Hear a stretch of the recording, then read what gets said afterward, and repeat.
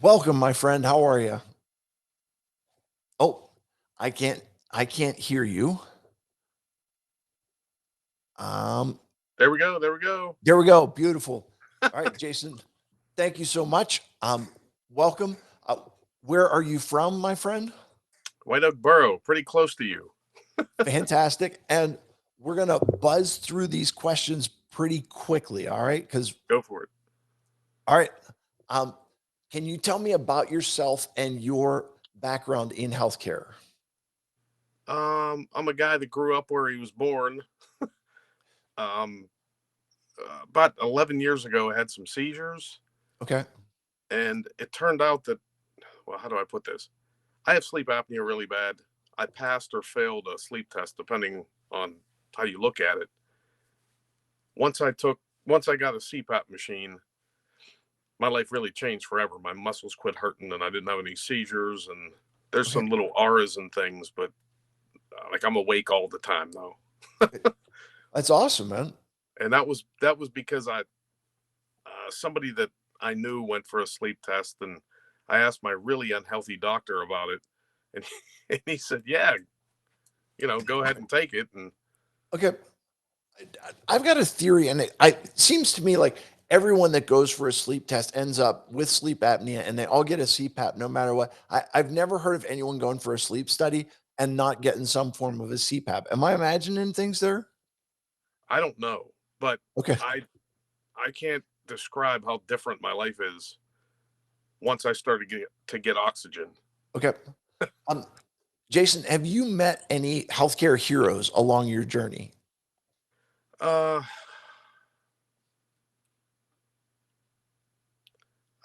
well, not directly me. My parents Okay, were in a terrible accident pretty close to where you and I live here. okay, There was a drunk driver in the middle of an afternoon, and it was really bad. My parents don't quite walk the same. They're no brain damage, no terrible okay, other things, just busted up stuff. And my mom was driving, and her leg got shattered a whole bunch of places because of the impact of her leg and the car and all that. Somebody I went to high school with, who's a nurse, happened to be behind them in the accident, mm, and he told the paramedics that she needed to go to a trauma center. He all but demanded it. And she was told that if they hadn't done that, she probably would have lost her leg. wow, Um, Something that very directly made all the difference. I haven't seen him since high school, before or after that accident. sure. Uh, it's yeah, something to definitely be thankful for. Oh yeah. Um, yeah, okay. So tell me, what does quality healthcare mean to you? I'm not sure. I uh, I think maybe I'm a little blind to it because I'm really healthy. I feel very fortunate just being in the United States in general. I hear a lot of talk about what do you call it, socialized medicine or all that stuff. My mom has worked in the medical records field forever, so I hear a lot of stuff she talks about. But I feel a little too fortunate to even define it, I guess. Okay. Uh, what do you wish your medical providers understood about you?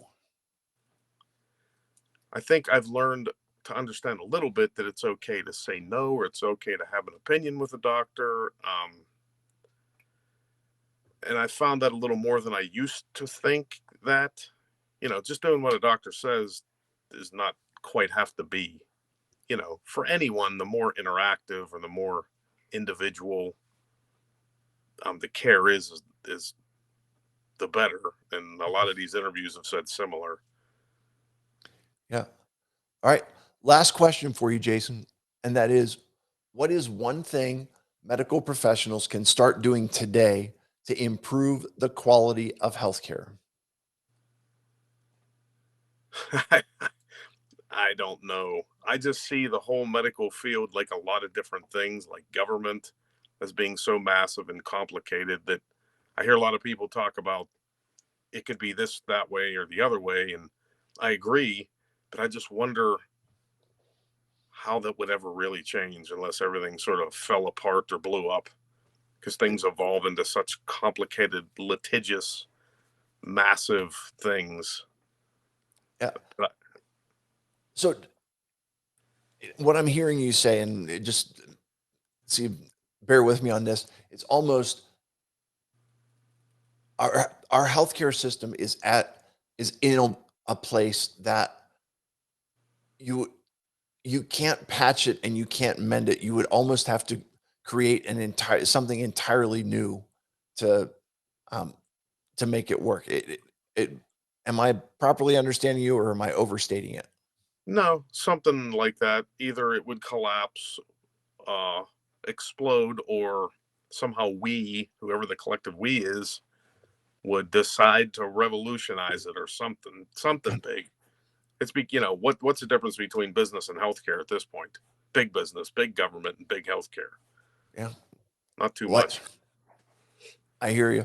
Hey, listen, Jason, I appreciate you hopping on. I appreciate you sharing. I appreciate you giving us your perspective on healthcare. Glad to do it. Thanks, Rob. Hey, yeah, thank you. I talk to you later, my friend. Okay, bye bye. Yeah, bye. Hey, welcome to the podcast, my friend. Hey, welcome. How you doing? I'm doing very well, thank you. You and I are on opposite ends of our day. I think you're at the you're at in the night in Alaska, and I'm in the morning here in Pittsburgh. So I ask you easy question to start off with, and that is, who are you? What's your name? My name is Joel, and I'm a risk manager, director of risk manager for a large heavy civil contractor. Okay, So and you're up in Alaska. Which city are you in Alaska? I'm near Anchorage. Okay. Um, can you tell me a little bit about yourself and your role in healthcare, please? Yeah. So my role in healthcare really as the risk manager, I'm responsible for the workman's comp for the company for all of our work up here in Alaska. Um, and really, it's not a bad system, but there's a lot of competing interests, I guess you would say, and you have a lot of different opposite strains. You have the employee, you have the state statute, you have doctors, you have the company, kind of all in the mix. So it makes it just, I guess, interesting when a worker gets injured. How we go through the system and satisfy all these different interests. Yeah, I mean, how many, like, how do you coordinate all of those? Because do they have similar requirements, or is it, you've got to do something for one and something very different for the others? How much of how much coordination is there between them? So the system kind of dictates that. So state statute, usually in each state, dictates the workman's comp system. It's a little more controlled where we have medical fee schedules. So the providers can only charge so much for the different treatments and so on. And then, if we as the employer or the insurance company thinks that, maybe the treatment isn't consistent with the AMA or standard industry practice, we can get an independent medical examiner or a second independent medical examination, and all that is kind of controlled by state statute. So, sometimes it's awkward for the doctors, it's awkward for the injured worker, and it could be awkward for the employer as well. Yeah, sounds like a system that it is it doesn't discriminate. It makes things miserable and awkward for everybody. Have I mischaracterized it? I think for every injured worker, everybody that's a part of it wishes that it didn't happen. No doubt. I can only imagine that. Um, it's something that is unfortunate, and everybody has to try and make the best of it, is what I'm guessing. Yeah. Correct. So have you met a healthcare hero in your experiences? So I think the healthcare heroes, we use a medical case management firm that kind of interfaces their registered nurses. And I think each one of those employees, those nurses that interface between kind of explain the system to the injured worker, they kind of work alleviate some of it for the doctor's staff and the medical provider staff, as well as for the employer in the insurance companies. So I mean, honestly, they're tremendous, and since we've been using them, our outcome has been phenomenal. In the employees get back to work, just everybody's happier. Yeah. it- What is your experience? Because um, with workman's comp claims, there's sometimes there's a, I don't know if it's a misnomer or the misrepresentation. What's your experience between the amount of people that um, return to work and the amount of people that don't return to work? Do you have any kind of statistic um, on how that where that falls? So I don't have myself. I don't remember, offhand what the statistics are. But what I can say is that we find that early intervention and the constant communication, a lot of it has to do with the relationship between the employee and the employer, and that constant communication. We try to keep them involved. Give them light duty, modified duty work to do, and keep them part of the team, if you would. And we found over the years that that works so much better than if they get lost in the system. Okay. And so in that they are they're still working, so to speak, even if it's got, a modified work, whether it's lighter duty or anything. Is that what I'm hearing? That, yeah, that's correct. We've had people, the company will say, what do you like to do? And we've had people that go volunteer down at the fire department and do other things that they really have an interest in. It's good for the community. It's good for them to get out within the limitations of the physician. Some like to do training. We have a lot of online training. They want to learn something new. And, we take care of that. And usually it's something in line with their job duties. So they may be cross training or something like that. So we get the benefit of that when they do come back to work. Yeah. I, so it sounds like within a negative, you're finding a positive to say, okay, um, while you're not able to do what you were doing, we're going to take that opportunity to teach you some new, to expand your understanding or to teach you something new. Is that right? Yeah, that's correct. Yeah, we don't like or want them to become lost in the system. We found the system so complex and so forth. It's better that they understand that they have an advocate between these medical case managers. Any questions they have, they interface again with their medical situation and questions, and then we try to find them something that's meaningful to them. So it sounds like the individual is in the driver's seat there.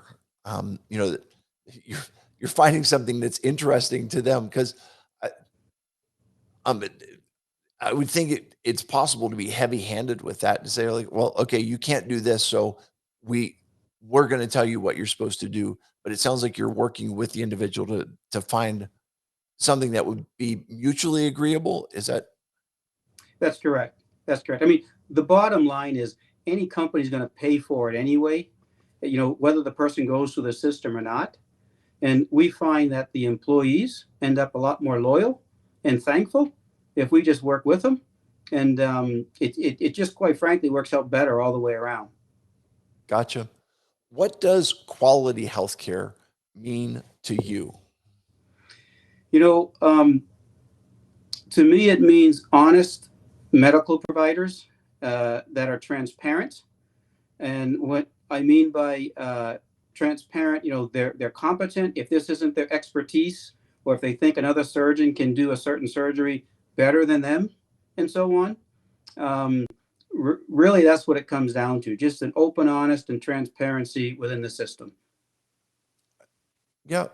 Uh, Talk to me a little bit about transparency. What do you mean by that?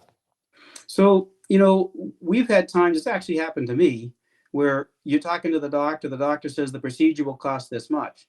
What he doesn't know is, suddenly you get a bill from the hospital, the anesthesiologist, and all these other people that you never figured. Then you get the insurance company tell you, well, you didn't get this approved, and you had no idea what they were talking about to begin with because you don't talk medical speak.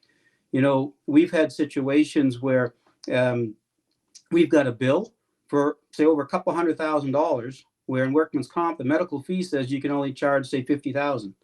Mhm. That's not right. And then we're told, well, this is what happens in the industry, I guess. And it's not the doctors, they're frustrated. Sure. They do their thing operating at this clinic or that clinic or this hospital, and it's been taken over now by quite frankly big business. And I, I guess it's all legal, but that's what I mean about finding a medical provider that you can trust. Yeah. Um, interesting.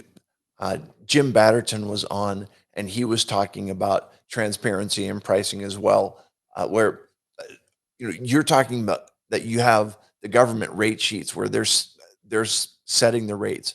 He was saying, a lot of times in healthcare, you go to have a procedure done and you have no idea what the cost is. You have no, you don't find any of that out until afterwards.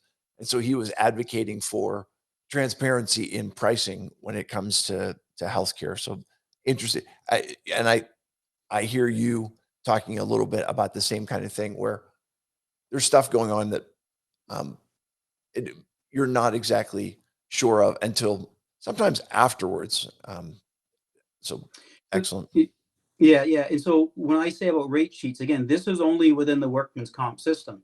So Okay. if a doctor doesn't realize it's workman's comp and there's a set rate for that procedure, that's when we see these wild charges and we have to go back and say, hey, this is workman's comp. You can't charge that much. Right. Um, what do you wish your medical providers understood about you? So I guess about me personally, I would prefer that they tell me how not to have an ongoing problem. It seems, this is just my experience. You go to a chiropractor says, come back in 2 weeks, come back in 2 weeks, come back in 2 weeks. A physical therapist will tell you the exercises you need to do, what's wrong, so you don't have to keep coming back. So I start going now more to, you know, the physical therapist or someone that can tell me what I can do to help myself, whether it's diet and so on, so I don't have to keep coming back to the doctor. Yeah. Um, interesting. You're talking about someone who's got a plan to to get you out of care rather than a plan just to uh, it- and it's interesting. I had a guest on, and I don't remember who it was, that talked about the cycle of sickness in which if you can in keep people from being completely well, then you can keep them in treatment. If you can get people to be healthy, then they're out of treatment and there's no continuing revenue source from them. Was basically the thought there. Last question for you. What is one thing medical professionals can start doing today to improve the quality of healthcare? I mean, I'm going to go back to this, the transparency and honesty. I mean, that's just what people want. They want their medical providers to be honest and to be transparent and upfront with them. No surprises. Yeah, I well said, my friend. Hey, listen, Joel, I appreciate you staying up late to join me, and I appreciate you supporting what we're doing here. And I will tell you, I respect you and I appreciate your perspective on healthcare. All righty. Good talking with you. You too. Have a good night. Yep. We'll see you. Bye. It is wonderful to see a fellow East Coast resident enjoying being up in the middle of the night. First, easy question for you. What is your name? Carrie Fulmer, can you hear me? I can hear you just fine, Carrie Fulmer. And where are you from? I am about 10 miles outside of Philadelphia in Hatboro, Pennsylvania. Wonderful. And so tell me, uh, can you tell me a little bit about yourself and your experiences in healthcare, please? Sure. So I have worked in special education and I have worked in group homes and I have children in my home all the time. Right now, we have 15 teenagers sleeping over in the other room. So there's a lot going on here, but I feel like it's less about me, my experiences are, and more about others in my life. My grandmother lived with us for a while, and I'm just dealing with a lot of other people. And now my parents are getting older, things like that. I had some health issues in high school, and my whole point in college was to really get away from using regular medicine. And I had some unnecessary surgeries that I shouldn't have had, and I realize that now. And I just want to move forward and help others the best that I can with healthcare. Okay. So you're talking about alternative medicine. Can you Yeah. expand on that a little bit, please? So I had some issues where, like I had pneumonia again and again, and I had gone to doctor after doctor, and we couldn't get to the bottom of it.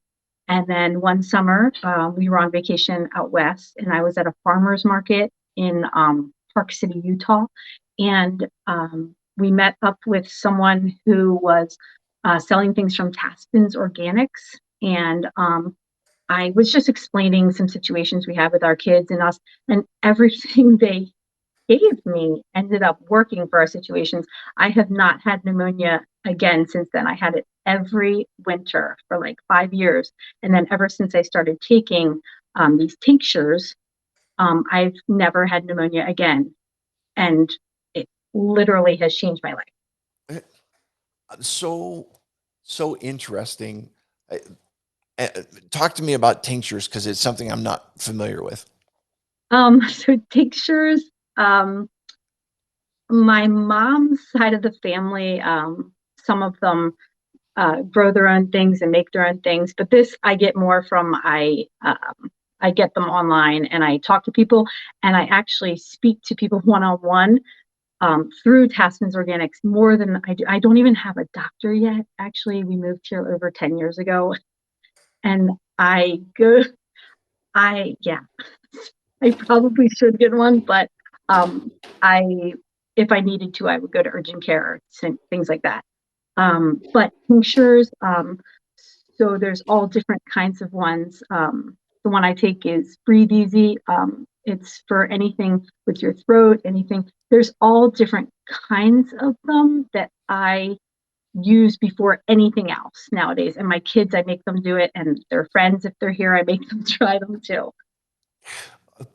Okay. And the fact though that you were getting pneumonia every winter, and Mhm. now you've lived there for 10 years and have haven't found a doctor because it sounds like you haven't had the need for the doctor. Um, No, what- I go to the chiropractor only as needed. Like I haven't been there in over a year now. okay. So I'm And very blessed. I'm thankful that I don't have a lot of experience myself, but I right. have a lot of experience with others. I feel like I go to the doctors with others more than myself. Sure. Okay. Um, have you experienced or met a healthcare hero in your journey? Someone who you would say this is a person who's doing it right. So, I mean, you know as well as I, there's a ton of healthcare heroes out there, especially during what we've gone through with the pandemic and everything. But I would even say first our chiropractor. My husband, that you know, Nathan, he has gone there several times where he could hardly move, and he goes in, and Dr. Chris right away is like, "Okay, what do you need?" And we used to have a chiropractor in Indiana when we lived there, and I was listening early, and Greg Stevens uses Dr. Sleppy as well, and he helped me so much during like my pregnancy. So it's very interesting that we use chiropractors first, and our son uses them too. So I would say he would definitely be a healthcare hero because he was open during the pandemic because he knew people really needed him, even though that was a risk for him too, you know. And then I would also say we have an ER nurse down the street that works in Philadelphia, and she, all during the pandemic and everything, you could still go to her for anything, anyone in the neighborhood, anyone she knows. You could call her up. I mean, Quinn was like bloody and needed stitched up, and I could just run right over there. So I would say she would be, because she helped people on the front lines, but also even when she was tired, we could call her at 2 a.m. if we needed to. Yeah. Okay. I don't want to know how Quinn ended up being bloody and needed stitches. I'm sure there's a story there, but it's not quite related to what we're doing today. So, um, what does quality healthcare mean to you? So I've been listening to a lot of different people. I've been really interested. I've been listening to you all day on and off. It's really neat to hear the different answers that everyone has, but a lot of them are very similar. And I would say ours would be accessibility. I say ours because it's our whole family.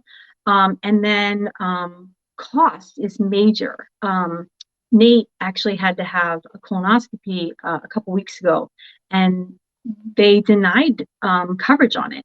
And his father died of colon cancer. And that was major that they were denying it. And we kept going through and through and through. So I think that quality healthcare is, I think someone was speaking about it earlier, knowing ahead of time what costs are going to be, because we also have high deductible. And because we don't use the doctor very much, so that's what's best for us.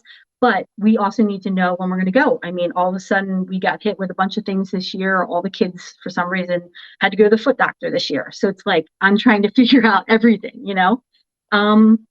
So I think it's really important is knowing the cost too.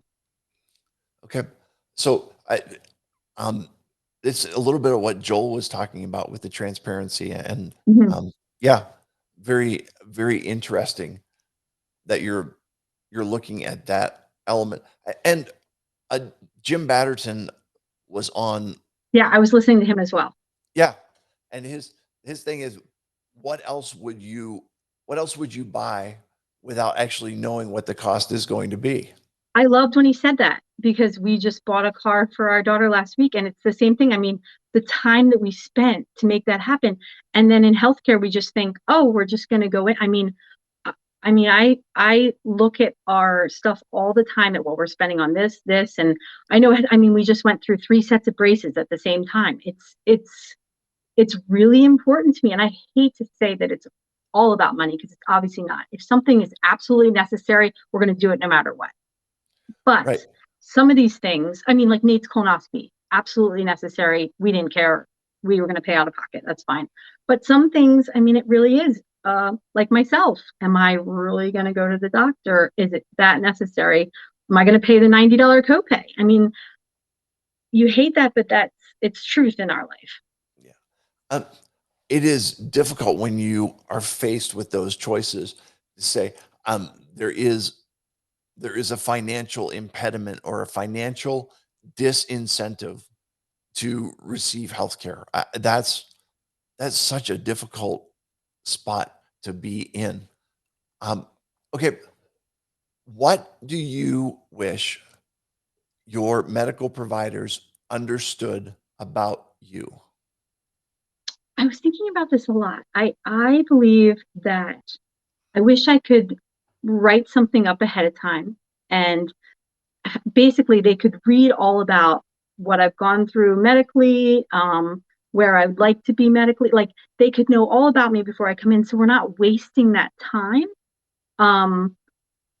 getting to know each other and wasting someone else's time that's in the, waiting room that has things that are, quite frankly, more important, because I'm not struggling too much right now. So I avoided going because I don't feel like anything is super important right now. But I try to make sure the rest of my family all goes, but I feel like I'm putting myself on the back burner because it feels like a waste of time to me right now. And I know that's wrong, but if I could type everything out and submit it to them, and then kind of get like a a beep beep beep when it's time for me to go in for something, and then they already know everything. Sure. Um, like, what are the things that you would like them to know? Like, what are the things that you would like them to know that if you were writing out that, whether it's Yeah. a one Okay. sheet or whether it's a notebook, or what goes into that?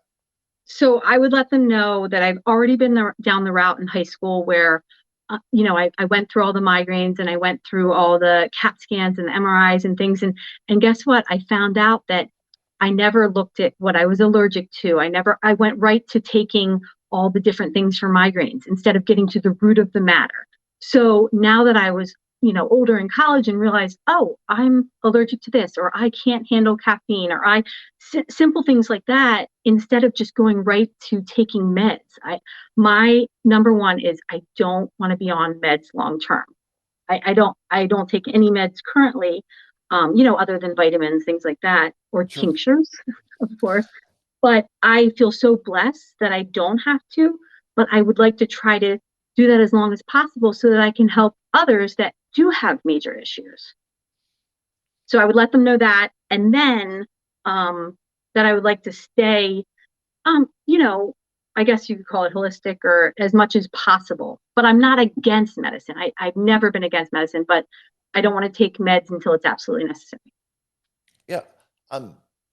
Medicine has its place, but what you're saying is you want to see what are the steps that we can take before we start with pills or anything like that. Is that Right. is that Yeah, accurate? definitely. Like, is it diet? Is it, pulling back? I feel like I do it with all my own children, process inflammation things. I would love for there to be a doctor that would do that with me without me having to go search for that doctor. Sure. Yeah. Um, I'm sure it is much more easily said than done. Yeah, for sure. Yeah. All right. Last question for you. What is one thing medical professionals can start doing today to improve the quality of healthcare? Um, so I'm not a big technological person myself, but I actually do think it would be more helpful that um, those who aren't seeking in-person visits would have more access to, the online visits, or even if you could have dialogue between a doctor to see if they're the right fit before you make an appointment, go in, meet them, and then realize, oh, I've, spent this time and money and I've taken off work to meet up with them. And then they're not a good fit at all. Where you could read more about, like, there would be more information about a doctor. What are they like? And see if you're a good fit beforehand. I would love that for myself. I think that there's other people out there that are like that as well. I mean, I had a great doctor in Indiana, and I haven't had time. Okay, I haven't made the time to find a good fit here, and I hate to not find one and wait until the time that's really imperative, and I should have done it already. So I would love that, because I want to save those in-person visits for those people that feel more comfortable being in person when it's absolutely necessary. Okay.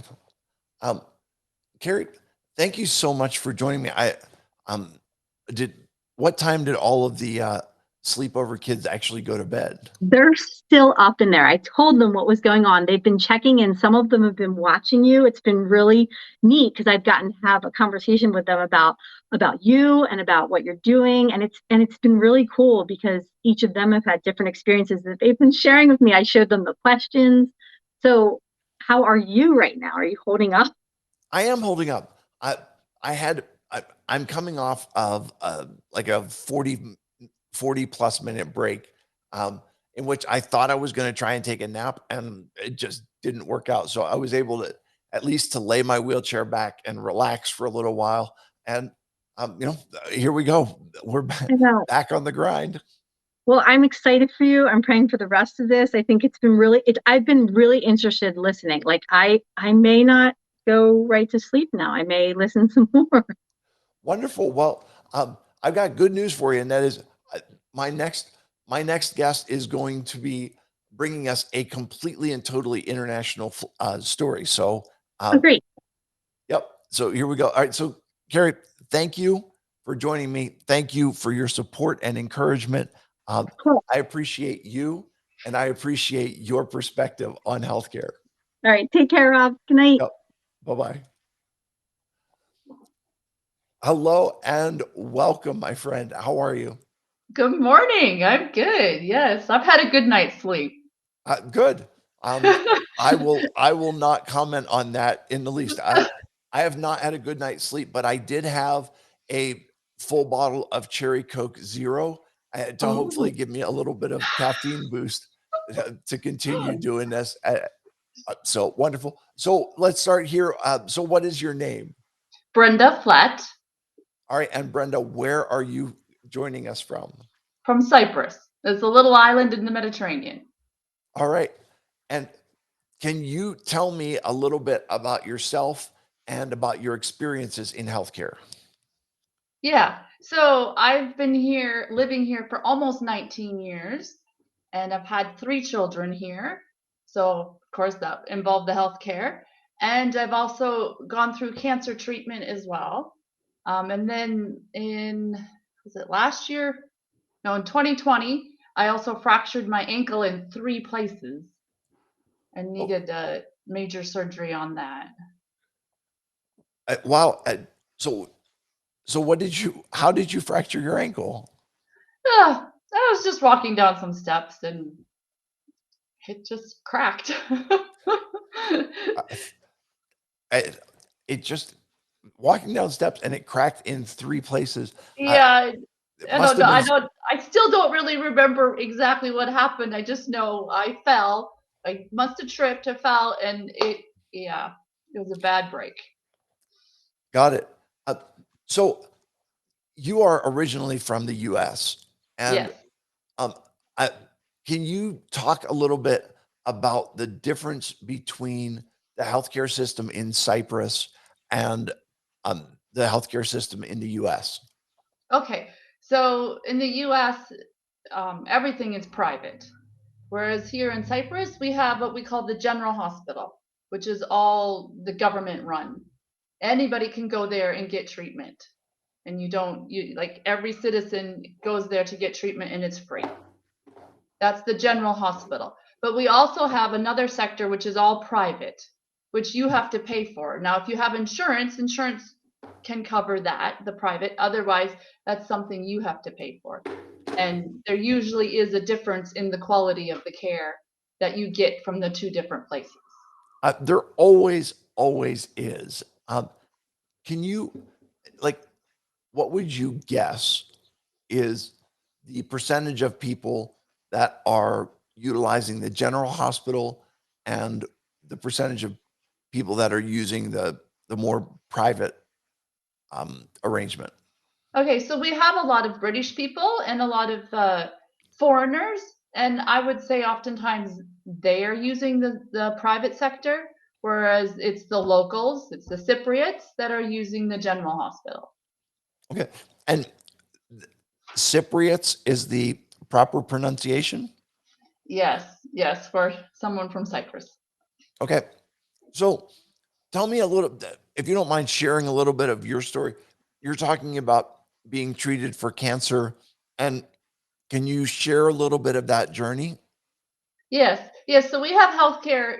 I'm sorry, we have health insurance here, so which covers all the um, everything in the private sector. So when I found out I had cancer, we went to a private doctor in a private clinic, and I was very happy with the care.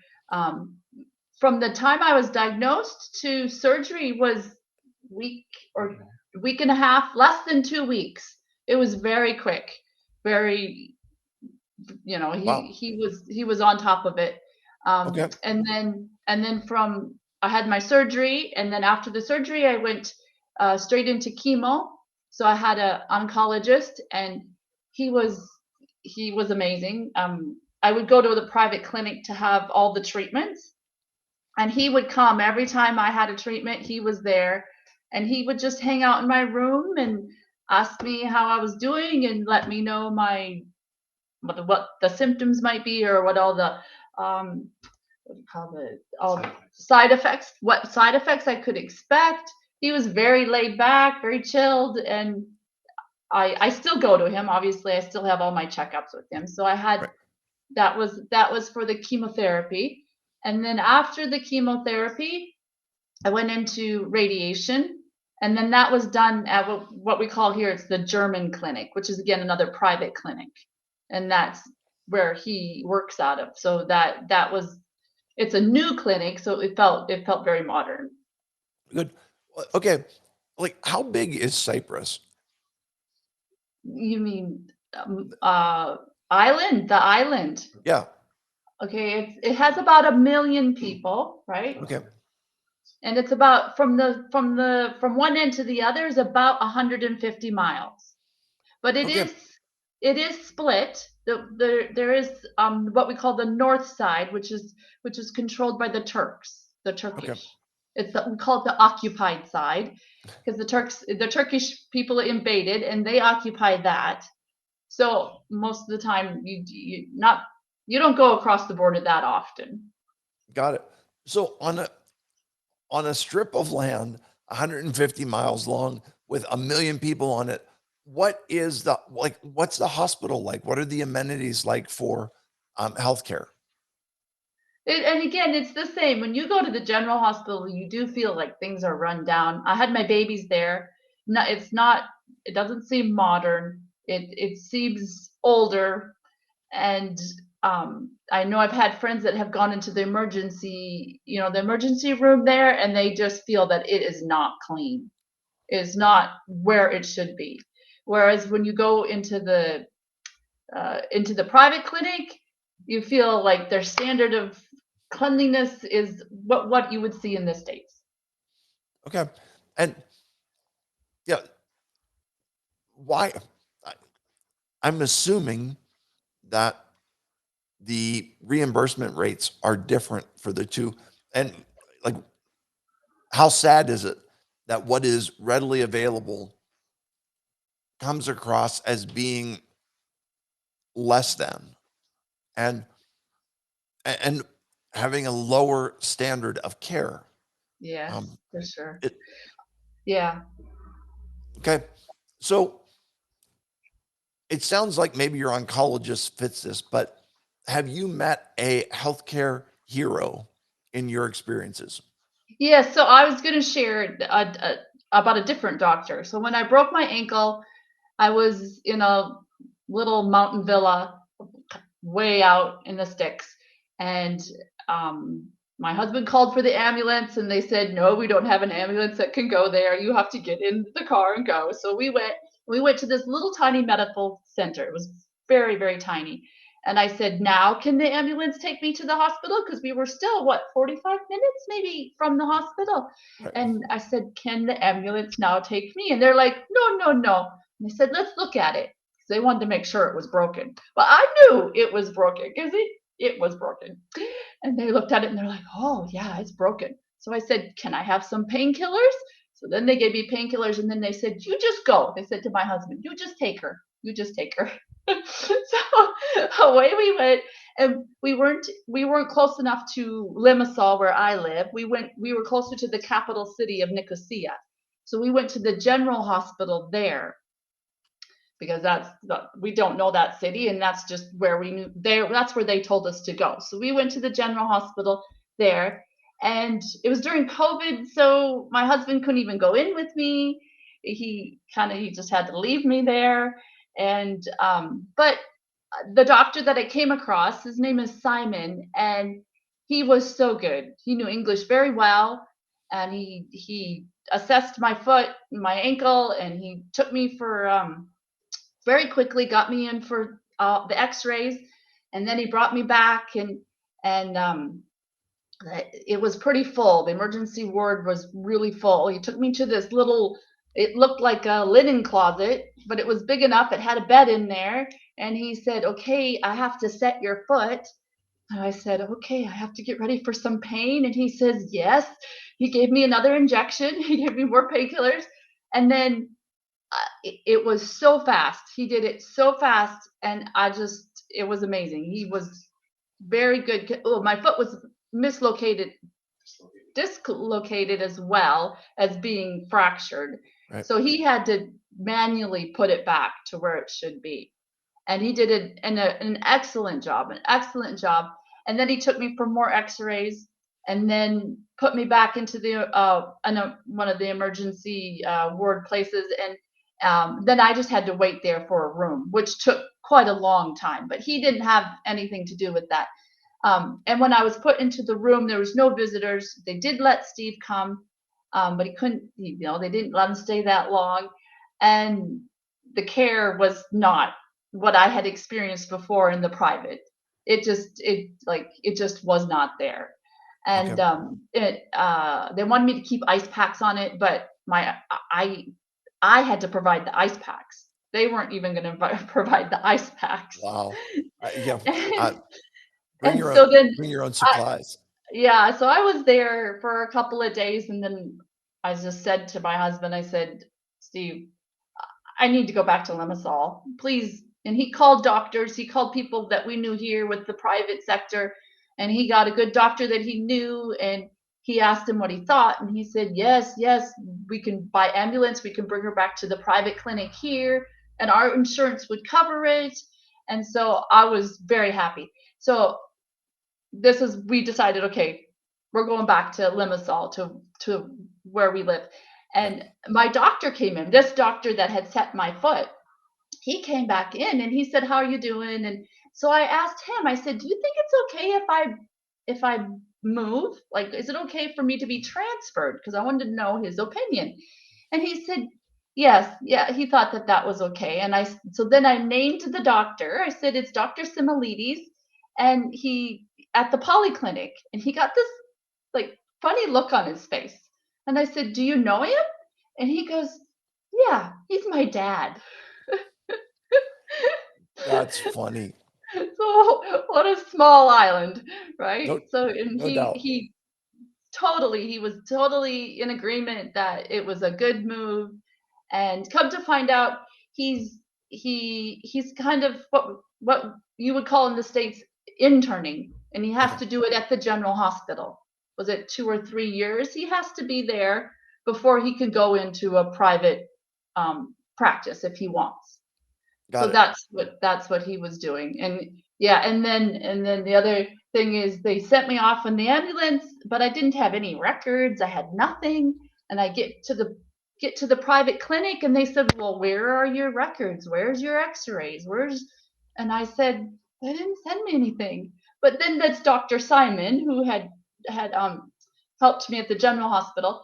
He comes in and he goes, Dad, they're on your phone. I sent them to you. Wow. That's awesome. Yeah. So we have 3 questions to go and like a minute and a half. Oh So, no, sorry. oh no, it's okay. What does quality healthcare mean to you? Okay. It's being able to access it when I need it. Because when you go to the general hospital, you wait and you take a number, and sometimes you wait all morning and all afternoon before you see anybody. I've experienced that. Like you wait hours and hours, and then sometimes you see the doctor, and it's for 5 minutes or less. And it's Right. just that's one thing with the private sector. You definitely have that. Okay. Um, what do you wish your medical providers understood about you? Yeah.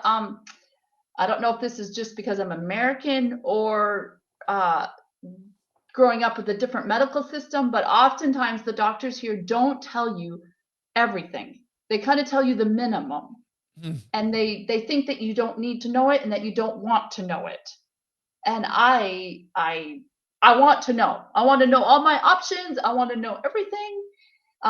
And a lot of times doctors here, and it's not only my experience, I've heard from others that they just don't give you everything that you need to know. It's this mentality here to not tell them everything that's happening. Okay. Last question.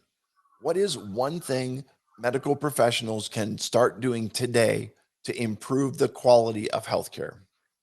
Again here, it's probably the same thing. Just start explaining and tell your patients that what they need to know. Oftentimes they think, oh, I'm the doctor, I know better, you don't need to know it. And it says, but you can explain it to me, and I want to know. I want to know everything. Okay. There was a song in the 80s, which was something along like, I want to know what you're thinking, right? Tell me what's on your mind. And that sounds like it fits with what you're asking for. Yeah. Good. Yeah. Hey, Brenda, thank you so much for joining me. Thank you so much for sharing your story and your thoughts and insights. I really appreciate it.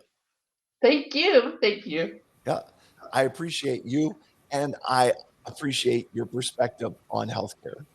Thank you. Talk to you later. Bye. Thank you. Bye-bye. Welcome to the podcast, my friend. Thank you, Rob. Absolutely. So, what is your name, My name is Jacob Gano, and where are you joining me from, Jacob? Central Connecticut. And what on earth possessed you to join me at 4 o'clock in the morning, being in Central Connecticut? I work third shift naturally, so this is my 4 p.m. Hey, you know what? That works for you, and Yep. it works for me. I was so worried about being able to fill these overnight slots, and yeah, you're helping out tremendously with that. Yeah, So I was thinking which slot is going to be the toughest for people to take, and let me just take that one because I'm going to be awake. wonderful. So, what kind of work do you do that you're doing third shift? I work at a relatively large hospital in Hartford, Connecticut, and I also work as a EMT up in Southern Mass. Okay, and what kind of work are you doing at the hospital, if I might ask? Yeah, I work as a monitor technician on their medical cardiology unit. So what that is I am responsible for monitoring the heart rhythms of all of the patients on the unit, and if they have any changes in their rhythms, anything life-threatening, or just anything in general, I'm supposed to notify the nurses and make sure that they get the care they need. Okay, and so are you kind of in an office with a bunch of monitors in front of you, or how does that work? So all of the patients are on a portable telemetry box, and that telemetry box transmits data to a centralized location, which for our unit happens to be just right at the nurses station. So I'm right up front, can talk to the nurses right away. Got it. All right. Can you tell me a little bit about yourself and your experiences in healthcare, please? Sure. So my main background is in biomedical engineering. I'm currently also pursuing a MPH, Master's in Public Health, and I also recently got accepted into medical school. So my experiences with healthcare, combined with those two jobs that I've mentioned, it's more of a broad perspective. I have the scientific engineering background for my biomedical engineering degree that I have, as well as the hands-on patient care experience from my EMT position and my monitor tech position, and the Master's in Public Health that I'm currently pursuing.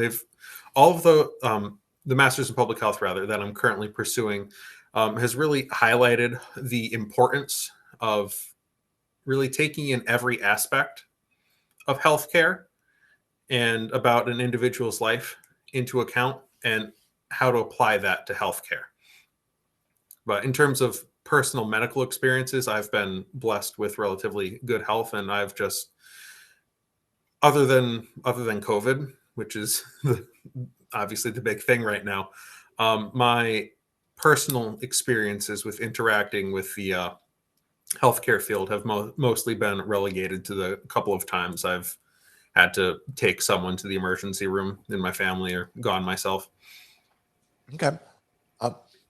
In those experiences, have you met any healthcare heroes?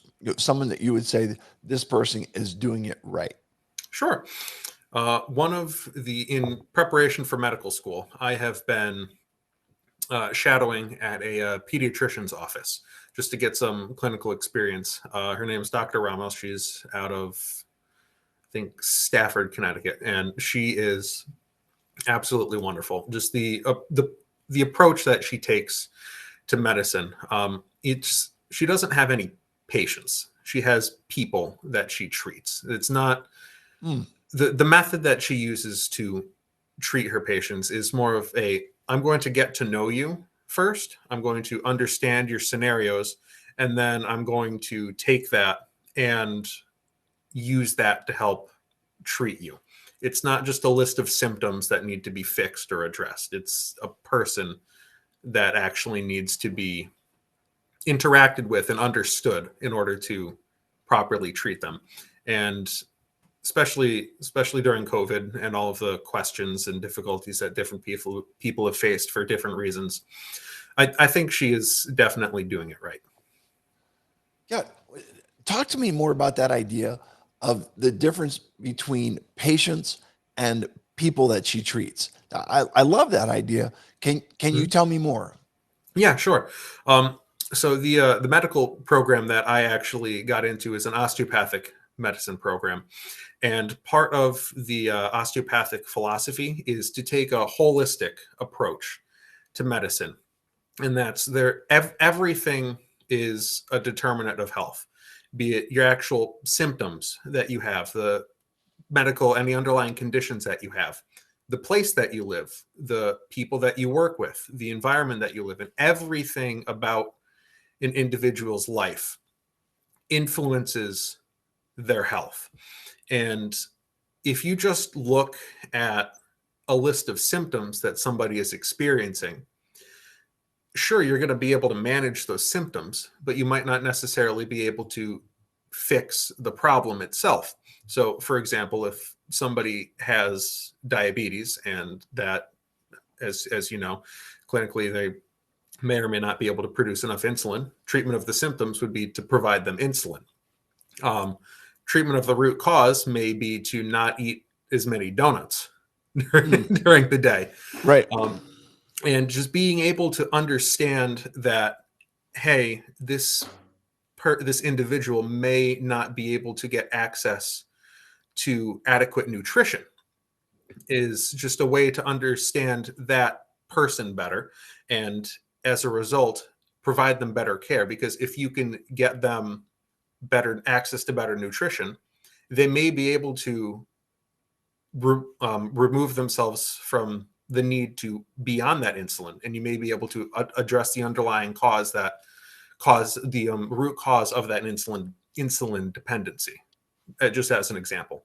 Yeah. I had a doctor on who talked about reversing diabetes, and his take is that I think he says 80% of type 2 diabetes can possibly be reversed if people are willing to make lifestyle changes, which would be, which is very different than, just taking insulin to treat it. It's all unique, and in the fact that you're taking responsibility for it. And like you said, you are addressing the root cause by making the substantive changes in your nutrition, in your lifestyle that are going to move you away from what's causing the symptoms that you're treating. So yeah, that 80% number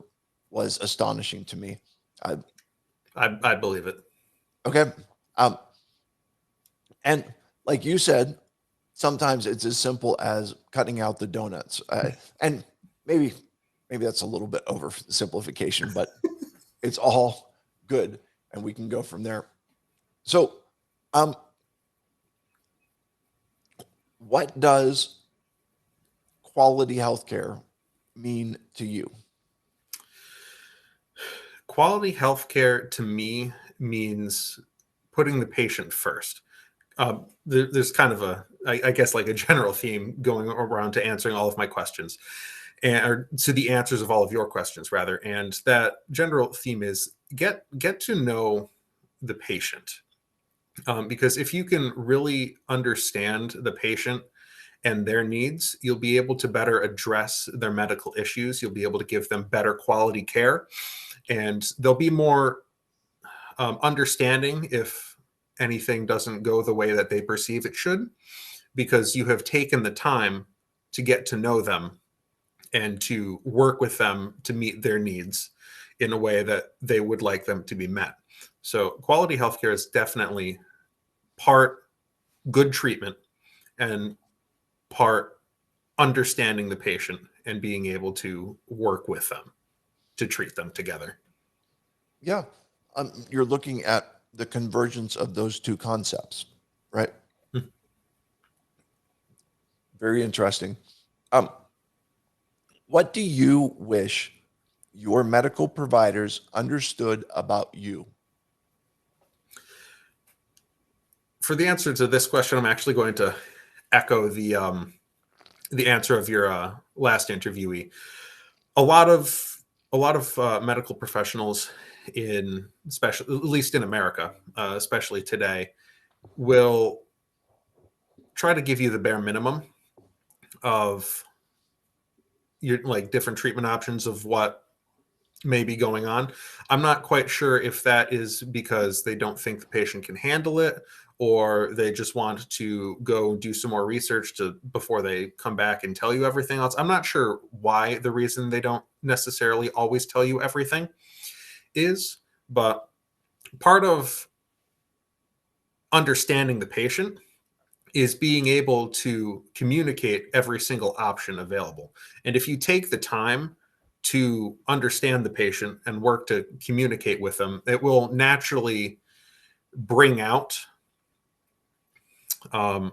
every single thing about someone's treatment plan to that or to them, and it'll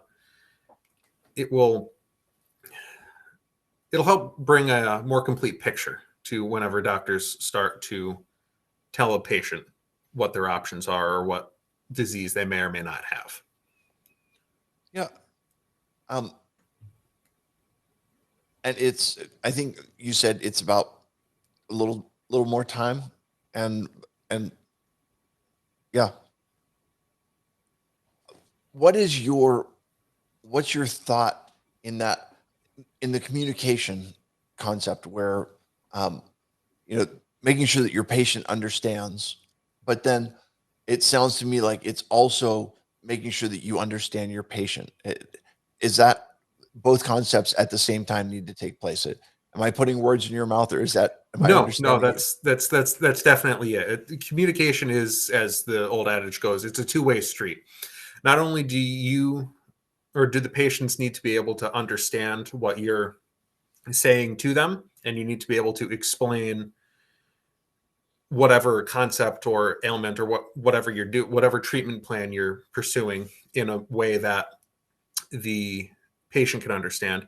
You also need to understand what the patient will be able to understand what their desires are in their treatment plans, where they would like to go with their treatment plan. And by taking that information in and by providing a clear picture to them, you'll be able to work with them in order to effectively provide treatment. So yeah, what you said is exactly correct. Okay. What is one thing medical professionals can start doing today to improve the quality of healthcare?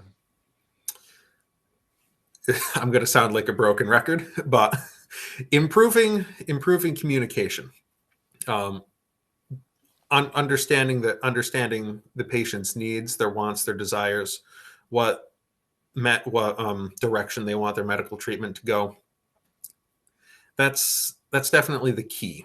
One of the best things about being an EMT is, sure, there's excitement, especially when there's crazy calls, but one of the most satisfying things to do is honestly just talk to the patients as you bring them to the hospital, ask them about their day, interact with them, get to know them. And it helps put them at ease. It helps them think that, hey, this person truly cares about me, and they're going to do everything that they can in their power to help me. Right. So communication and understanding in patient care is very, very important. And it is one of the things that everybody can, if they can work on improving, it's definitely going to improve the quality of healthcare. Okay. I just want to cover one thing Yep. before I let you go, and that is EMT, cardiac monitor, master's in public health, and med school.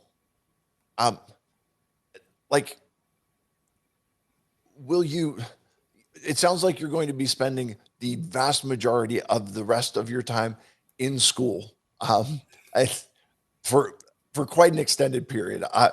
More power to you, man. Thank Good you. luck with that. And Thank you. I hope that you're able to deliver the type of quality care that we've talked about today. I hope so So- too. Yeah. So listen, Jacob, thanks for being here. Thanks for sharing. Thanks for supporting what we're doing. And I appreciate you, and I appreciate your perspective on healthcare. Thanks for having me. Yep. Take care. Bye. Bye. Welcome to the Hi, Ron. podcast, my friend. Can you hear me okay? I can hear you wonderfully. Brilliant. Start off with the easy question for you.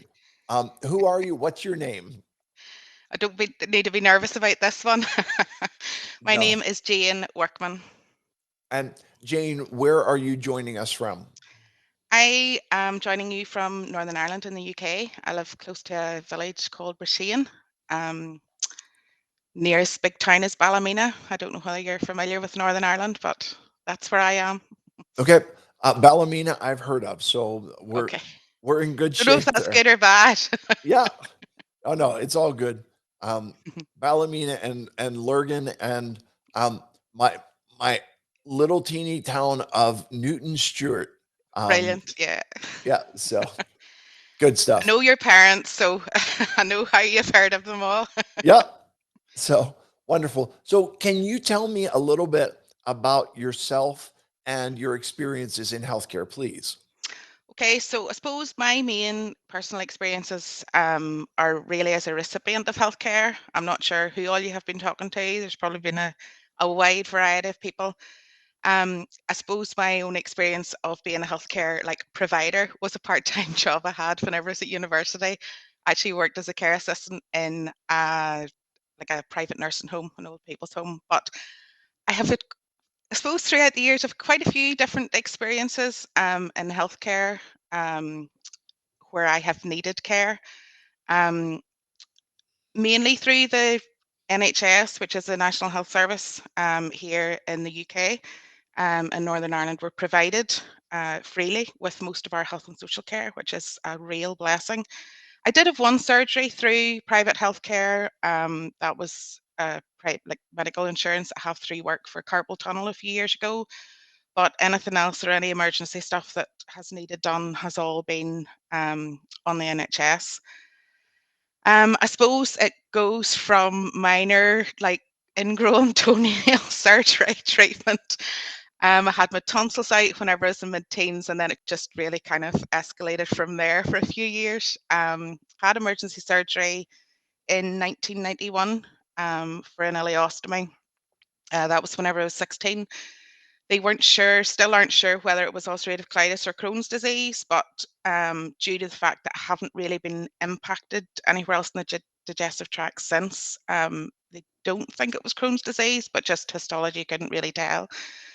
So since that, I had surgery in about 4 or 5 years later to remove my rectum. They had kept it in initially just in case they could do a reversal because I was so young, but just it stayed inflamed and whatever, and there's cancer risk, and I made the decision then just to go ahead with the removal. I was happy enough with the way things are with the ileostomy. I had one other major it was in a couple of years after that, I had abdominal adhesions, and I ended up having a bit more surgery with that. They just removed a wee bit more and gave me a new end to the ileostomy.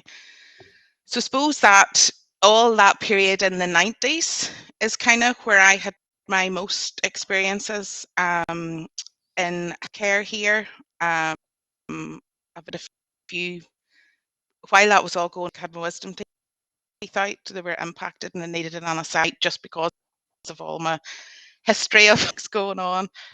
And I'm trying to think if there's anything else. I was in A&E a couple of times, once for the blockage, and I had a car accident once and I needed stitches. So I have been kind of in and out a wee bit, maybe more than Yep. some people. No doubt. So, tell me, how much, uh, how many private hospitals are there in comparison to the public hospitals? Are there, would you say it's like 50-50? Is it, 75-25? What's the ratio, do you think? I don't think it would be 50, not really something I've researched. I do know of a few private hospitals or places you go to for private care. They wouldn't kind of be as big as our public hospitals, but it's actually an interesting question, Rob. I never even thought of looking that up. Something I could look up and come back to you. It's quite okay. You don't need to do that much research for me. You're all I'm just right. curious. So you've had extensive experience, and in that experience, have you encountered someone that you would classify as a healthcare hero? I thought quite a lot of it this one. I was wondering how to answer it, Rob. I have met a lot of people throughout the years who really tried to keep things going for me whenever there wasn't, I suppose, much to encourage. People who were supportive of me through every step of the way. But I think I'll need to mention my mum. She was a nurse and she nursed part time, like right through my childhood. She took early retirement actually when our very local hospital was actually closed due to a new wider area hospital being built in a nearby town, and she only worked part time, so it kind of didn't make sense for her to travel just for about 20 hours a week. But as young children, it's funny, we used to think that she didn't really have much sympathy with us whenever we weren't feeling well. But in truth, I think she just could tell whenever we were playing up. As opposed to when we were truly ill, and she really did look after us whenever we needed, and I can certainly attest to that Yeah, throughout the years, and I miss that side of her now. She's passed away 7 years ago. So I suppose probably biased, but my main one would be my mum.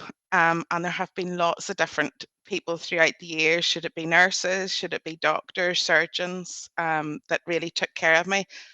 But then I was thinking as well, during the pandemic here, we've heard a lot about healthcare heroes here in the UK, but we kind of got to hear about a different kind of a healthcare hero. I'm sure you maybe had heard talk about Captain Sir Thomas More, maybe known more affectionately as Captain Tom. He's an army veteran in England, and he was approaching his 100th birthday just in the early stages of the pandemic in 2020. And obviously, there was lots of chat of the NHS being under so much strain and pressure we already were, even before the pandemic hit. And he decided to raise some money for one of the NHS charities by walking, this is almost 100 times around his garden every day. I think he did it for, I can't remember whether it was up to a month. He was hoping to raise £1,000 for charity. And obviously the media heard about it and it just became a real storm. And as far as I know, he raised over 30 million. So that's a different kind of a hero, but right. I genuinely have had heroes where they've whatever, but again, there's somebody that recognized a need, realized that, you know, funds were stretched and Sure. the healthcare system was on its knees, basically. So Yeah, that was just a slightly different perspective on it. sure. So we've got 5 minutes, and I've got three more Oh, am I questions talking for too you. much? Oh no, it's good. You're sharing excellent information. I just want to keep you aware of where we Yeah, are. So, no problem, no problem. what does quality healthcare mean to you?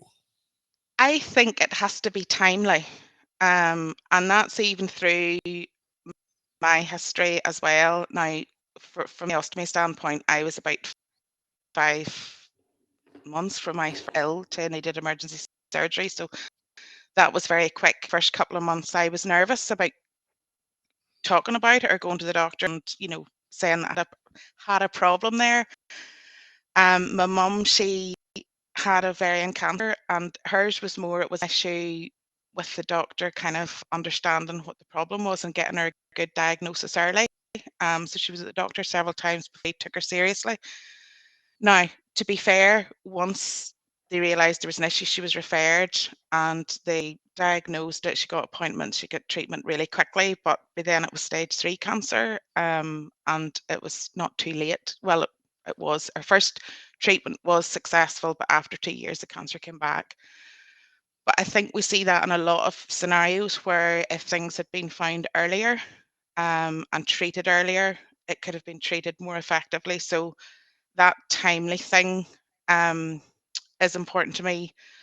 One thing we're blessed with, just even on quality healthcare here, free prescriptions in the UK is just, or well, in Northern Ireland, I don't know whether it's throughout the whole of the UK, but it's just absolutely amazing to me. Like obviously having an ileostomy, I am permanently wearing an appliance, and I get Right. those provided for me free. The only concern is that certain medications aren't available because they're too costly or whatever. So Okay. again, that's just something around that aspect of it. But the timely thing, I think, is vital. Okay. Um, what do you wish your medical providers understood about you? We're all individuals, so what's needed for one person might not be needed for another one. What freaks out somebody might not freak out somebody else. For me, especially at 16, it was like everybody was all kind of this tragic, this girl needing an ileostomy at this stage in her experience, and it might end up being permanent. Da da da da da. But I was just so thankful in that difference in my health.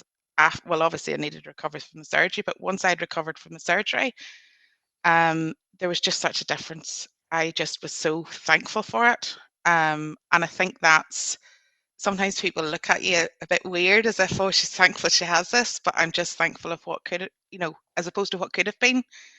Um, so I think that's it. Just we're all individuals. We look at things differently. Sure.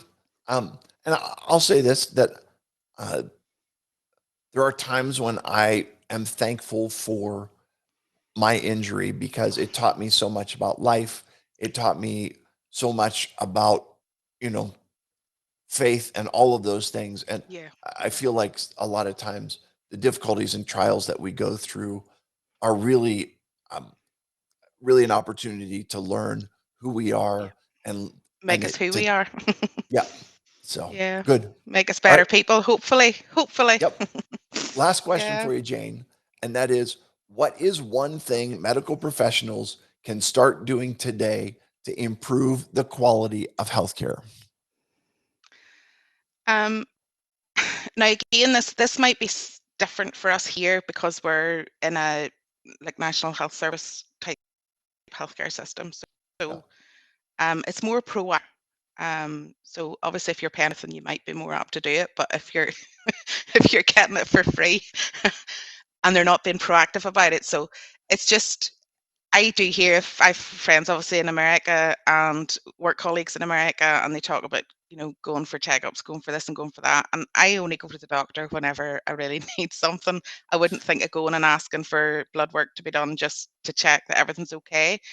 So I think there could be more of an element of that, being more proactive about things. Okay. If you get blood tests done early, maybe you might identify illnesses earlier that could be treated easier because they're found earlier, if you know what I mean. So Great. it's just things like that being it might be more cost effective if we're more Sure. proactive about it.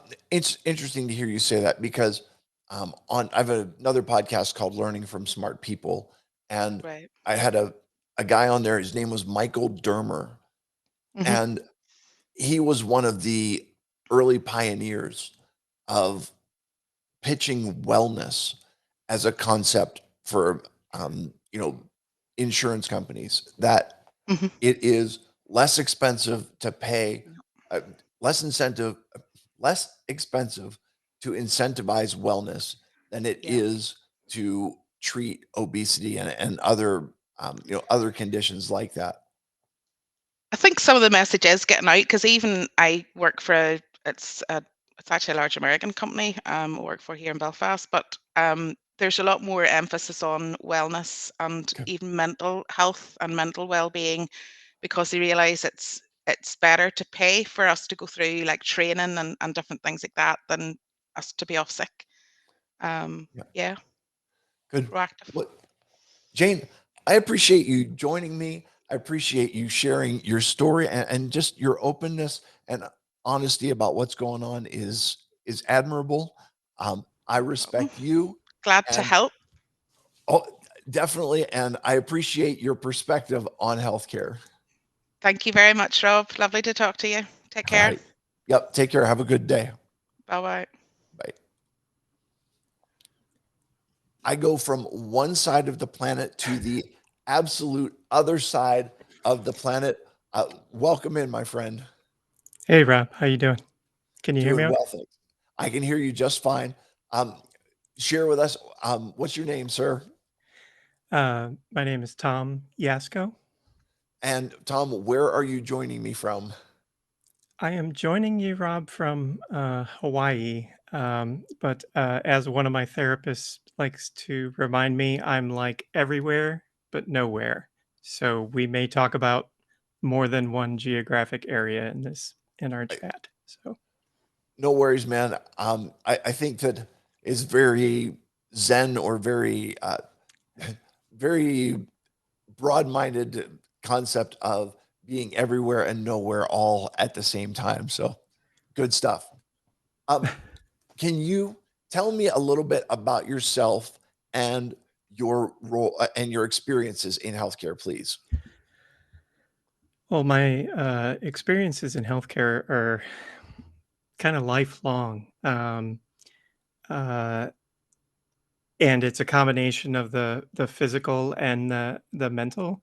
Um, but as a patient, that changed actually when in 2002 I ended up joining the army and becoming a medic. So I had about 9.5 years experience with infantry. And then after I got out of the military, I actually experienced first a gap in the mental health care. And then because I was diagnosed with ADHD on active duty um, at the age of 38, which was interesting. Um, but after I got out, I experienced a spinal cord injury as a result of something I don't really want to talk about. Um, but even with that paradigm, there's been some really interesting experiences in terms of managing my care. For one, was going off the VA's medication regimen for diagnosed PTSD, anxiety, and depression prior to the ADHD diagnosis, and then starting to use actually medical marijuana. Um, which helped the mental health, but also helped the spinal cord injury, I think. And I just went through the regular kind of spectrum of care that anybody would go through, prioritizing first PTSD, then anxiety and depression. And only since September, I've been paying out of pocket for care, mental health care that's more appropriate for me. So there's a psychotherapist, and then there's also the ADHD access. And it's been great. Um, so I'm just glad that I have this opportunity to come and support you with your world record or Guinness World Record attempt, man. Hey, man, I appreciate it, and I'm glad to have you here. It's this this has been a really awesome opportunity to connect with some great people, and I'm grateful to have connected with you because you are definitely one of those great people. So, um, can in your experiences, oh, and by the way, before I say, I just want to say thank you for your service to our country. My wife Oh, thank you. has a sign on our wall that says it's the um, home of the free because of the brave. So, uh, thank you for doing that. And then Thank you. just follow that up to say, it, you've been through the VA system. You've been through the mill, so to speak. Yeah. You've been through kind of private pay. Have you encountered a healthcare hero in your healthcare journey? Actually, I've had several heroes. Uh, the person that I'd like to give a shout out to right now is a nurse that I had in October, and you'd appreciate this. I had a complication with my spinal cord injury, autonomic dysreflexia. It's not something that a lot of people are very familiar with. And Lauren, who's a nurse at Tripler Army Medical Center, um, she was trying to be my go-between with the healthcare team that was working on me, and they just weren't listening, which was, we need to stop the symptom, or not stop the symptom, but we need to stop what's triggering the spasms in order to get to a better place. And I could actually see the hurt like in her face, and uh, because they weren't like listening to me or to her. And after everything was managed, she actually came back and talked to me about the experience, because she felt bad.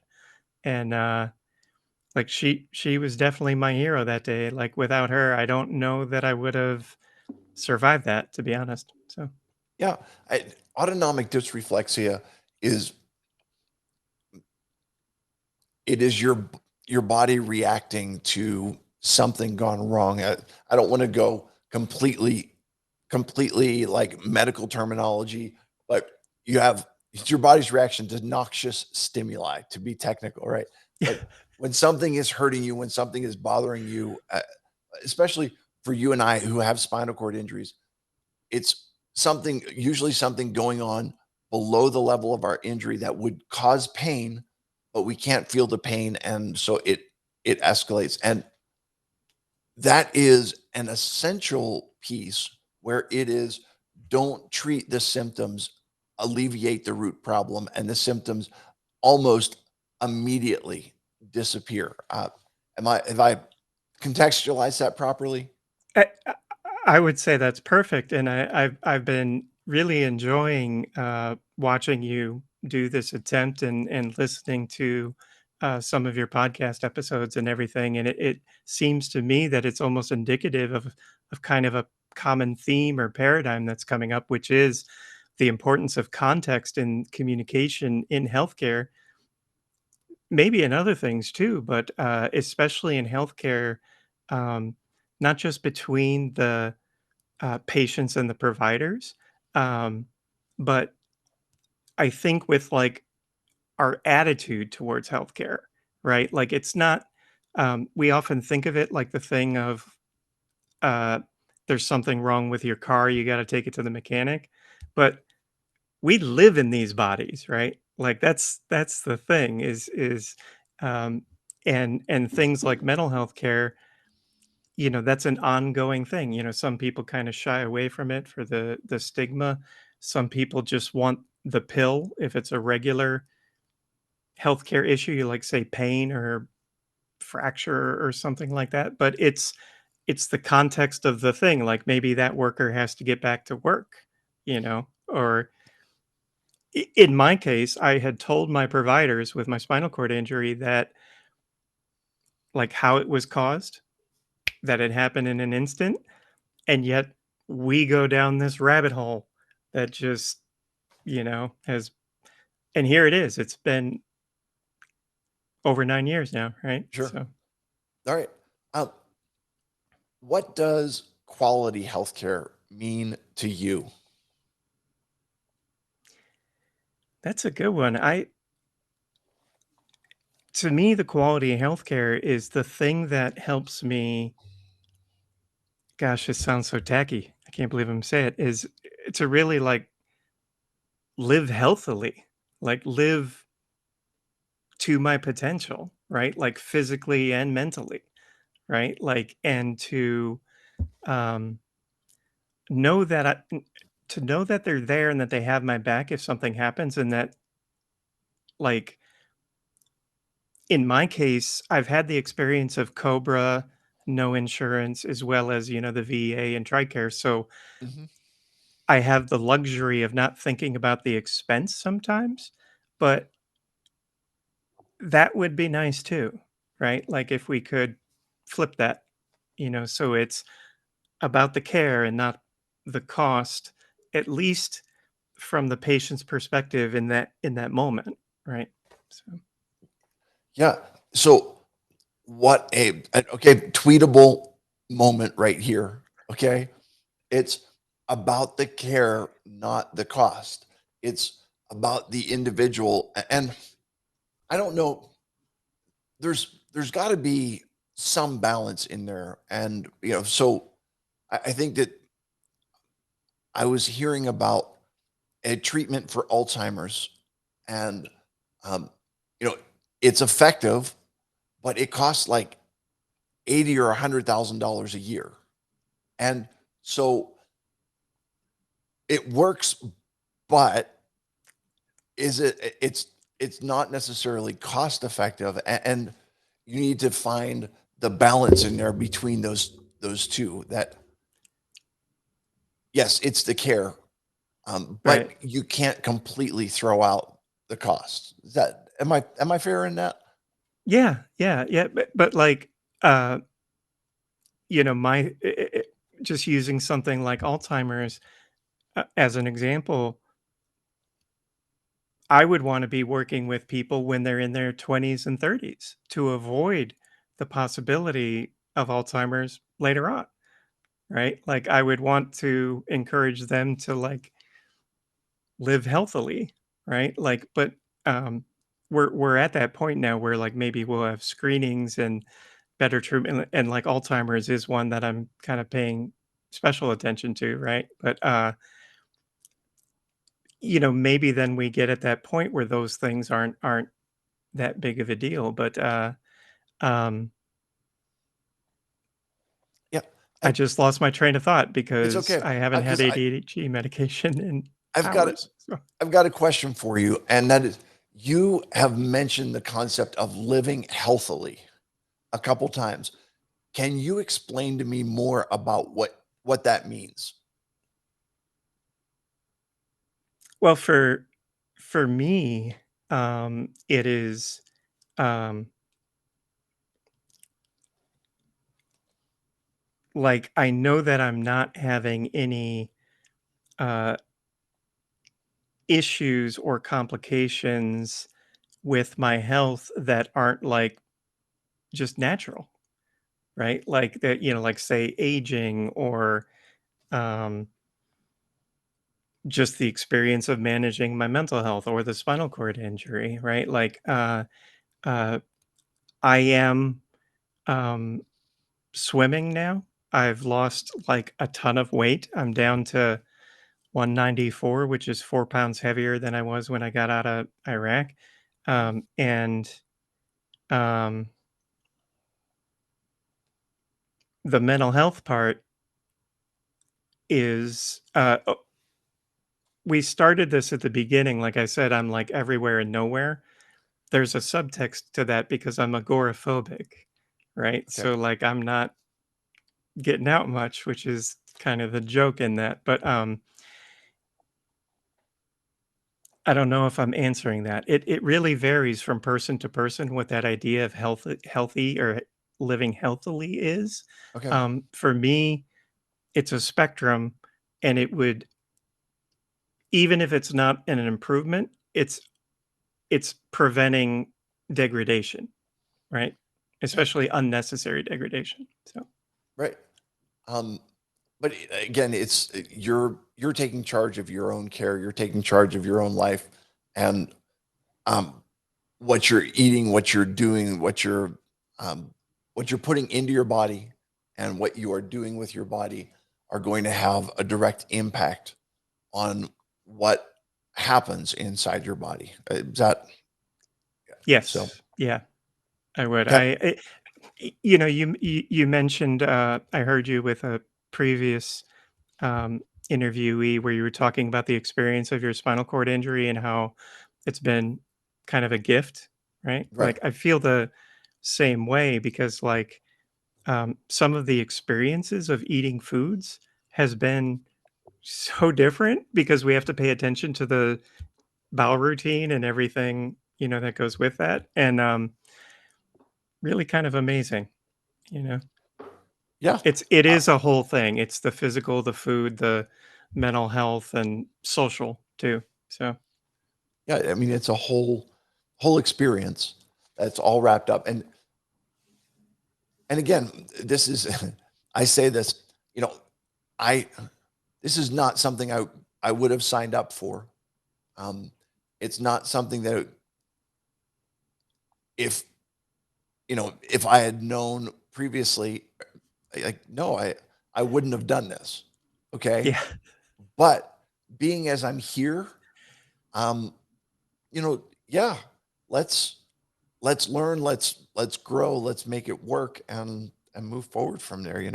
Do something, of value where you are. And I guess this is a statement from me, and that is, it doesn't matter what your limitations are. You still have an opportunity to make a positive impact on the world around you. That's it's a simple fact, um, that I believe, and you know, no matter who you are, there's something you can do, and um, yeah, that's there's my soapbox yeah. for. No, I actually one of the bad parts I would say of my spinal cord injury is although I attended things like Nurse Linda from the Christopher and Dana Reeve Foundation on a regular basis, I Right. never really interacted with other spinal cord patients, like members of the community. Right. And that's because I'm different, right? Like I can use crutches. I'm a quad, but I can use crutches to ambulate. And um, sometimes even healthcare providers don't perceive my injury as a spinal cord injury, right? Which is kind of weird. So um, the thing that I always encourage people to do, whether it's a spinal cord injury or a mental health issue or whatever it is get with people that are experiencing the same thing, right? Especially nowadays with groups on the internet and things like that. Like you'll actually not only will you learn more about like what you're going through, but you may actually not only help some other people, but like learn something you didn't know. So Yeah. So I'm curious to get your thoughts on this because I don't. I'm not a extremely active member in like the spinal cord community, and part of that comes from the simple fact that it is on the list of things that I identify myself as. It's pretty far down the list. Um, I'm husband, right there dad. with you, right? I, Like so so yeah. Anyway, um, let me. What do you wish your medical providers understood about you? I oh, about me. Yeah, and That's a good one. Um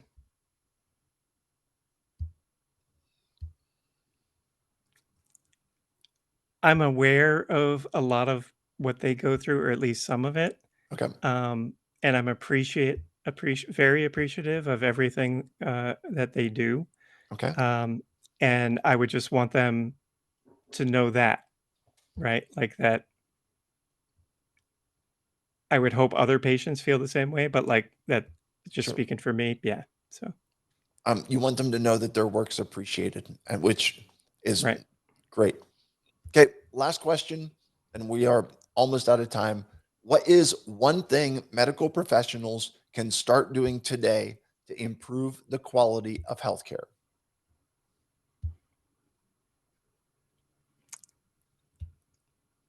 I would have to say that it is that thing that's been coming up in other uh, interviews as well is context. The value of context in communication with individuals and uh, groups. Uh, I'm doing a horrible job communicating that context of like what I mean by that, but like really understanding people as an individual, um, a member of the community, and everything that goes with that. But I think that's something that we as patients should do as well too. So All right. Hey, Tom, thank you so much for joining me. I appreciate you. I appreciate you sharing your thoughts and your story. And I appreciate you uh, and your perspective on healthcare. thank you, Rob. I appreciate everything you're doing. All right, man. Take care and we'll be in touch. Thank you. Bye. Yeah. Bye-bye. Good morning. Bright and early. How are you? Good morning, Rob. How are you? I'm doing good. Good. So are you on the road? I am on the road. I Okay. am in a hotel right now, but yes, I am still on the road. I'm finishing up my week today. Wonderful. Okay. So for the record, your name, what is your name? My name is Liz Donaldson. And where are you joining me from? I am joining you from Erlanger, Kentucky. Oh, you know what? You have made my day. And here's why. I have been trying to get a guest from every single state, and the fact that you are in Kentucky, I'm not sure if I have had anyone from Kentucky yet. And regardless, you will be one of the very select that are going to be crossing another state off of the bucket list. So fantastic. Well, that's wonderful. Yep. Okay. So can you tell me a little bit about yourself and your experiences in healthcare? Sure. I'd say for a lot of years, I was someone who never went to the doctor at all. The only way you were going to find me near a doctor is if something was very, very wrong, and usually that entailed going to an emergency room because I did not have a doctor. And I went on that way for a long time. And a few years back, someone had asked me, do you go to the doctor? And I'm like, nope, I think I'm fairly healthy, so I don't really go. And they encouraged me to go. And that's how I started getting plugged into healthcare. Okay. And in your trips to the doctor, have you found out that you are as healthy as you thought you were, that you're not as healthy as you think you are? What have you found out in your experience with the doctor? A little of both, I would say. I'm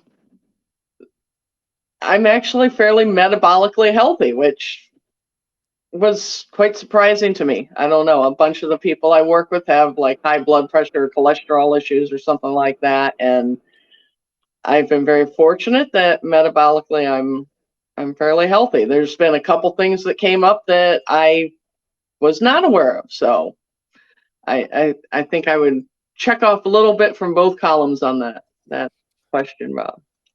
Oh, excellent. So can you tell me, in your experience, have you met any healthcare heroes? Yes, I think so. And at first I struggled with this question and I really started thinking about it. And to me, a hero is someone who goes above and beyond what is expected of them. And so for that, I would say it was my dental hygienist who encouraged me to go to a doctor. She had noticed something in the course of doing regular teeth cleanings and that wasn't making a lot of sense from a dental standpoint. And she said, do you ever go to the doctor? And I said, no. She goes, I almost wonder if there's something else going on and that's showing itself, through your dental issues. And it's because of her that I went out, found a doctor, started doing annual physicals, getting blood work done and stuff like that. So I would have to say for her, it would, or at least for me, the healthcare hero would be her. I mean, she could have just cleaned my teeth and checked off her job and gone about gone about things, but she really chose to go a step above. So, Okay. Do you remember what her name is? yes, it's Kim Shepard. All right. So we're going to props to Kim Shepard for pointing you in the right direction and getting you where you need to be. Mhm. Okay. What does quality healthcare mean to you? I think to me, and I've watched so many people come on and give so many excellent answers. Affordability and accessibility obviously are two important things. Without that, you really don't even have a basis. But really having a doctor who listens to you and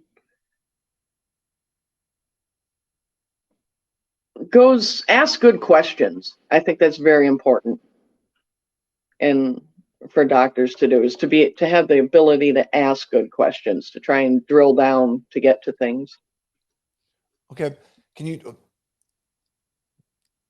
talk to me about what good questions look like or sound like?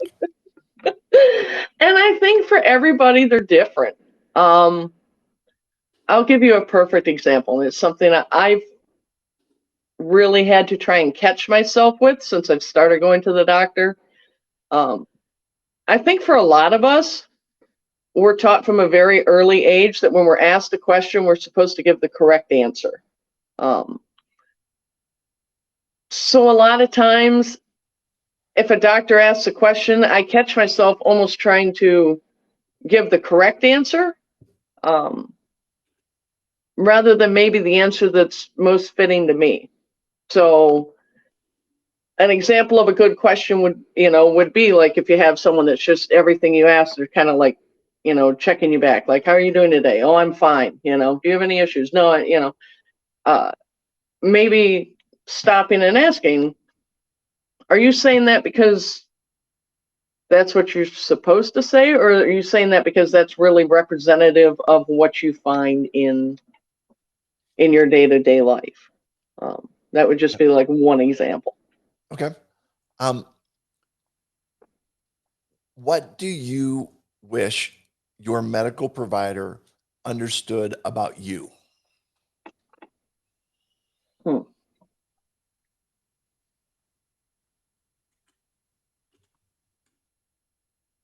That for the most part, I do the best I can with the information that I have.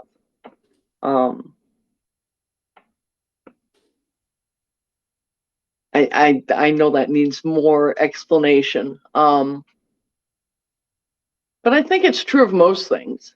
I think most people go through life and they do the best they can with what they have. We all know we should do things differently, or we should make healthier choices, or this or that. But for the most part, I think very few people really have a flippant attitude towards their own health. They may either don't understand the importance of better decisions, or they don't understand the practicality of how to implement better decisions into their lives. Okay.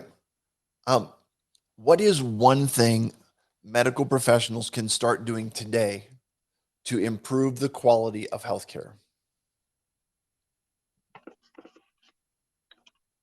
I would say really to look into the why. So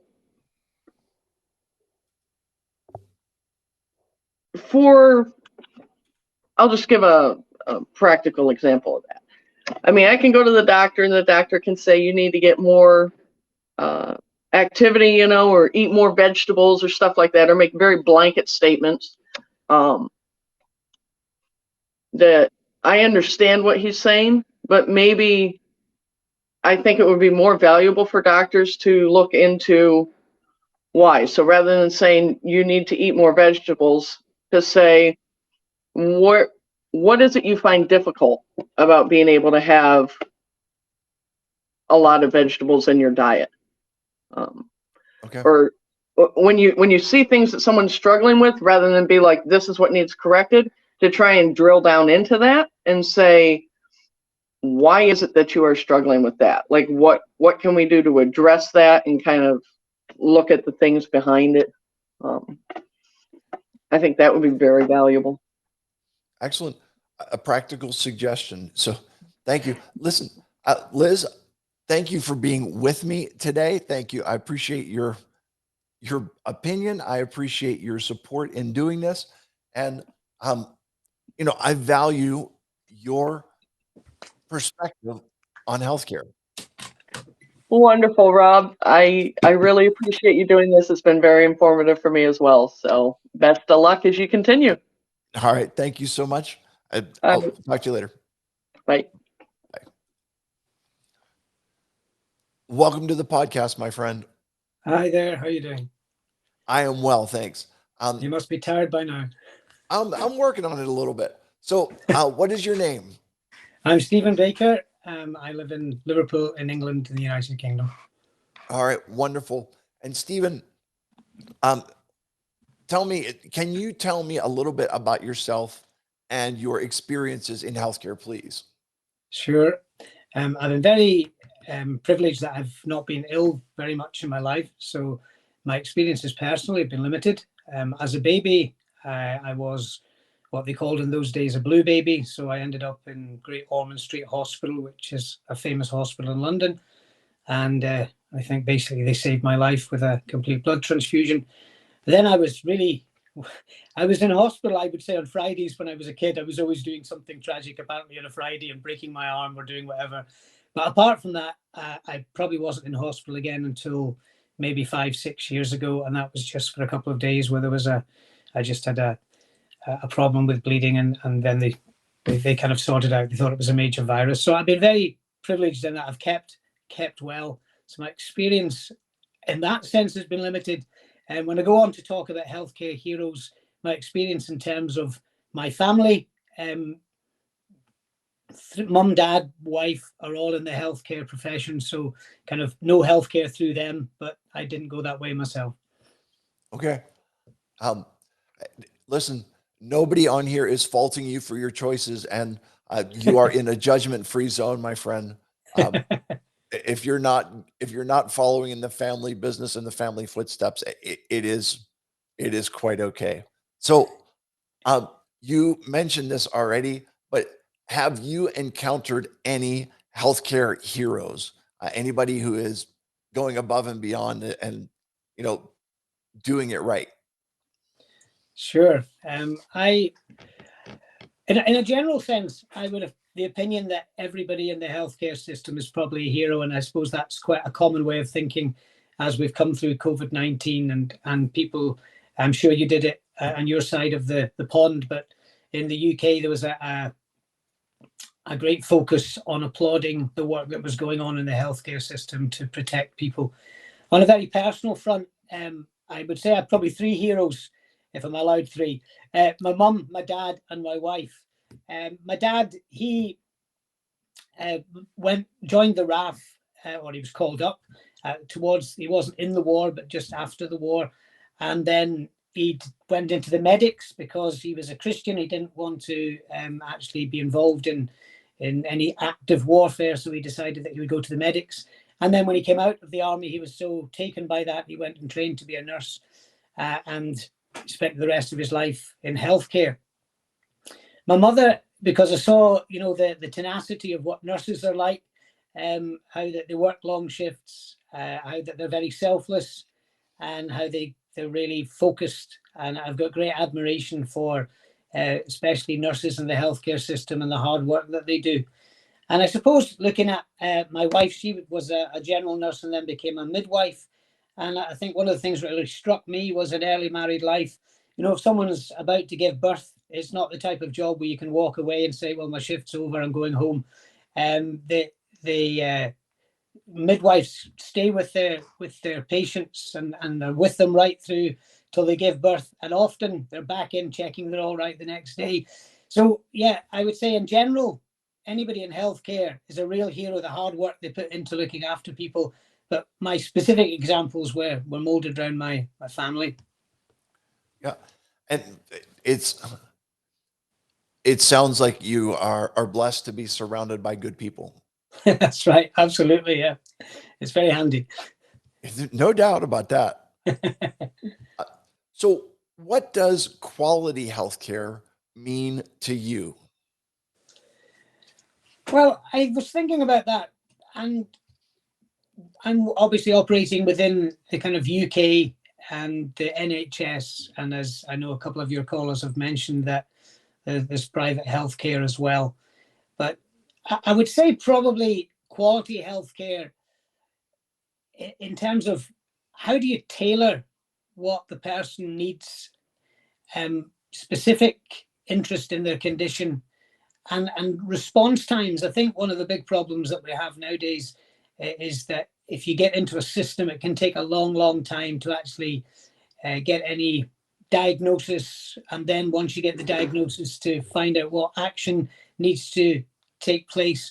So to me, quality healthcare has to come down to quick responses and being able to understand what's going to happen, rather than you have a problem, but you're actually waiting for it to actually be confirmed, and then you have another stage of what do we do about this? How does that next stage take place, which can leave you hanging. So when you come across all those things joined together, to me, that's quality. It gives peace of mind, and it gives the person information. Okay. Interesting that you're looking at the mental health or the mental feeling side of healthcare. It's more than just the physical result of it. It has to do with the mental and emotional well-being of the individual following that. Am I properly understanding you? Yeah, I think you're right. Obviously, lots of people have physical conditions, but then that can be exacerbated by how it's handled and how they feel about it, and stress levels and concern. And most of us know that the way we feel about something, it may not make the problem worse, but it makes you feel worse about the problem, and it finds it harder to handle it. Yeah. Yep. Okay. Tweetable moment right there. It may not make the problem worse, but it makes you feel worse about the problem. What a profound idea. And sad, difficult. So good. Tell me, what do you wish your medical providers understood about you? I think from the perspective of someone who's reasonably healthy, I would like them to understand that people who are healthy only ever contact their doctor, their healthcare provider, because they feel there's something they have a need about. So you can end up being in a system that basically just treats everybody the same, and there's so many people that call in and they don't really have a particular need, or they just need reassurance. Whereas I think personally, to understand as you look through your casebook of your various patients, that there are some, and I'm sure they must do this, there are some patients who just constantly are coming and contacting because that just gives them reassurance, but there's very little wrong with them. And then there are other people who only come once in a blue moon, and to kind of pick up on that fact that they're calling because they've got some real concern or issue. So I think from that point of view, that when you call, to you it's urgent, to you it's important, because you wouldn't call normally unless there was some kind of major thing in your head that you felt needed to be dealt with. Yeah, I'd like to talk about that a little bit. I had one of my previous guests, and at this point, the interviews are starting to run together, so I don't remember exactly who it was. I'm sure. Who pointed out that generally when a medical professional is dealing with a patient, that they're dealing with them at a low point in their life. So Right. whether that is someone who is going through a difficulty themselves, or it is somebody who has a family member that is going through the difficulty. If your child is sick, then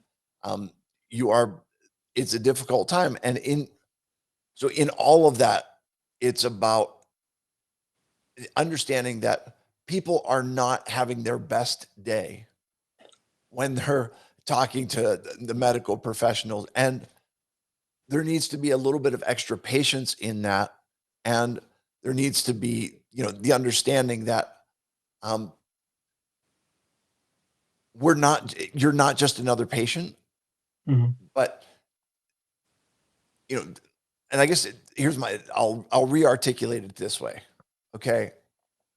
The medical professional sees a ton of patients, and they see a number of people, and none of them particularly stand out from any of the others, I would imagine. And yet to the patient on the other side, they are looking at what they're facing as being a big deal, because it's put their life on hold enough so that they're calling him. They wouldn't usually call. And yeah, it's just because it's not a big deal to the professional doesn't mean that it's not a huge deal to the individual. Is that kind of summarizing what you were saying? Yeah, I think so. Absolutely right. And it's true in so many spheres of life. I worked in banking for about 29 years.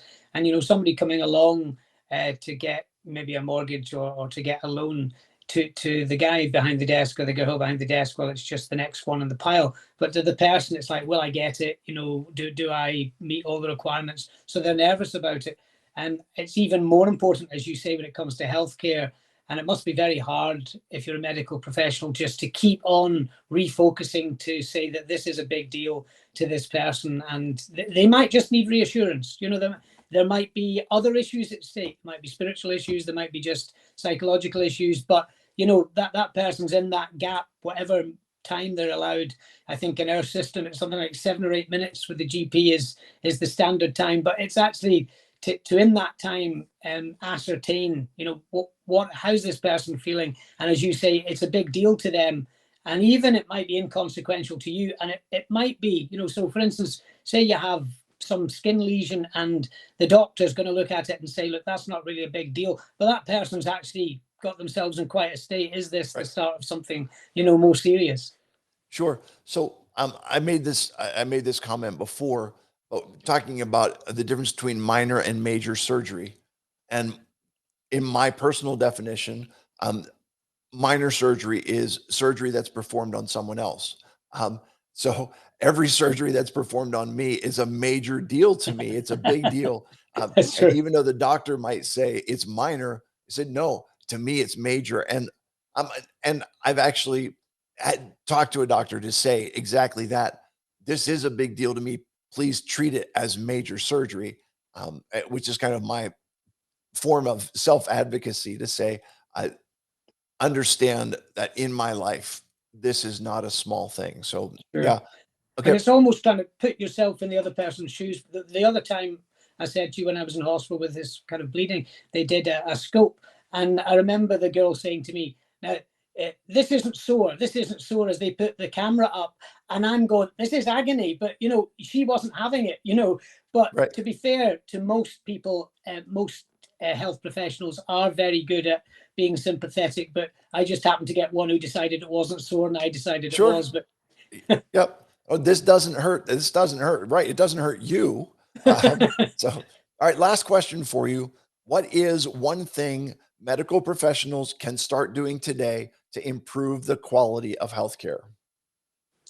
Well, it really comes back to what I was saying about this kind of communication and getting information out, because I think, to be fair, I can only speak again for the UK. I do a bit of work with some churches in Pakistan and other countries, and their healthcare you have to pay for. And as far as I can see, some of it is very good. But my experience is in the UK, and the level of expertise is top notch. That the level of research and all that. So there's nothing I could probably comment about improving in those areas. But I think when it comes to kind of what we would have called in business joined up thinking, that, you know, you're actually telling the person quickly what they need to know. And I know that's not always easy, because to the layman, you know, surely you must know the answer to that scan. To the professional, they probably want to go and think about it and talk to somebody else about it. So it's some balance between good communication and different areas of medicine that need to work together to give you the diagnosis,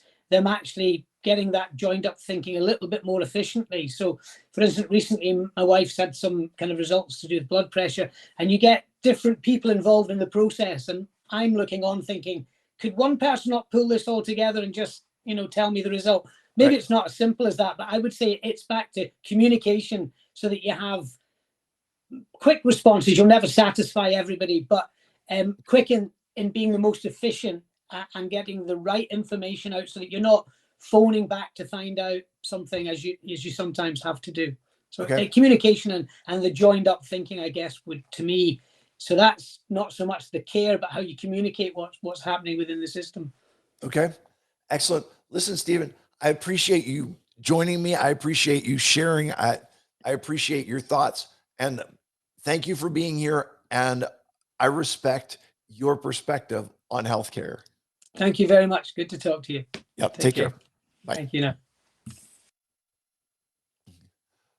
Well, I'm not sure what time it is where you are, but from here, I will say good morning. How's it going? Oh, I think you're muted. I'm not hearing you. Can you hear me now? There we go.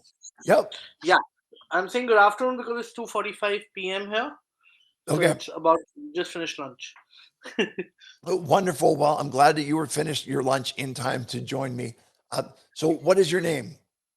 My name is Aru Verma and I'm from India, currently stated in Mumbai. Okay. And can you tell me a little bit about yourself and your experiences with healthcare? All right. So I'm 35 years old. I'm an actor, and also I have my own business as well. Healthcare, I have certain insights also because my dad used to work with a pharma company, and also I have a few doctors in the family. So those insights are there from the healthcare sector, and also I've had a lot of instances where my family has been hospitalized, or I have had to rush to the ER room, sometimes alone, sometimes with friends, or my friends have had accidents and they have been rushed there. So I would say, yeah, I have had quite a lot of experience when it comes to the healthcare sector like that. Okay. So would you say that for the most part they are positive experiences, or are they negative experiences? Um, I can't really put a tone to that. It would be 60-40, 60% positive, 40% negative, because sometimes we had to fight. Because India, as you know, is a country of a lot of people. Like, we are a lot around here and segmented into very small areas which are serviceable. So sometimes you had to really fight to get somewhere or get your point across to the doctor, or be careful of the doctor being at a private institution not overcharging you, or so these things are something that you have to take care, especially when you're looking at healthcare sector in India, because basically because of the population. Nothing, I wouldn't say because we have the best of the facilities, we have the best of the doctors, but I think it's because of the population that they're so overworked and understaffed that they also it's human error, you can might miss things. Can you talk to me a little bit about the payer system for healthcare in India? Is it a government payment? Is it private insurance, or is it a combination, or what does that look like? So in India you have I would say you have it all. Why you have it all? Because there's certain people who are subsidized by the government, so they have those cards made as the healthcare. We can go to a public hospital, a government run hospital, and they can get their healthcare done for free. Then you have the private sector also, which has smaller private sector clinics to larger multi-specialty hospitals as well. And then you have insurances as well, where you can take an insurance and make sure the insurance pays for your healthcare needs and they take care of you. But then the different slabs, like for me to get the health insurance is very easy, but for my dad it's very difficult, being him being a heart patient, having BP issues as well, and diabetic from 37 years. So he in terms have to become a dependent on my insurance so he can get a proper insurance. Otherwise the premium would be very, very high. Okay. And what's your coverage in that, if you don't mind me asking? So I'm getting covered right now around. I have a coverage of 40 lakhs in terms of rupees, which would be, if you just give me a second, I'll calculate it in dollars for you. So 40 lakhs, 5 divided by 70, which would be around $57,000. Okay. Yeah, So, because I have my mother and my dad also under my own right. insurance, so I made sure that I have that much amount of coverage so that it can be easier for us to handle things per se. God forbid something happens like Sure. that. Got it. Okay. Um, have you encountered any healthcare heroes in your experience?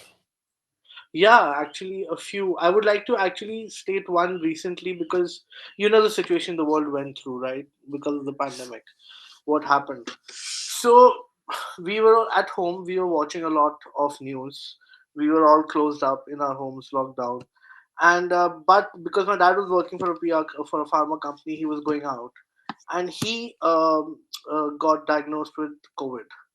So he had been separated into a room, and being a heart patient, BP patient, it was very difficult to take care of him. And he, because he was coughing regularly, that COVID went into typhoid. He also had typhoid and COVID together, which was a very, very, I would say, scaring moment for us.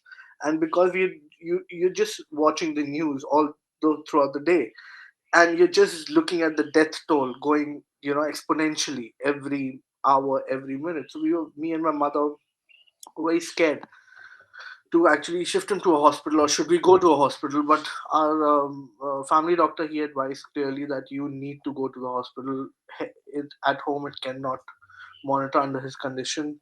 So we went to the hospital. As usual, there were no beds available, so we met a doctor there. I still remember his name, Dr. Sonu.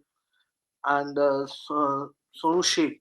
um, my mother, she was very emotional. She couldn't even properly get the words out to the doctor, and he just calmed her down very nicely. He said, ma'am, I've seen the reports that you have shown. Please come tomorrow, we'll admit him, and I'll make sure personally he is discharged with you better than what he comes about. I'm sorry, I'm getting a little bit emotional myself because I was there. And my mother just told him one thing, that in the news you hear so much about deaths and what all is happening. He said, whatever you listen to the news, just turn it off. Believe us, there are much more cases which are recovering faster. His case, he just needs special care, special treatment for some time, and he'll recover. So we went to the hospital the next day. There were no beds available. We were put out in a tent in November. In November in Delhi is actually the temperature goes to 5 to 6 degrees Celsius sometimes in the nights, and it's just a tent. So he's nobody to me, but he made sure in it, the whole chaos that was going on, that because my dad is a senior citizen, he's about 62 years old, made sure that he gets the bed by the evening, by 5 or 6 o'clock, till the time it's very warm. He was shifted inside. He was cared for, and that's what he came home after 17, 18 days, fit and fine. Obviously, post recovery took its own time, but I would say, yeah, so he would be my healthcare hero throughout. Yeah. What an interesting story. Taking someone who is you're not related to and making sure that they get the care that they need. Yeah. Yeah. How powerful is that? So, um, what does quality healthcare mean to you? See, I had a very different meaning of healthcare before the pandemic. It was just about just go to the doctor, get yourself fixed, and I shouldn't use the word, but actually just rush off. That was healthcare to me. It's like a factory where you go fix yourself up, out you go. But during the pandemic, when I saw my own family members who were in the front line, it's actually healthcare. You're not just caring for your own health, but you're caring for health of everyone around you and to whoever you can. People were helping each other without even knowing the name of the other person, and not even you know waiting for an acknowledgement that okay, you did a good job. No, he would do his job, make sure you're okay, you're well settled, and the moment you turn, that person would be off to another person. if somebody can take that job as a serious, I would say that is the perfect healthcare that you can give, because quality is only comes from heart. I don't think if you take it as a work, you'll be able to give your 100% there. If only if you're passionate about it, you can give your 100% and maybe even more. Okay. Um, what do you wish your medical providers understood about you? Uh, a lot of things, especially in India, I would say that, we have so there's some institutes out here. There's no, because there's no structured guideline as per for private institutes who would not um, take testing of other institutes. And so per se, if I do a blood test from outside, right, from an outside private lab, and I go to a hospital, that hospital would do its own blood test rather than the blood test being carrying forwarded. So I would, and I agree, we are a growing country, our infrastructure is developing and everything, but technology is getting super advanced right now. If I can have my test results on an app right now, if my dad actually just uses a glucometer which fixes at the end of his mobile, and Right. it tracks properly. If all this can be happen, so I think more structure can be given to healthcare, especially in India. And especially, I think, because I'm one of those people who's scared to go to a doctor. Okay. I don't know why, it is always there. I didn't go to a dentist for 10 years till the time Whoa. it really couldn't have hold on. And I have a wonderful dentist, Dr. Aparna here. She took care of me. I had 5 fillings and 3 root canals together. She worked on me for around 4 months continuously so that I could get everything fixed. So it's basically just make the person feel comfortable and warm, and rather than making it like okay, I'm going to a doctor, I don't know what's going to happen. I think it's more compassion should be more. I think that lacks a lot in the healthcare sector in all. Okay. All right. Last question for you is Fair enough. what is one thing medical professionals can start doing today to improve the quality of healthcare? See, all right, this might not, okay, this might be very controversial, what I'm about to say, but I truly believe in it because of what I've seen here and what I've seen abroad. My sister lives in London. My other cousin sisters, they live in Australia. So I know something about the structure that goes on there. I believe every healthcare person should have a mandatory psychologist sessions. Like they should have therapy sessions. Okay. Not because just something is wrong with them. They are so overworked. They are so overworked and understaffed at the same time. They deal on deaths with deaths day in and day out. They deal with life day in and day out. I think they should be made secure or give them a very secure environment where they can vent out their feelings, because otherwise just bottling up. I've seen a couple of doctors, I've read blogs where they are getting overworked and they're not in the proper frame of mind while doing a surgery, and then they come back and you see that all the time. And quality would come from oneself, as I said before, that if you push yourself with passion, that is where quality generates. So if you have a place where you can just vent all the negativity out and just come back with like a battery recharge thing. Okay, I know it doesn't work like that, but at least you should have a place where you feel secure to talk about. Okay. I think that is one thing we talk about, what do you call, mental health a lot, but talk about the mental health of the person who is giving that to you. I think that would be one thing which I would really appreciate if the whole world gets together and make sure that everyone has that safe environment to go and talk to someone. Yeah. Excellent. Listen, thank you so much for sharing that. I appreciate you coming on. I appreciate you sharing your thoughts. And listen, I respect you and I appreciate your perspective on healthcare. Well, thank you so much. I'm glad to be here. Yeah. Thanks so much. have a good evening or have a good You too. afternoon and don't get indigestion from lunch. Definitely All right, bye-bye. not. Bye-bye. Welcome. How are you doing? I'm well, thank you. How are you? How are you coping? I'm doing well so far. Good, good. Yep. So what is your name? My name's Carol Baker. All right. And Carol, where are you from? I'm from Liverpool in England, the UK. Oh, Originally from Northern Ireland, but I left there to go to Glasgow to do my midwifery, and I have moved around a bit since that. So okay. I'm now based in Liverpool. Got it. So you are a midwife? Yes, although I'm retired. So I did general nursing, and then I worked as a midwife, and then back to general nursing. And then I got the opportunity to retire at 50. So I took that and left, and involved with lots of other things, which I still, you know, my training was being very advantageous all through life, really. Okay.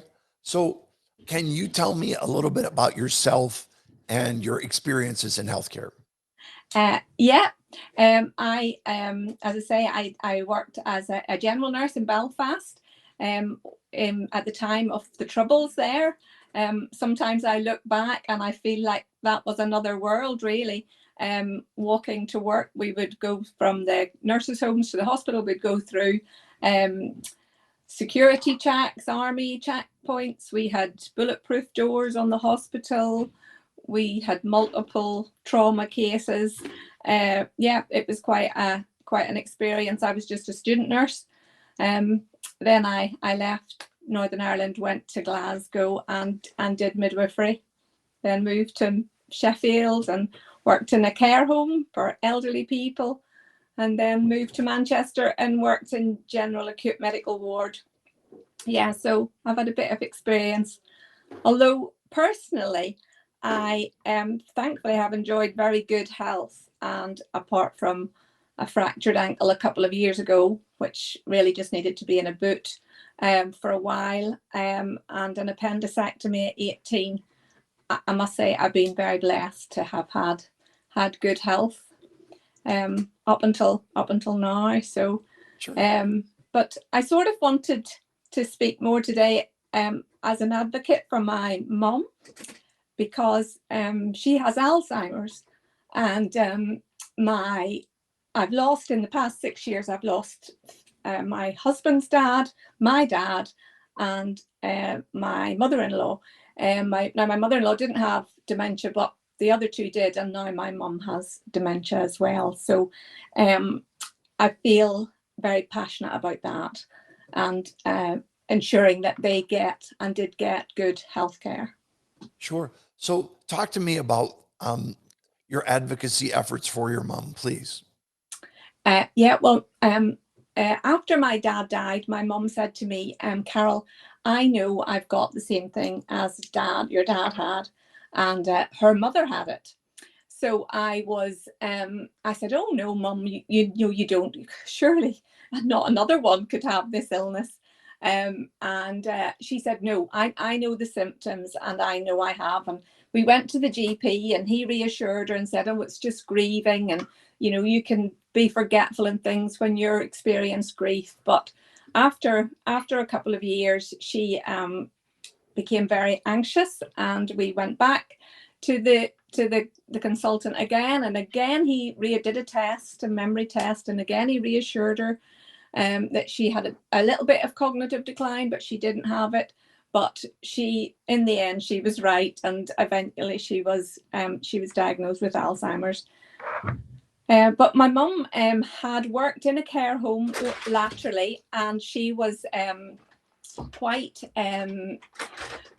she knew very much what she wanted to do, and that she wanted to go into a care home whenever this illness started. And so my mum's in a very good care home in Belfast in Northern Ireland. And the thing I love about it is it's a very holistic approach, because in the care home, not only are her physical needs very well met, and they have lots of activities. Physical needs are met, but also her spiritual needs are met, Rob. And sometimes it's very difficult in the healthcare system to get the full holistic care looked after. Yeah. It is getting her treated mind, body, spirit, all together. What a good idea, and glad that you were able to find that. In your experiences with your mom, have you come across someone that you would classify as a healthcare hero? Yes, yes, I have. His name is Dr. Graham Barton, and he's a friend. He's an elder in the church that I go to, but he has just semi-retired. He spent his entire career dealing with the elderly and some major research into stroke patients, but also very much so with dementia. And Graham has completely revolutionized the way that I relate to my mum. He has taught me so much about how to communicate with patients with dementia, how to maintain conversation when now mum really doesn't have much conversation to offer, how not to question her, how about the fact that she can't remember facts, but that she can remember feelings. That has been a major thing to learn. I just wish I had known all this information when I was nursing, because the way I would have related to patients would have been totally different 15 years ago. But like everything else, we're learning lots more. So he is a real healthcare hero. And he has also started a group at the church where I go called Reflections. And it's for people with dementia and their carers. And they come along, and he has a program that we do. And again, holistically, that covers all aspects of, and we have people from the local community come, and it is really good. He's still giving to everyone despite having reached retirement age. Sure. Have you heard the expression, people will forget what you said, but they won't forget how you made them feel? Have you heard that? Yes, very much. Yeah, very much. Which I find that a lot with mum. We find that my sister and I we quite often say, oh, how was mum? And Beth will say, oh, I did this with her, I did her hair, it gave her the feel good factor. And then when we leave, she might not remember the details of what happened that day, but she's got a good feeling about it. And so we try and keep that, as much as possible, that she's very much enjoying the moment. Okay. What does quality healthcare mean to you? What does quality healthcare mean to me? Well, I do think quality healthcare, there's so much I could say about this. I think quality healthcare is very much patient-centered, patient-focused care. I've listened to a few of your calls last night before I went to bed, and since I've woken up this morning, and I think that is a recurring theme, that everybody's treated individually, very much catered to your needs. In the UK here at the minute, since COVID, it's you can't actually see your GP face to face. Everything's basically over the phone, and they have a very short window of opportunity to speak to you. And I think a lot of it actually depends on how you as a person are good at giving a history of what's wrong with you.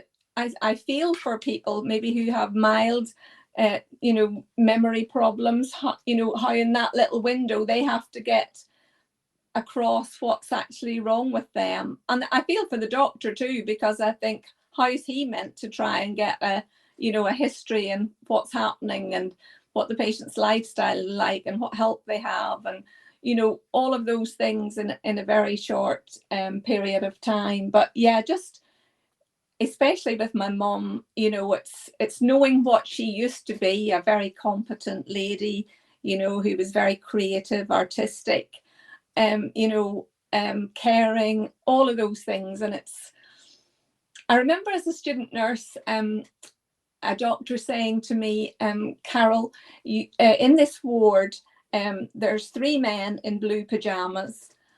One might have been a bin collector.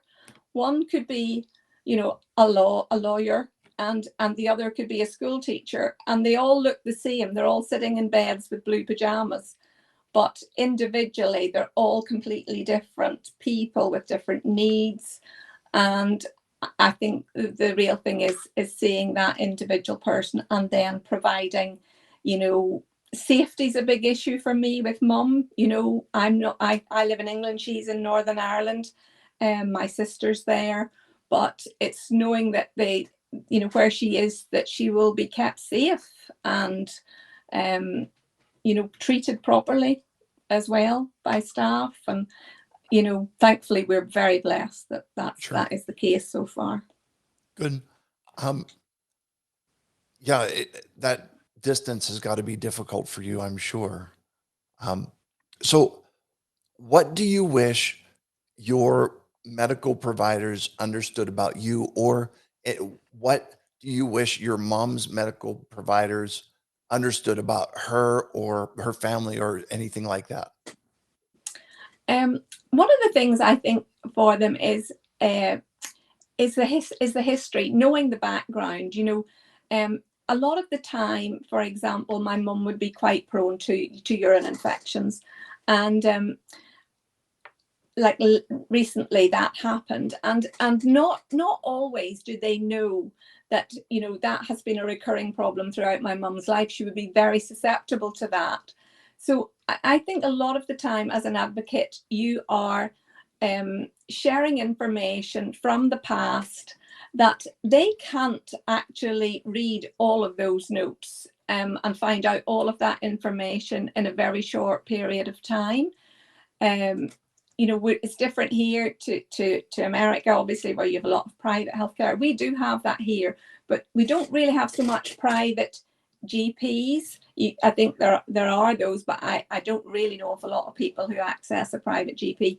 You tend to go to your GP and then be referred on, you know, to a specialist if he felt that you need that. But general practitioners really deal with, you know, they're on the front line, sort of triaging and deciding where people need to go. All right. So I think that is one thing that they really know. They know about you. They know about you as a person. But that's difficult because if you're not the type of person, like I up until a few weeks ago really didn't know who my GP was. I'd never actually met him. Okay. And you don't actually, you get a different one every time you phone because they're so short staffed, you know. So I feel for that from their side too. I think our NHS here is under extreme pressure. I'm quite glad I'm not working on the front line anymore. Got it. All my friends who are doctors and nurses, they give 150%. And it's not easy, and I feel for them because they get so much abuse and you know, complaining, and it is difficult. Okay. Last question for you, and we are out of time, but last question is, what is one thing medical professionals can start doing today to improve the quality of healthcare? Right. Well, I just specifically to the dementia issue, I think that one thing they can do is get better educated regarding that, especially the carers. A lot of them, especially in private healthcare here for the elderly, because a lot of our care homes and things would be privately owned, and not always are the people who own those prepared to invest in good training for their carers. And really, I just think that makes a phenomenal difference. It makes a phenomenal difference for the carer because they know so much better how to do their job, and they get so much more response from their clients, and also for the patient or the client, it's a much better experience as well. So yeah, I would say good education. All right, that works. Listen, Carol, thank you so much for joining me. Thank you for your support in this. I appreciate that. I appreciate you, and I respect your perspective on healthcare. Thank you very much. It's been great to meet you. Yep, you as well. Take care. Okay, take care. Bye-bye. Yep, bye. Hello, and welcome to the podcast. Hello. What is your name? I'm Vivian Tuckwell. Wonderful. And And where are you from, Vivian? I'm from Norfolk in UK. Wonderful. Thank you for joining us. And can you tell me a little bit about yourself and your experiences in healthcare? Okay. I am, probably, quite old. But no, that's irrelevant. I have multiple sclerosis, and I've had that for 25 years. And I'm married. I have 2 children, and yes, I'm a Christian, and I'm not ashamed to say it. Okay. I actually, live in the middle of rural Norfolk, not in a town, just in a tiny little village. So, a little bit about me. Okay. Well, I will say this. I'm glad to hear that you're a Christian. You are in good company here, and glad to meet someone who is proud to share that with others. So thank you for doing that.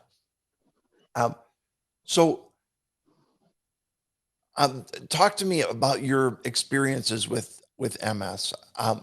Is that what has it been like for you? Especially, I would imagine, being in a rural community, how does that impact the care that you receive? It can impact it massively because, of course, you don't get out and about to see anything or to be anywhere unless you get taken anywhere. I am one of these people that I'm housebound unless I get taken out. And yes, I do get taken out because I have a personal assistant during the week, and my husband does all the other running around for the rest of the weekend and the rest of the evenings and that. So I'm very fortunate because where I am, 50 houses, sorry.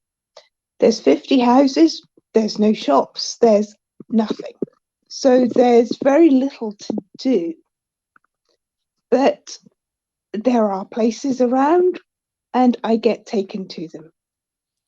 And obviously, my medical care, they'll come to me if I need them to. But I tend to try and get to them because I appreciate being able to get out and about. I benefit from being out and about. Yeah. So what is your preference? Is your preference to go out for your medical appointments, or is your preference to have them come in? I prefer to go out because it just makes it easier for me. I suppose you can say you get sort of brick walled because you feel you're just in 4 walls.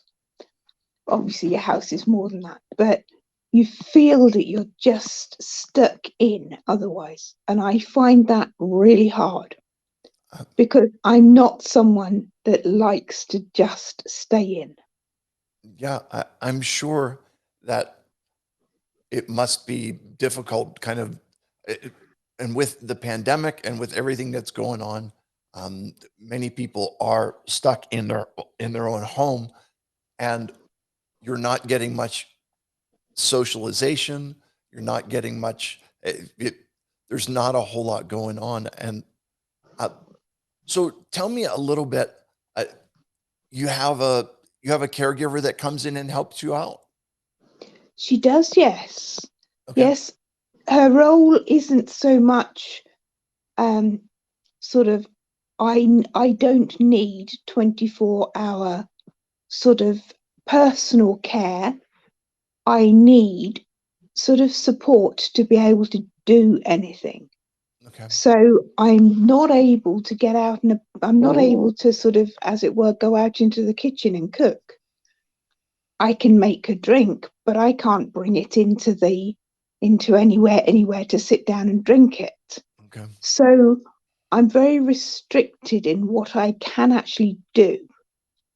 Got it. And so, yeah, my PA, she does all that for me.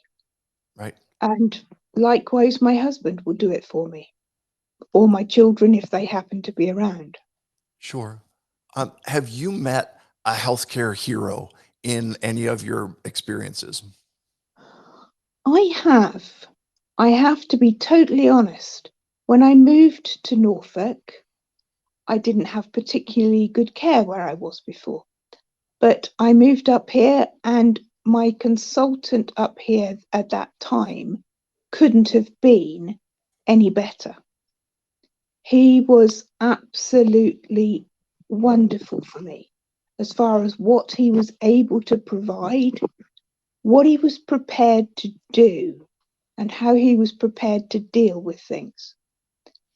And then since then, okay, he's retired, but I have a nurse that comes in to see me once every 6 months, only just to chat, see how things are going, and to sort of sort things out for me. So if I need things done, I contact her and she gets straight on it. So she is, I suppose, my current hero, really, of the age, really, for what I need to do. Sure. Sounds like she is really facilitating your ability to make choices about your Yes. care. Is that accurate? That is absolutely right. Yes. Good. What does quality healthcare mean to you? Well, that's a good one. For me, it's quite simple. I need somebody who can, well, the healthcare service, to take care of me, but not to sort of ride roughshod over me, to allow me to be able to make my choices and offer me options. And if there's something that I've heard about, be able to talk about it sensibly to me. Don't just, rather than just rule it out and throw it out, say whether it would work, whether it wouldn't work, what would do, and just be that little bit more able to facilitate everything about care, particularly for me, because MS is one of those diseases that no one patient is the same. We're all different. So what works for one doesn't work for another. And it's a bit of a, I suppose they probably think it's a bit of a gamble, because it's, after all, awfully hard work to deal with so many different patients that have different requirements, but they've got the same title given to them, if you like, that yes, they've all got MS. So it's quite a challenge for them, but they don't have enough time. They don't actually, I suppose you could be totally honest, there's not enough staff because they can't facilitate as well as they themselves would like to. Right. Because if you ask any of them what they would like, they'd like exactly the same, more time to be able to take with any individual at any time when they need it. Okay. Um, what do you wish your medical providers knew about you? That I actually am one of these people that likes to know the details. Okay. When you go to any doctor, GP, consultant, whoever, they're actually honest with you and they tell you things in black and white. They don't just try and think, well, no, she's a woman, she's not that old, she won't want to know everything. No, I do want to know everything, because that's how I can get to terms with the situation and cope with it. Some people don't need to know details. They just want to know that, A, B, and so on. But Right. I like to know the whole thing so that I can process it and deal with it in my own way. Yeah, I've mentioned this earlier in the marathon, but in the advocacy world, there is that idea that knowledge is power, and it sounds to me like you are accumulating knowledge so that you understand what's going on and can make your own decisions. Is that accurate? Yes, definitely. Okay. What is one thing medical professionals can start doing today to improve the quality of healthcare? For me, the biggest thing would be to be able to listen to their patient. Okay. Not every patient can tell people what is wrong because they don't trust them, they don't know them, they don't understand. They need to know everything that about you yourself. They don't have time to go through reams and reams of notes that they get sent or that are in your file. They have to just skim, and they've got to be able to pick up absolutely everything about you instantly, which is really hard. And they need to have that opportunity to be able to just listen to what someone is saying. And then in that, on the reverse, patients will be more inclined to tell them everything rather than not tell them. Because any situation, oh, how are you? Oh, I'm fine, thank you. Well, if you're not a well person, you're not fine. It's a case of being able to both trust each other enough to tell each other the truth. Okay. And to have the time. Yeah. So, tweetable moment right there is you have to trust each other enough to tell each other the truth. What a powerful statement, and I think what a interesting and great way for us to wrap up our conversation today. Listen, Viv, thank you so much for joining me, and thank you so much for sharing your thoughts and your insights.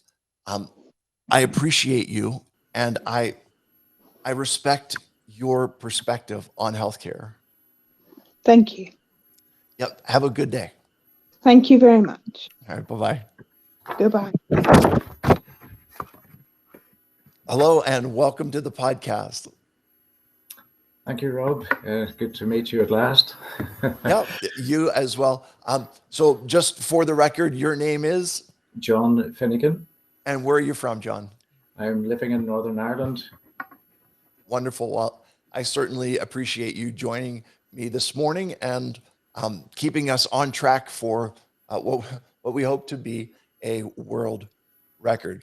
So, John, can you tell me a little bit about yourself and your experience in healthcare? Sure. I'm a 67-year-old male. I have all my life enjoyed good health, and I've never needed hospital ward care. I do have a congenital mitral valve insufficiency, and that has not really impeded me much in life at all. I've learned to live with it, and as far as sports and activities are concerned, I would go in for more the endurance type, cycling, swimming, hill walking, that type of thing, where I can pace myself. And I really have had no problems during life because of that. However, 15 years ago, I did have unexpected cold sweats and faintness when walking. And my doctor at that stage, my general practitioner at that stage, simply checked out blood glucose. Everything was fine and nothing further came of it until about 3 years ago, when symptoms became much more distressing. And at that stage, I pushed for further investigations. I got a stress test done and I failed that. And that led on to an angiogram, which revealed a posterior descending artery blockage. The description that I was given from my cardiologist was very brief, and I really had to explore that myself to find out what was going on. I was put on statins and a beta blocker. My heart rate dropped very dramatically, and I had side effects from the statins. So I put myself on a very strict diet that was self-imposed. Absolutely no oil whatsoever in my diet. No meats, green vegetables as much as I could eat. Happy to take carbohydrates, but basically whole food, nothing processed. And green vegetables, kale, sprouts, cabbage, beet greens, etc., 6 times a day. Really just to get my nitrous oxide levels right up there in the bloodstream. And I began to feel much better. Weight came off. I wasn't heavy. I was 13.5 stone. I'm now down to just over 10.5 stone, and it's maintained at that. I'm off the statins. I'm off the beta blocker. My blood pressure is 120/75, and heart rate pretty constant, mid-50s. And if I really push, it'll go up quickly and come back down again quickly. I feel in great health now. That's a little bit of background. Yeah. So it sounds like you and I are on the opposite sides of the diet. Is I am on a low carb diet and, eating meats and proteins and,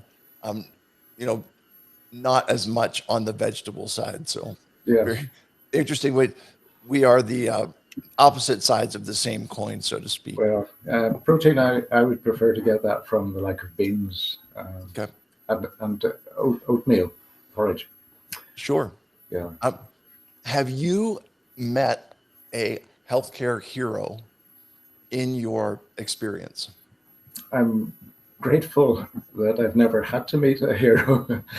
But what I would like to say is that during the pandemic, the NHS staff in the UK have been absolutely superb. It doesn't seem to be a well-recognized or rewarded position that they have. Word of thanks is nice, but perhaps some value given to them would be better. I think if I were to choose a hero, I would have to choose our Northern Ireland Minister for Health, Robin Swann, who has really led us through this admirably, and in very difficult political circumstances as well. He stands out, Robin Swann. Okay. Well, a shout out for Robin Swann. Yes, this please. morning or this afternoon, depending on you shortly after noon there or just before noon? It's just 11:30 in the morning. Okay, so good stuff on that. What does quality healthcare mean to you? In the first instance, it's a misnomer. Really, the NHS is dealing not with healthcare, but rather disease management. And I feel that the emphasis needs to be more on the prevention of disease rather than just on the treatment. Okay. So it's a little bit like not looking at in the barn and getting the door closed, but waiting until the horse is bolted. Okay, so talk to me more about the difference between healthcare and disease management, please. Yes. My experience has been that if you have a problem in your health, I would then seek help as opposed to initially seeking guidance on how to stay healthy in the first place. And I think that area is just missed within the NHS in the UK. So I would like to see a greater emphasis on sporting management, general well-being management, mental health management, and also diet. Okay.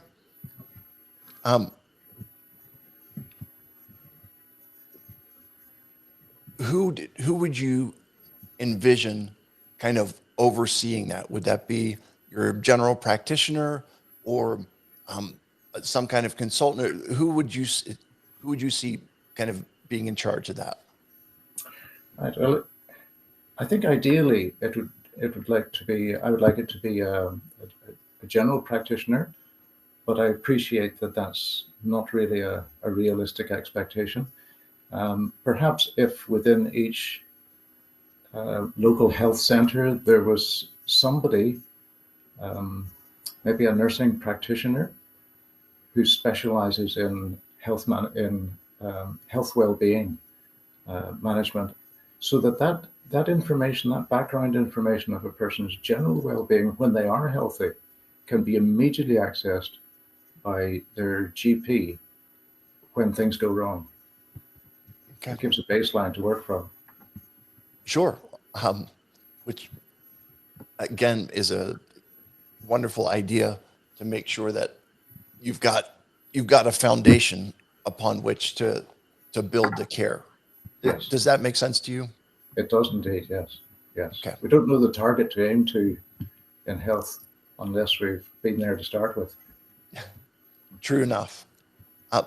What do you wish your medical providers understood about you? I like to be informed. I like the detail. And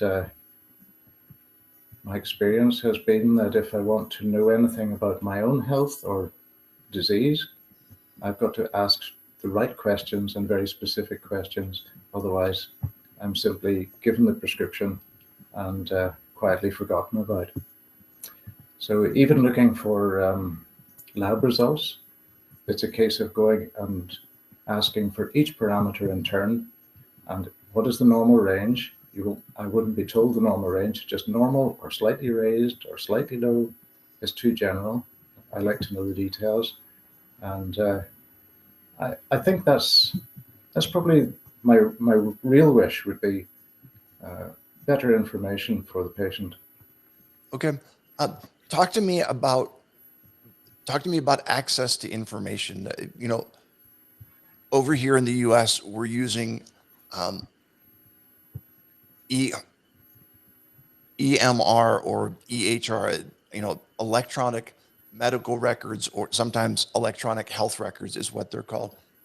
Has the UK moved to that electronic version of things? And if so, who has access to that? Yes, it is electronic, but it is only those who are in the medical profession who have access to it. Okay. So do you have access to your own? No. Yeah. And what I'm hearing you say, though, is that even though you don't have access, when the information that you are given is general information, it's not specific numbers. Is that correct? You've perfectly put that, yes. Okay. And I guess if you're looking to make a change in your lifestyle, if you're looking to make a change in your health and you want to change the numbers, but you don't know what the numbers are, that seems to put an obstacle right in front of you. Have I missed anything there? No, not at all. That's absolutely right. I would have to chase the numbers first, and then I would research that and decide what way to go from there. Yes. Okay. And I would hesitate to even discuss that with my GP, because when you mention diet as an example, you see the sleepy look come over the face. Just not interested. It's time you left the practice. Really, I'm curious about that. With, like, your GP is not as interested and excited about what you're eating and what's going into your body as he should be. Do you think? I think that there is an interest. It's just they're pressed for time. Okay. They're under such huge pressure. They've got to make snap decisions, get the information very quickly from you, make the decision, get a plan of treatment if necessary, and get you out through the door so the next person comes in. Yeah, it's almost like the turnstile that, to enter into whatever venue it is. You just got to keep rolling them through, right? Because that's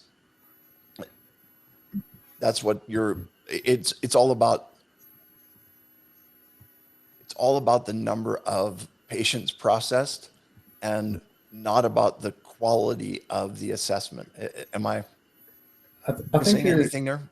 Yes, I think you're right. It's maybe general practitioners have to work as a filter system and hopefully catch what should be caught and not let through what is important. But there's little follow-up after that. If you prescribe something, it's up to you to come back and complain if it hasn't worked. They're not going to follow up. And that sort of leads on to your last question on the wish list. Well, yeah. There you go. So you led me there, and I'll ask it. That is, what is one thing medical professionals can start doing today to improve the quality of healthcare? Please, please, please have a holistic view of health rather than just rushing in to make a quick diagnosis, a quick treatment plan, and see the next person. I think healthcare starts by knowing the person and knowing their detail rather than just looking at a set of symptoms and going from there. So I think from that would follow on through to a more proactive follow-up. So that even if it's something simple, say athlete's foot, it'd be nice if your doctor knew that it worked rather than having to go back and waste more time to get treatment. So I think follow-up is relatively simple to put in place, but I can understand that it's an extra burden on any healthcare practice. Yeah, but at the same time,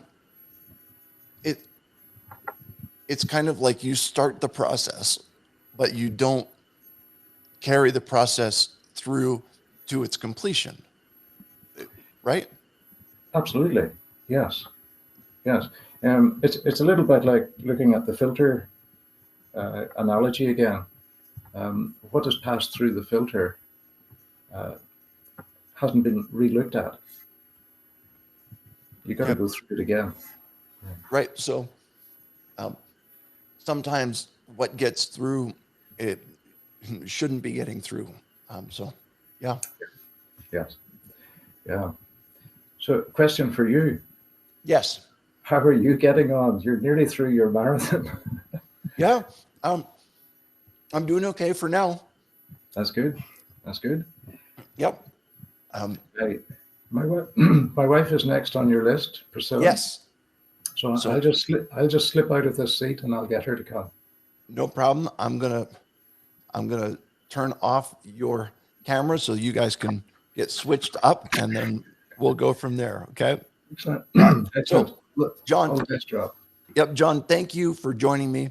Thank you for your support in this, and I appreciate you and I respect your perspective on healthcare.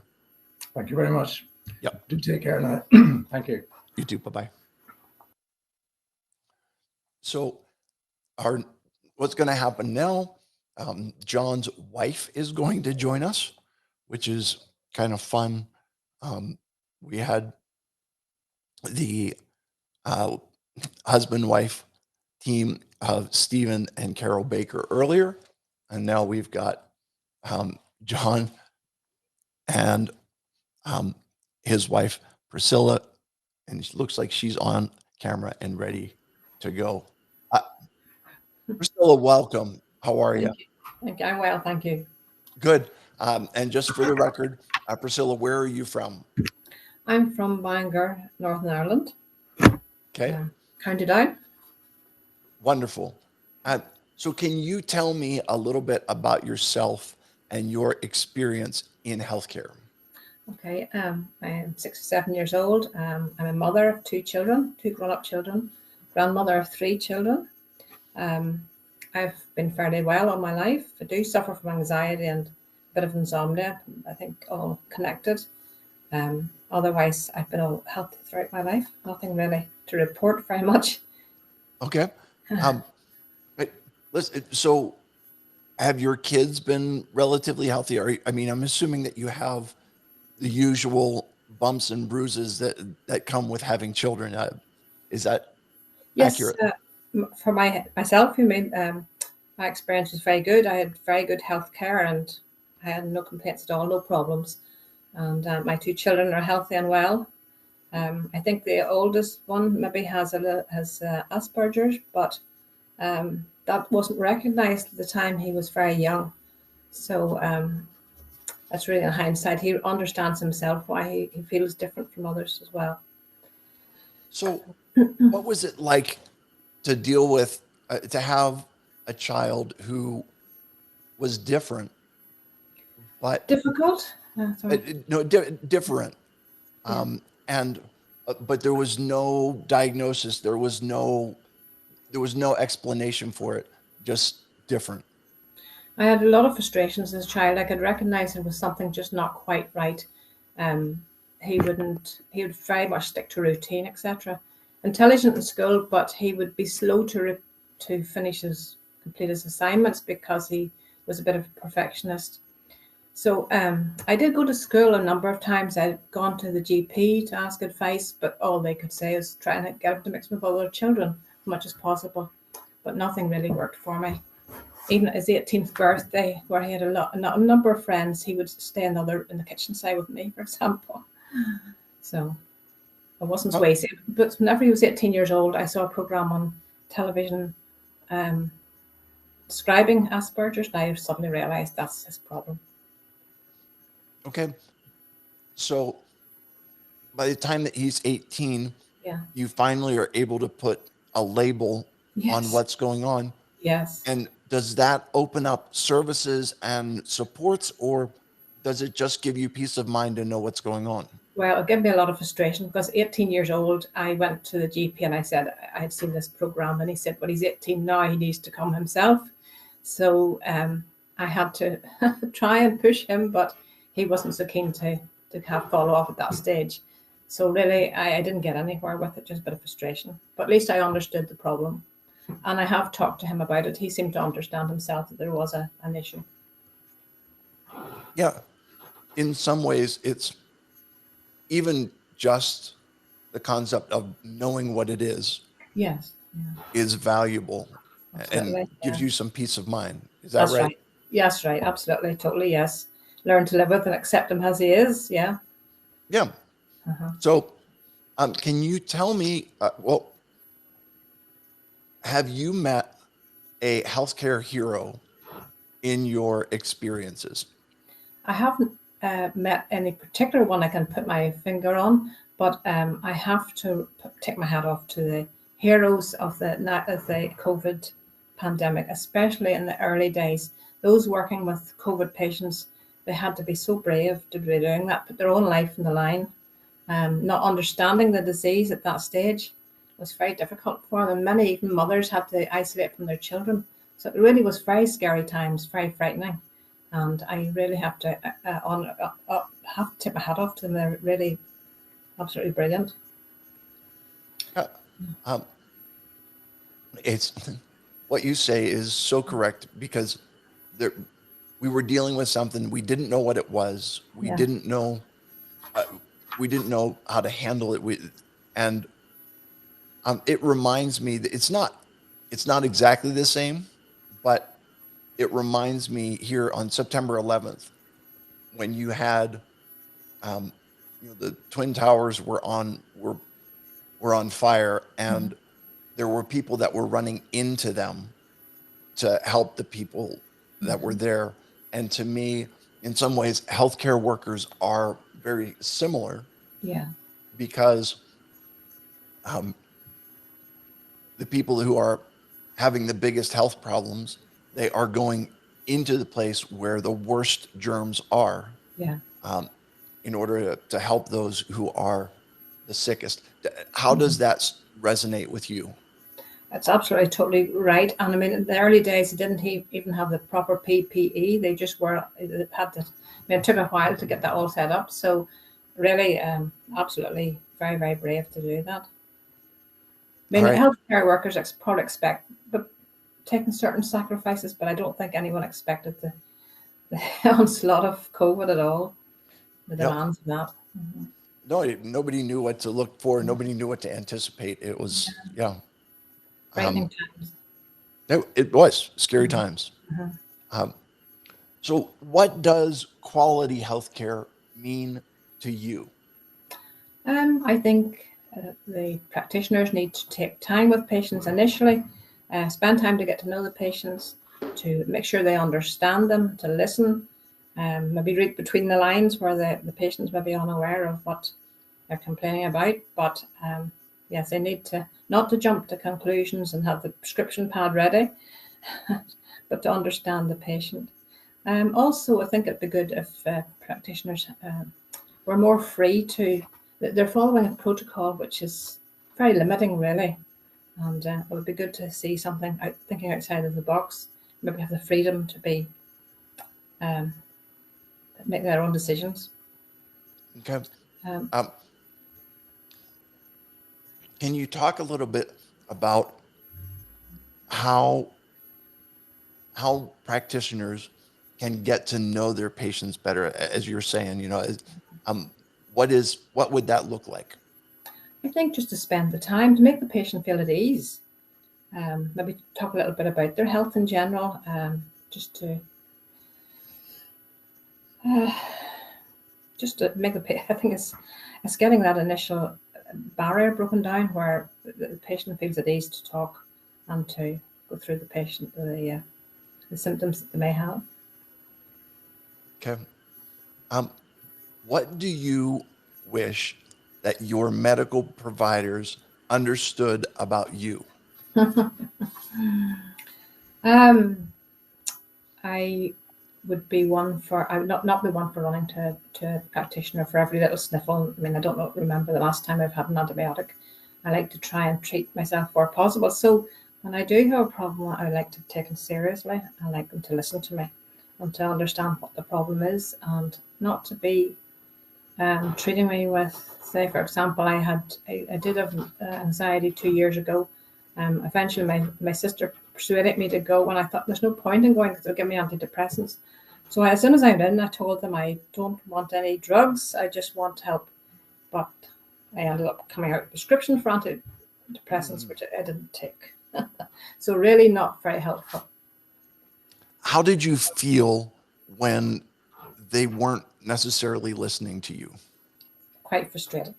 In this country, we can't buy Melatonin. I wasn't sleeping at night. My mum was very ill at the time, and I really was dying, and I just needed a bit of assistance. And maybe though, maybe something like the odd diazepam that would help me relax at night. I wasn't sleeping, so I was just getting so tired. But melatonin in this country is not available over the counter, unfortunately, which I felt maybe would have helped me. But I did suggest it to the GP, and she said, "Oh no, we just keep those for the very elderly. We won't give them out." So when there were something simple and more natural way of treating my symptoms were overlooked, and I'm not sure whether the doctor just felt that she was going to have the decision and I wasn't going to make any suggestions. I'm not sure, but it certainly wasn't very satisfactory, and I wasted my time and her time as well, to be honest. Yeah. And it's interesting to hear you say that, because it sounds like they're not considering all of the options. Yeah. Instead, they kind of have a list of options. These are the standard options, and Yes. they don't kind of deviate from that. That's right. Uh-huh. I Okay. mean, who needs something like antidepressants when you're not depressed? It's just absolutely ridiculous. I mean, make the symptoms worse. There's no point in it. Yeah, and especially when you're looking at something like melatonin, which is Yes. relatively inexpensive That's compared right. to most of the other sleeping medications. Yes. So were you able to get the melatonin? No, wouldn't give it to me. Wouldn't prescribe it. I couldn't get it. It has not available here, so unfortunately I wasn't able to get that. But I mean, I've tried every other natural remedy there would be about, but unfortunately nothing was working at the time. I was just absolutely exhausted, to be honest. Probably Yeah. needed a listening ear and probably needed just someone to talk to. Okay. So what did you eventually do to help out with that? I don't think I had any treatment at all, to be honest. Just my own. I struggled through. My mum died the following month, and it took its toll. Yeah, but Sure. I just gradually getting time to relax and getting time to exercise is something I did find of benefit. I tried to get a good walk every day. I think that helped the adrenaline build up. Yeah. Okay. So let me say this, and that is, I'm very sorry for your loss with your mom. But my last question for you is, what is one thing medical professionals can start doing today to improve the quality of healthcare? Well, I think a lot more needs to be time taken for preventative medicine. I think so much in lifestyle can help and prevent disease, and that's really saving a lot of financial burden on the health service. I think programs for educating people on health, on diet.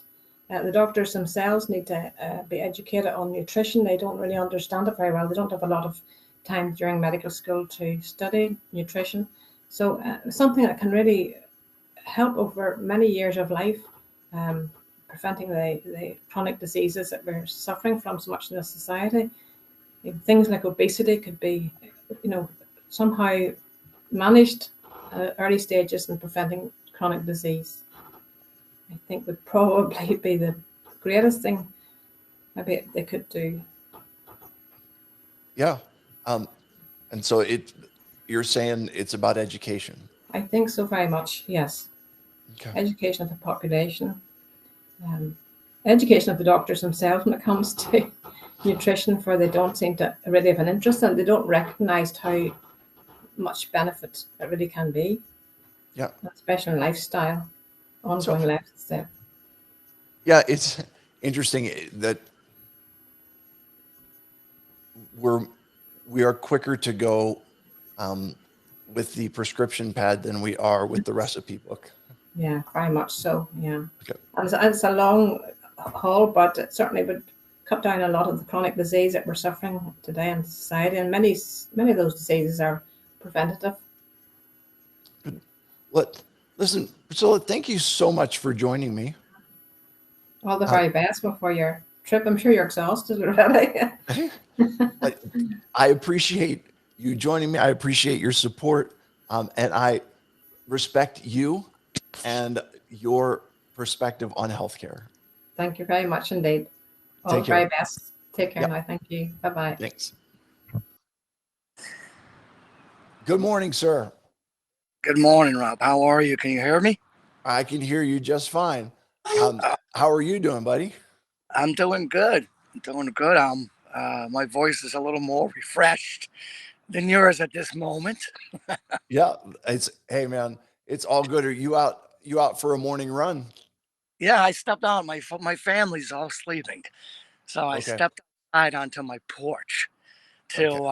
do this. I wouldn't wake up my family, and realized that my porch is all wet, and it's a little bit cold out here. Yeah. Good. So And let's I'm start with a this. little bit. Yeah. What is your name I'm Dan Blanchard. and where are you from, Dan? I'm from Connecticut. All right. And can you tell me a little bit about yourself and your role in healthcare or your experience in healthcare? All right, great. Yes. So I'm Dan Blanchard. I live in Connecticut. I'm an educator. I work in the inner city as a special education teacher and a history teacher, as well as a coach. I've coached multiple sports, mostly like wrestling and football, that sort of stuff, but I've coached all sorts of sports. And I'm very lucky, Rob, to kind of be like on round two, where I'm actually at a point now where I'm coaching my own children, which Mm. are really cool. After spending, gosh, 15 years or so coaching other people's kids. I'm now, I'm coaching my own kids, which is fabulous. I'm loving it. So my story is going to evolve around my role as my son's high school wrestling coach, Okay. which is really cool to be. Not many fathers get that opportunity to be their children's high school coach. I mean, some get the chance to be youth coaches and all that, but to be a high school coach, I feel is like a special, a rare treat. So I'm happy about that. So now my son, when he was wrestling his freshman year, he hurt his knee. He injured his knee, and he was kind of going back and forth. Taking a couple of days off, and then getting back in there and wrestling. It got to the point sometimes where he'd have to take multiple days off, going closer toward a week. And we were like, man, something's wrong here, right? Something's going on with his knee. His knee was blowing up to be like the size of a softball. So we're like, and as a wrestling coach, I've been through as a former athlete and a coach, I've been through a lot of injuries. You kind of work through a lot of them. You tape it up and get back out there on the mat. So Yeah. we were doing that a lot. Icing it and taping it up and getting back out there on the mat and stretching it and all that sort of stuff. But at some point we were like, all right, enough is enough. The trainer was looking at it on a daily basis, which is great because when I wrestled, we didn't have those trainers around. But now, when I first started coaching, we didn't have those trainers around. But now we do. So the trainer was looking at it, and we all agreed he better go see the doctor about his knee. So we went and saw the doctor about his knee, and doctor didn't really have a whole lot to say. Just take some time off, this and that. So we we ended up taking about a month off, which was terrible. And then he came right back for the States. He was only back like a week, and he wrestled in the States. And his knee, the swelling was down, whatnot, but he was still a little bit sore and out of practice, out of timing, and all that stuff. So he had a little time off, and we started the postseason, off-season wrestling in the spring. His knee seemed to be pretty good. You know what I'm saying? So we were going back and forth with that, and I'm like, good, his knee's good. He seems to be good. And then after about a month, his knee started swelling up again, and he started having a lot of pain, this, that, and we were like, oh, this is crazy. What's going on? So it's the same sort of thing started. You have a day off here, a day off there, and then it went to a couple days off. Then he'd be back, and I guess he has a pretty good tolerance for pain. To make a long story short, what's going on here is he gets through the spring season, gets through the summer season, right? And we've taken him to the doctors a few more times. Same sort of thing. Stretch it. Here's some exercises. Ice it. Take Advil. Elevate it. You got all the standard advice of what to do about his knee. And we make it through the springs wrestling and the summer wrestling, where he does pretty well. But there's just a lot of like on and offs, on and offs. So we bring him to the fall now, the fall season. And I got him in with like one of the best coaches in Connecticut, who has now actually been recruited out in Poway to be the head coach of the regional Olympic training center out there. But I get him in there, and he only lasts one practice, and his knee is just a mess. Now he can't like do anything, so I bring him back to the doctors again, And now listen, we've been, there's been X-rays taken, all sorts of stuff. So he's asked for MRIs along the way, and the insurance company denied. They turned down the MRIs, saying it wasn't necessary. So I'm talking to this doctor. We're at the walk-in center over at the University of Connecticut. This one right there, across the street from their campus. So I'm talking to him. I'm like, listen, can you fight for an MRI? I'm like, this is not like a new injury. This is like the injury that's been going on for like 8 months. And I think every doctor that's looking at this is looking at it as like a new injury because, we're maybe going in like, every few months, every 2 or 3 months, we're going in and talking to a doctor. And I think each doctor has kind of treating it like a new injury, but it's not a new injury. I'm like, this is an ongoing injury for like 18 months or whatever it's been. It's been a long time, whatever it's been. Sure. That doctor's going, well, the insurance company's gonna deny the MRI. And, he's got like another set of X-rays he's looking at, and we're going back and forth. And I'm like, listen, just please fight for the MRI. Get the insurance companies to understand that this is the same injury that's been going on for like ever. You know what I'm saying? And the next day I'm at work, Rob, and I get a phone call from my wife saying that he's been scheduled for an MRI today. Mm. So, and I was like, awesome. I mean, that doctor got something done that the other doctors couldn't get done with the insurance company of getting the MRI. So he goes and gets the MRI that day, right? And I'm working. So several hours later, I get a phone call from my wife saying that, the MRIs came back. I don't know if this was later that day or the very next day, whatever it was, but the results come back from the MRI, and his meniscus is torn in 3 spots. Mm. Yeah, and she's like, the doctor is rushing him into surgery like tomorrow. You know what I'm saying? He's going to knee surgery immediately. Right. And I was like, oh my goodness, this is crazy.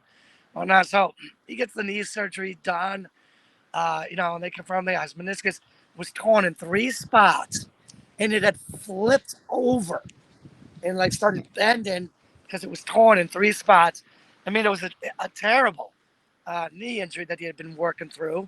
So Right. no wonder why he was in pain all the time, and his knee kept swelling up, the size of a softball. And Sure. like one doctor, I don't know what he did, how he got, what fighting words he used, but he did something the other doctors were unable to do, and he got my boy into the MRI, which then led to the surgery, which then led to him to be able to correct the problem and someday get back onto the mat to wrestle.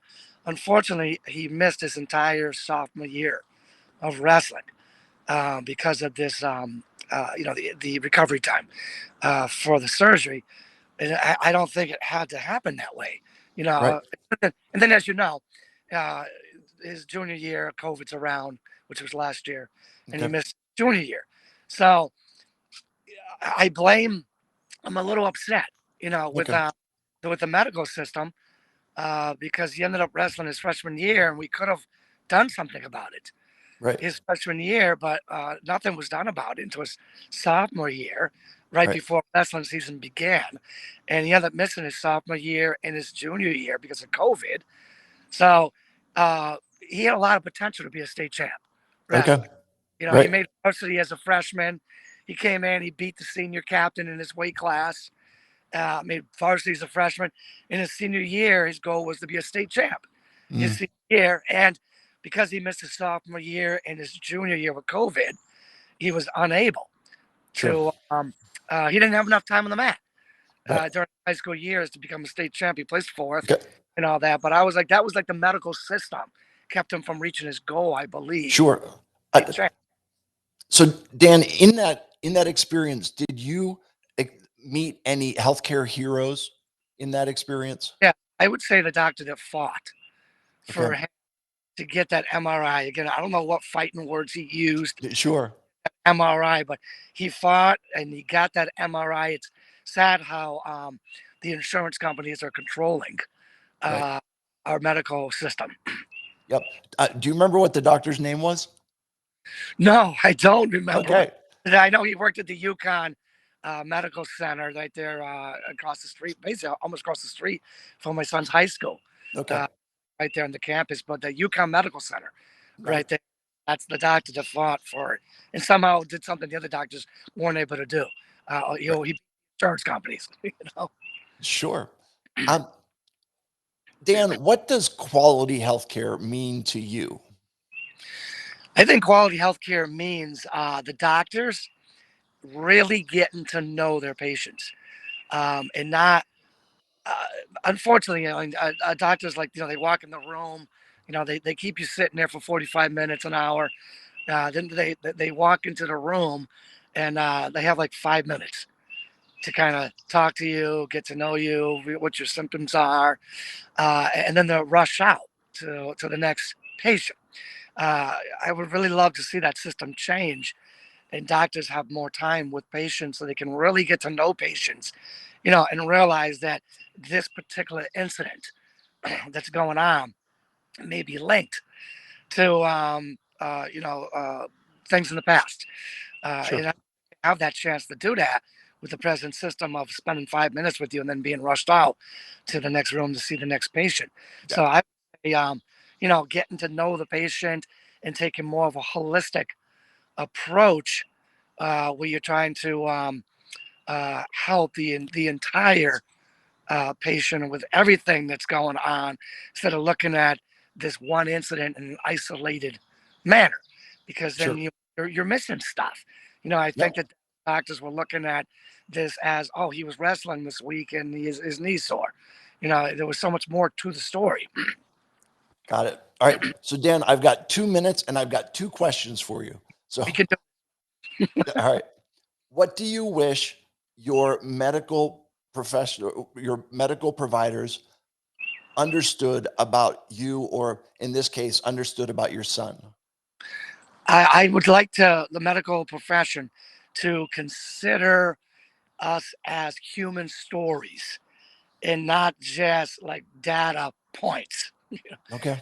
And I really want them to get to know us, as I just mentioned in the previous question, to get to know us, to get to know our story, and stop looking at us as just like data points or scientific stuff, scientific research or data points. Right. So last question for you, Dan. What is one thing medical professionals can start doing today to improve the quality of healthcare? I think that the medical profession, they have to collectively work together on this. And I know that they have their own associations, and groups, but they have to collectively work together to stop letting the insurance industry have so much influence in their profession. The doctor is the trained medical professional on site that's looking at the patients, but yet the insurance companies are influencing the decisions that these doctors can make with their patients. So I'm not saying that there isn't a role for medical professionals and insurance professionals in what they do. There definitely is a role for what they do, but they shouldn't be totally controlling the doctors. The doctors to collectively get together and push back against the insurance profession and say, hey, we're the experts on the ground here. We're the ones that are in the trenches, and we know better what the patients need, and we should have more of a say in guiding the patients to solutions. Okay. I think it's a great way for us to wrap up our time together. And Dan, I hope you haven't froze to death, and I hope that your feet haven't gotten all wet from being out on the porch. It's definitely a little cold out here. It was colder than I expected. Right. But I think we had a lively conversation that kind of kept the blood flowing for me. I Good think stuff. okay. All right, Dan, thank you for joining me. Thank you for supporting what I'm doing here. And I'll just tell you, I respect you and I respect your perspective on healthcare. All right, great. Good luck with the other shows, Rob. All right, appreciate it. Talk to you later, Dan. Yeah.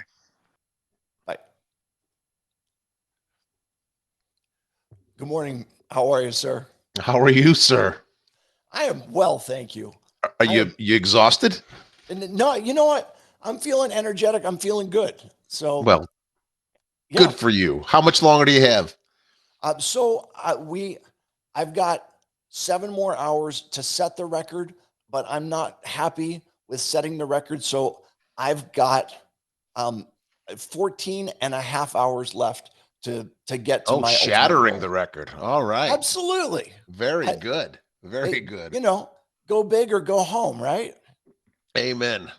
Amen. It's So been a long time since we've talked or seen each other, man.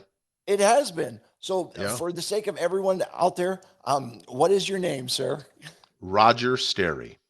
And Roger, where are you from? I'm in Ohio, but I'm a Connecticut transplant. Okay. So you got to follow up on Dan being your representing Connecticut as Yes, well. So indeed. Yes, indeed. yeah. So you know what? 2 finer specimens cannot be had. Truer words never spoken. Especially not at this time of the morning. Indeed, truer words never spoken. Yeah. Yeah. So perfect. Can you tell me a little bit about yourself and your experiences in healthcare? And that can be for yourself or your family, or however you want to take that. Yeah, relatively, and thank the good Lord, we have been a healthy family, with the exception of sports injuries. Okay. No great, nothing of great concern. My sister is a cancer survivor, but as far as Kim and I and the kids, really we've had a good go of it. So my 2 middle kids were athletes. One, Olivia, was a tremendous athlete and played every sport imaginable in school, but her body never agreed with her. So we were forever having ACLs repaired and meniscus and backs and this and that. So as far as really taxing the healthcare system, we have been very fortunate about it. I had a business for 20 years. I'm still working for the company that I sold to, but I was a lot on the back end going through providing healthcare for employees and going through all that. And then, when Obamacare came, we were told, we were going to lose our coverage and we had to sign with a new carrier, which was actually the same carrier we had, just different coverages. So, going through things like that.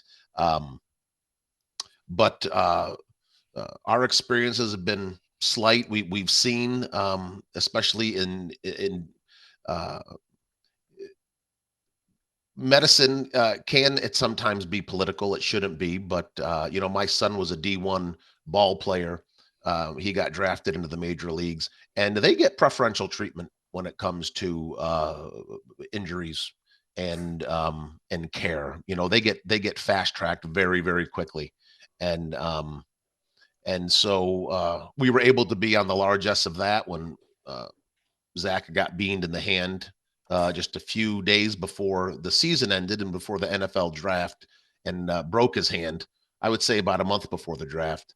And of course, he was in, where you and I would wait for whatever, he was in very quickly, and they got him, taken care of. So it's been a relatively good go for us on the healthcare, other than, having to pay for it. So.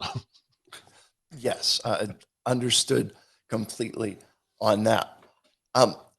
Throughout, I know that you haven't had a ton of experience, but throughout that, have you met anyone that you would classify as a healthcare hero? Yeah, absolutely. I have a lot of friends that are in the profession. Actually, one is a dear friend to Kim and I. Her name is Pam Common. She's a nurse anesthetist, and she, when we first met, she was just an RN, not just an RN. She was an RN, and then she went back to school to be for anesthesia, and she just really she really owns that profession. She's to tell me stories how she puts people at ease, and how she tries to go in, and because people are anxious, right? I mean, she's the person that you see immediately before you go under for whatever surgery it happens to be, elective or emergency. And so she's always putting them at ease, and having them share anecdotes of their family and happy thoughts and things like that. And so she tries to make it as pleasant an experience as it can be, because we've all had good medical experiences, I'm sure, in our past with providers, but there's really nothing delightful about anything, medical, right? Even if it's a routine physical, it's not something that you're excited about, and you're not a little bit at ill will, or you're not totally at ease, no matter what the circumstances are. So it's good to have people like that. No doubt. Yeah. And it's the personal connection that you get from, somebody who's talking to you, who's sharing with you, who's got that calm voice and is inquiring, and generally wants to know what's going on in your life outside of the immediate procedure that you're facing. Fantastic. That's why Italians wouldn't make good anesthetists, right? We would just say, suck it up. You're going under and be done with it. So right. Well, yeah. Rub some dirt on it. Wouldn't make good surgeons either, because no, there'd be scalpel and flying we'd want all it over done the in place 2 as you're minutes, and talking. we want to get out of there. Yeah. So I hear you. Good. But hey, listen, whatever it is, you make great friends. So I'll take that. There you go. Thank you. Yep. You bet. So what does quality healthcare mean to you? That's a great question. I bet if you had a podcast that was that one question and you had 200 guests, you would probably get at least 170 unique answers, I would think. Unfortunately, monetizing healthcare always comes into the equation on the bigger equations when we talk about, quality healthcare. And really they should be two separate arguments, in my opinion. Quality healthcare is giving is having the resources and the means to be able to meet the need of whatever ails you, whatever the case is, and to have it done expediently, so that you're not lingering in it. And that doesn't mean that the person who is setting your broken leg, or the person who is handling your cancer, is the absolute best in the world. There's probably always some specialist better somewhere around the globe, but it means that it means that it's the efficacy of what they're doing is excellent for you. And that's really what, quality healthcare is. Unfortunately, as I said, monetizing, it always comes into the equation, and people think if it was free and affordable, well, I think we all know free and affordable does not equate quality all the time, right? And so eventually we have to get to the monetized part of it. We have to understand that we do have to pay for it in some form or fashion, but that should never enter into the quality of healthcare that a person receives. So that's what it is to me, having those resources in place to meet that need well, not just as a band-aid, no pun intended, that we're talking about healthcare, but to have it met. Yeah. So you're talking about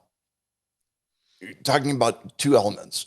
You're talking about meeting the need well, and you're talking about meeting it quickly, Yes, expeditiously. Exactly. Okay. Yeah, absolutely. Good. Tell me, what do you wish that your medical providers understood about you? Well, that I'm very impatient. Like I don't deal well, on the social aspect of sitting and waiting. And that I just want to be dealt straight with. And I do not want to be, pumped a lot of drugs, and I will always resist that, even if it's something bronchial infection or something, which I think we all, seem to get once a year anymore. But that too, that we are, to go with your last guest, that we are people. We don't need to be just a data point. We just don't need to be, and it's tough.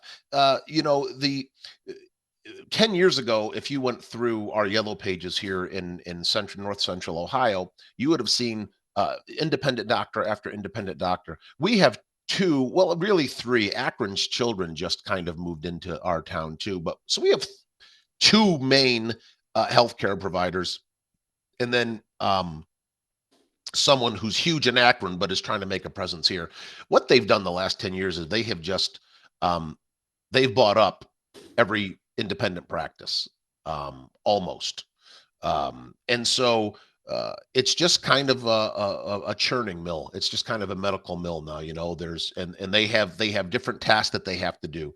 I just think back when we were kids, we would go to the doctors. I don't even know if they had a phlebotomist on staff, but the nurse acted as that, right? And you got your blood drawn, you got your things done. Everything that happened.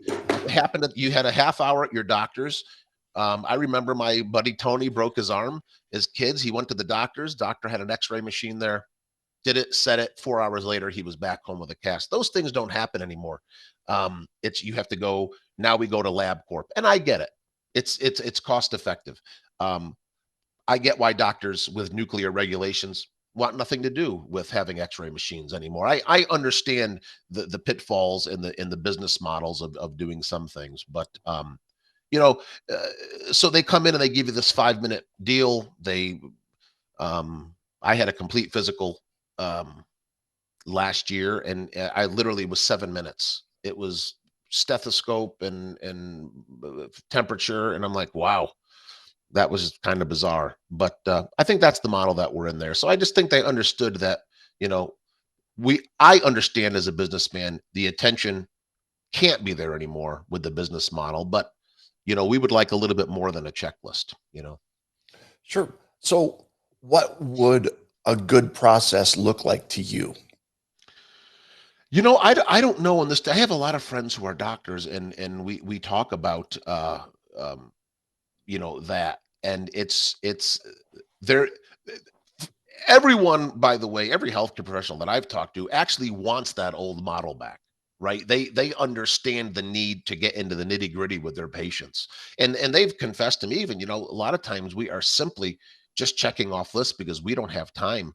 My neighbor across the street is a doctor, and he'll tell me that he literally, if he can spend 10 minutes with a patient, he's a pediatrician. He said, that's a good visit for me. They have me packed solid to the gills all day long. So I think the system really needs to change as far as the medical professionals. I think they really want to, you know, have that intimacy, and they want to have that diligence, and they want to, you know, have that tenacity to go in deeper and deeper.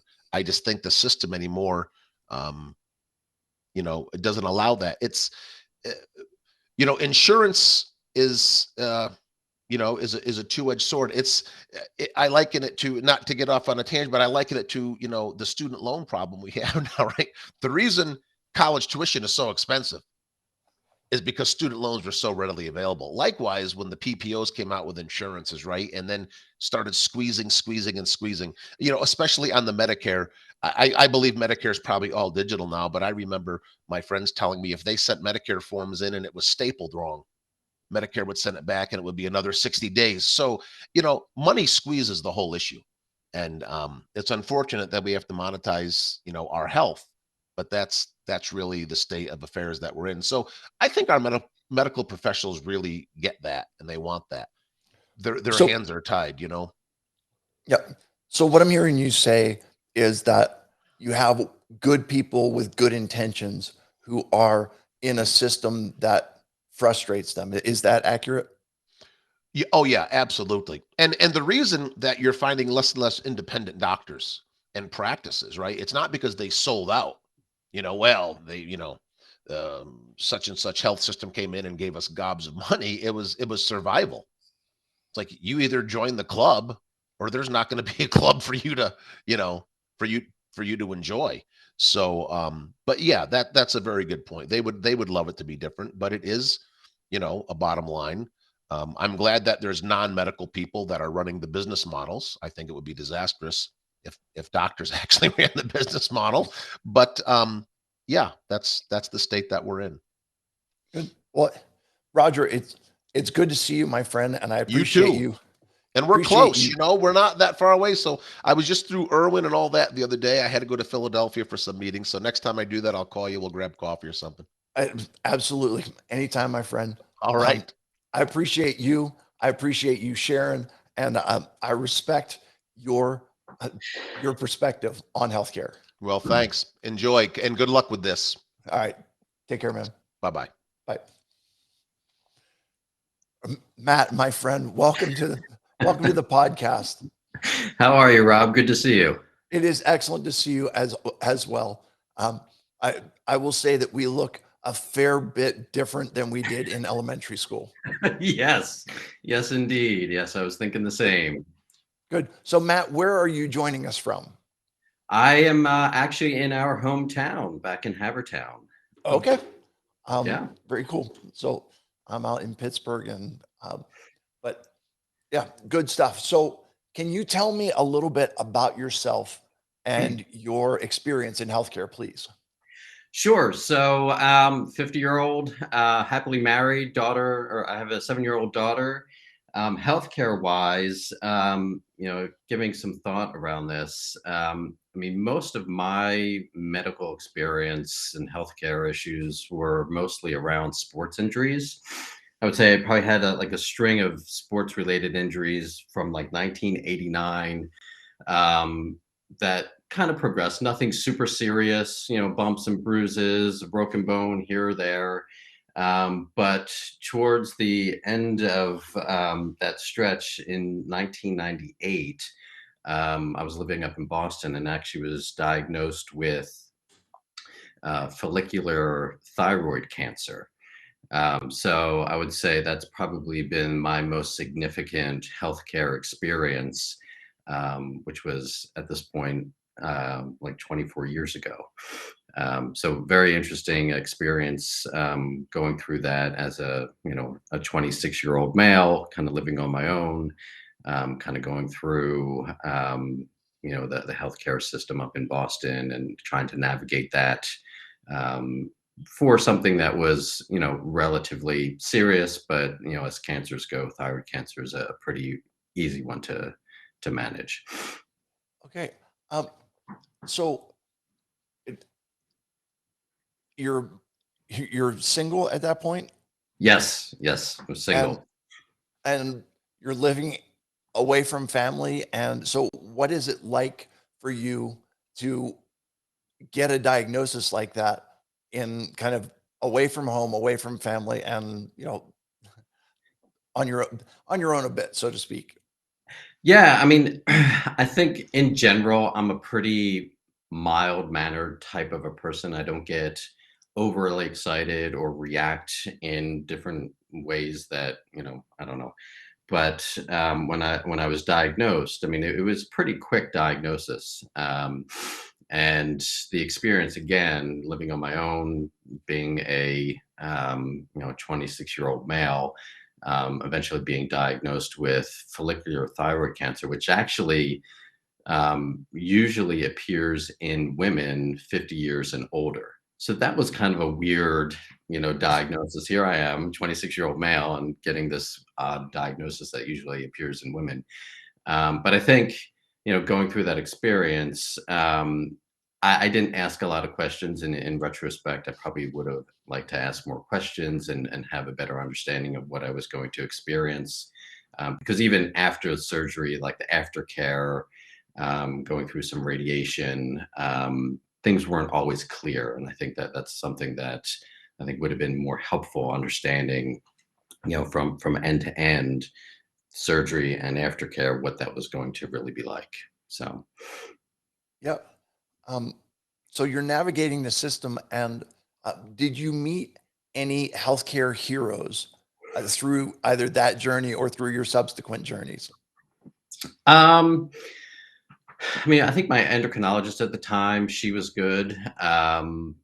I would say the surgeon was not very good, not very good from like a bedside manner or perspective or anything. He was just like it was almost very like factory oriented, like you're just another patient whose neck I'm going to cut open and off to the next one, right? Yeah, I mean, I think in other scenarios, other doctors that I've met, you know, the endocrinologists have probably been my biggest hero, just trying to help me, navigate, again, part of the aftercare and, routine checkups and things like that. Yeah. Good.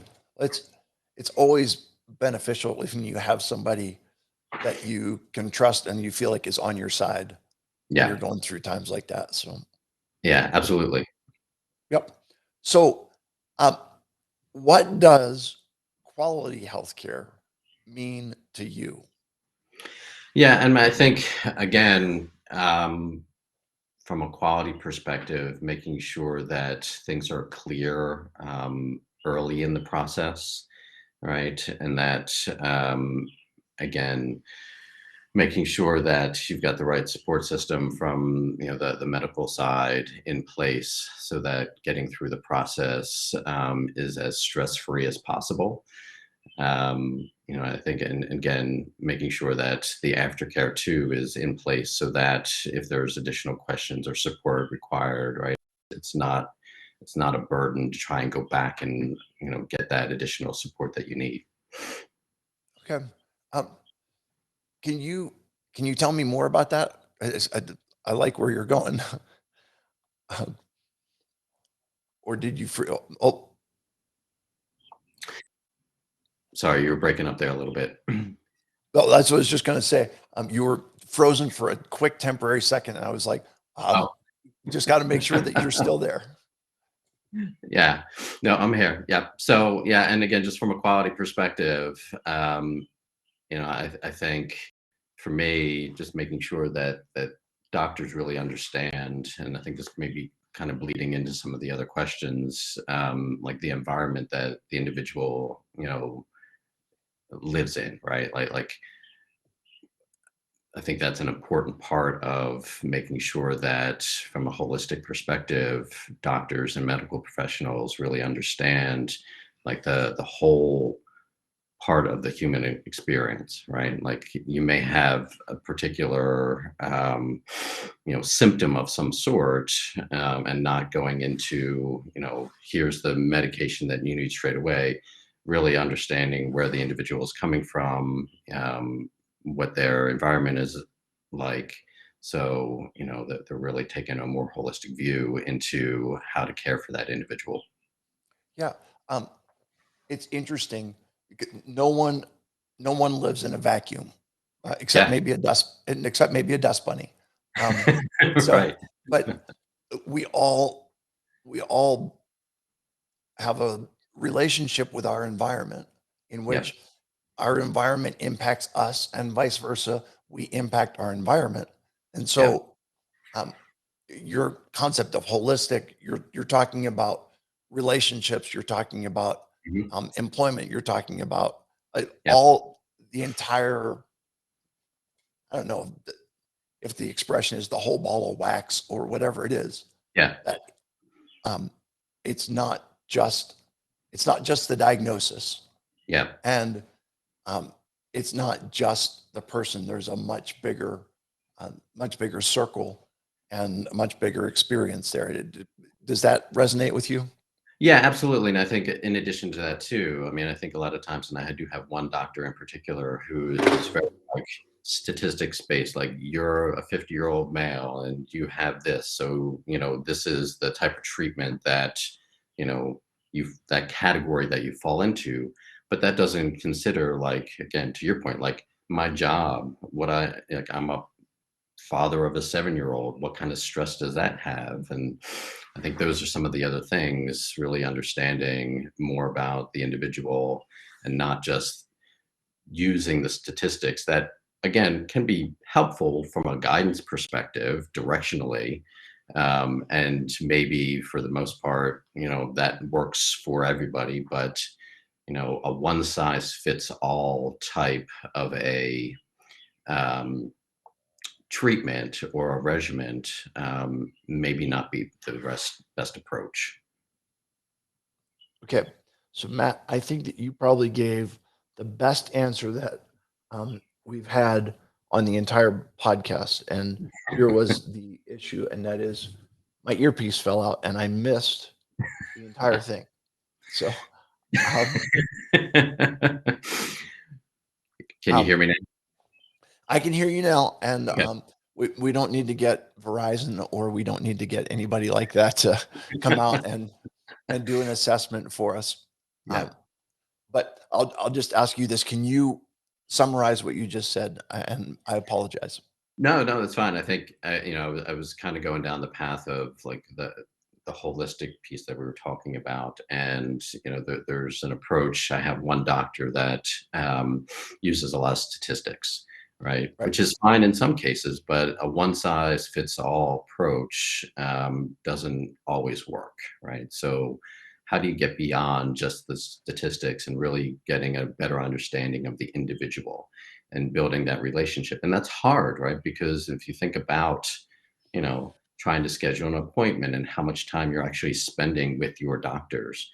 And again, it depends on the nature of why you're visiting a particular doctor, right? If you have a much more serious medical condition, hopefully you're spending more time with that doctor, and that doctor is getting to understand you and learn about you and build a relationship. But for like primary care or quick checkup or whatever, I mean, sometimes I spend less than 5 minutes with the doctor because they're back to back to back to back to back with other patients. Right. And I think that's one of the things just from like the healthcare system that could be an improvement, right? Just like how do like doctors don't become doctors because they just want to work in some sort of like scheduling factory, right? And have to succumb to insurance companies or pharma companies and just try and meet quotas and things like that. And that's what it feels like sometimes with certain doctors. So how do we get away from that and really start being able to build relationships and spend more time with doctors so they get to know you and maybe learn about different ways to treat that particular individual? Yep. I completely concur on that, and yeah, well said. So, and it does need to be framed to the individual, because depending on who you're dealing with, there are some people who I had, someone a little bit earlier saying like details. I want details. I want to know all the numbers. I want to know all of the minutia of what's going on. And Yeah. somebody else is saying like, stop telling me numbers. Am I going to get better or am I not going to get better? Like, I don't Right. care about the numbers. You need Yeah. to, each of those patients represents their own, um, you know, their own experience, and you've got to understand it, and you've got to meet them where they are so that, Absolutely. Yep. yep. Yeah. So, And that's where like, doctors don't necessarily have the time to do that if they're scheduled back to back to back to back, trying to get through the day. And, it's really difficult. And I don't know what the right answer is, how to fix that, because there's so many other factors, but it's certainly something that would be great to try and figure out. absolutely. So, all right. Last question for you, Matt. Yeah. What is one thing medical professionals can start doing today to improve the quality of healthcare? Yeah, I mean, I think again, trying to foster relationships with their patients and not necessarily go straight to the medication as the fix. Try to understand other ways, taking a look at diet or other practices, like maybe introducing stress reducers like yoga or meditation as the first approach rather than going straight to the prescription, because again there's challenges there too, right? Like, I mean, that they're trying to satisfy the pharma companies, and there's probably some pressures there, but again that's a broken model. And if there's a way to introduce other approaches to remedies, not with medication first, I think that would be one thing that I would look for. Yeah. It is, you're so right in the fact that there are a variety of options out there Yeah. that don't all require medication, and yet the yoga salesman doesn't show up with free lunch ever. Right. Exactly. Read into that what you will. Okay. Yeah. Nope. So, No, I get it. Yeah, I get it. all right, And in the Matt. Well, meeting, hey, yeah. I appreciate you being here. I Yeah. appreciate you sharing and your support in all of this stuff. It is great to see you. And I hope that it's not going to be like another 30 years before I see you again. And in the meantime, I respect your perspective on healthcare. Rob, great to see you. Good luck with everything. Take care. Appreciate it, man. Talk to you Yep. later. Bye. Good morning, Josie. How are you? Good morning, Rob. I'm good. It's been a long time. That it has. So, Josie, where are you joining us from? I am in Woodbridge, Virginia. Wonderful. Thank you. It has been a while, but it's good to see you anyway. Yes, very good. We'll jump right in with the questions. And it is, can you tell me a little bit about yourself and your experiences in healthcare? Okay. My name is Josie Walton Rainey, and I'm just 1 month away from my 57th birthday. And borrowing the words from one of my songs that I love is, I am greatly blessed, highly favored, imperfect but forgiven child of God. I'm a wife. I'm a mother of 2 grown sons. I'm a proud grandma of 2 great children. Grandchildren, boy is 6 and girl is 9. I call them grands for short. I work full-time for Fairfax County government in emergency response of wastewater emergencies. And so I'm on call basically 24 hours, 7 days a week, because I run their call center, which is open that long. And I take care of my 80-year-old aunt in my home who has dementia. So I'm really, really busy, but Sure. my experiences are varied with healthcare, but my own personal healthcare I've received through Kaiser Permanente for more than 30 years. And so, of course, my family also. And so with the children growing up, and there was only one time that we weren't part of Kaiser. It was a very short, brief, less than 2 years. And it was when my oldest son was first born, and their grandparents, his grandparents, thought that it would be better if we went outside of Kaiser and went to their doctors for the baby. So at their urging, we left Kaiser for less than 2 years, but found that it was very difficult to find the doctors that we needed and wanted, and in an inconvenient way. So Kaiser is an HMO where all the healthcare, I'm sure you're aware, Rob, where all the healthcare is like within one facility or within the one plan. And so when we returned to Kaiser, we chose our own doctors based on their bios and their specialties. So the children had their own pediatrician for all those years, and they are some of the finest doctors. The pediatricians especially care so much about the children, and they receive their regular childhood illness care like flus, colds, chickenpox, but they also had asthma, ear infections, broken bones, and dog bites. So all of these were treated through Kaiser. And then for me, I had a primary care physician and an OBGYN. And I received referrals to surgeons for carpal tunnel. I've had lumpectomy, hypothyroidism. I now have fibromyalgia. And then I've had various other illnesses along the way. My husband was in a motorcycle wreck 10 years ago, and Kaiser doctors have treated him then and continue to treat him for the remaining residual illness difficulties he has with that.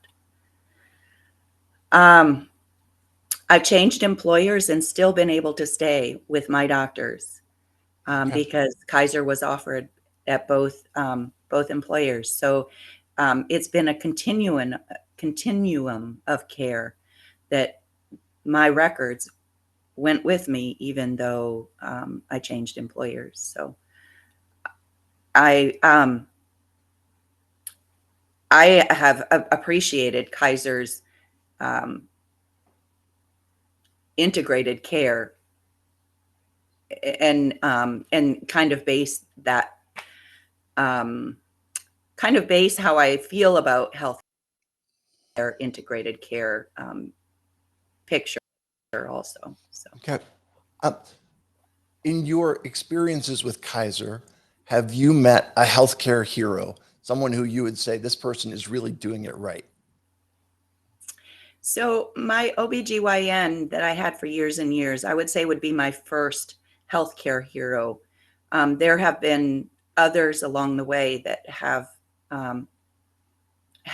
followed a lot of what I saw in him first. And he, I would say that he was the first doctor that listened to me, knew me, and knew my beliefs in how I reflected on my health and my health care. He would give all the options that I had and then base his recommended treatment on what he heard me say or on how I expressed how I felt.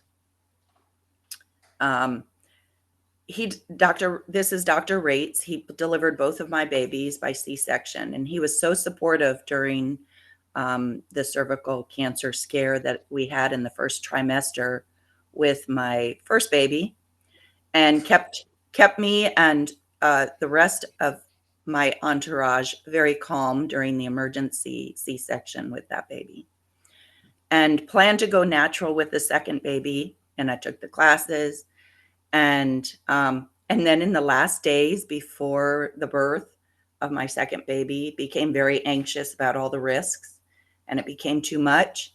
And he listened to me again and immediately became very supportive of the decision and scheduled a C-section. And then years later, I became a frequent visitor of him due to, hormonal issues that caused anemia on a month to month basis. And he offered many options. But I remember he explained one option, I think it was called ablation. But I asked about what happened after that procedure was done.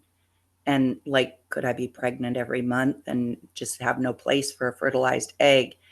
And he immediately, when I asked that question, he immediately remembered my beliefs and eliminated that option, knowing how much I was against taking the life of a baby. Even the egg to me was a baby. So he immediately suggested a different procedure, and that was done before the final option of a hysterectomy. So to me, he really embodied what a doctor should be doing, is getting to know their patient, knowing them, and then offering the options, treatment options that are available to them. And I measure all my health care professionals against that standard. Yeah. And I mean, you're getting to know your patients and you're offering them the best possible, plans of treatment that are within their goal. They're in their goals and guidelines. Is that what I'm hearing you say? Yes, they're listening. Yeah. Good. Okay. Yeah. So what does quality healthcare mean to you? I think I've kind of alluded to it, that the integrated healthcare to me is quality, where doctors are communicating with one another. Because as I get older, I have more doctors. I don't have less doctors, and that they're communicating with one another. Each of them knows what each has diagnosed and how the treatment is going. And for an example, the fibromyalgia that I have is I'm treated through my rheumatologist. But when I go to my primary care physician, she needs to know what treatment is going on and is this related to that? And often if the doctors are, not communicating with one another or integrated like that. They do not, they're relying on me to remember everything that I'm being treated for, you know? And also integrated care to me also is not just treating the physical body with, you know, treatments, medical treatments, but also considering the mental and spiritual health of the patient. So that's quality to me. No, it's, you kind of make it holistic, in which you include, as you said, the mental and spiritual and physical health all together as part of one package. And then how do they all communicate amongst themselves to make sure that your information is being shared amongst them so that they're giving you the right treatment in that? How do they share that information? Well, they have a fabulous technology system where they know what appointments I have with who. They can read all the previous doctor's notes. And actually, 10 years ago, there was with my husband, they actually all met in one room. And or maybe by conference call or something. I just know that they were all on a call with me as we were discussing his care. And so their system, I think, has been advanced over the years, and it's not just a paper file that follows me around. It's actually my day-to-day care, or my up to the minute care is right there when they pull up my name on the screen. So All right. So we have 2 questions left, and we've got like 2 minutes left. So I'll be quick. All right. What do you wish your medical providers understood about you?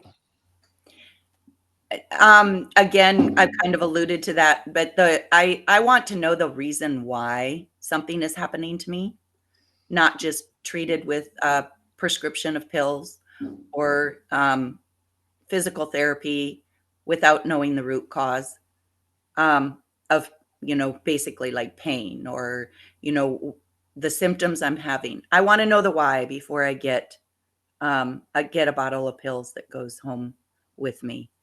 And so that's what I want my doctors to know, is how I think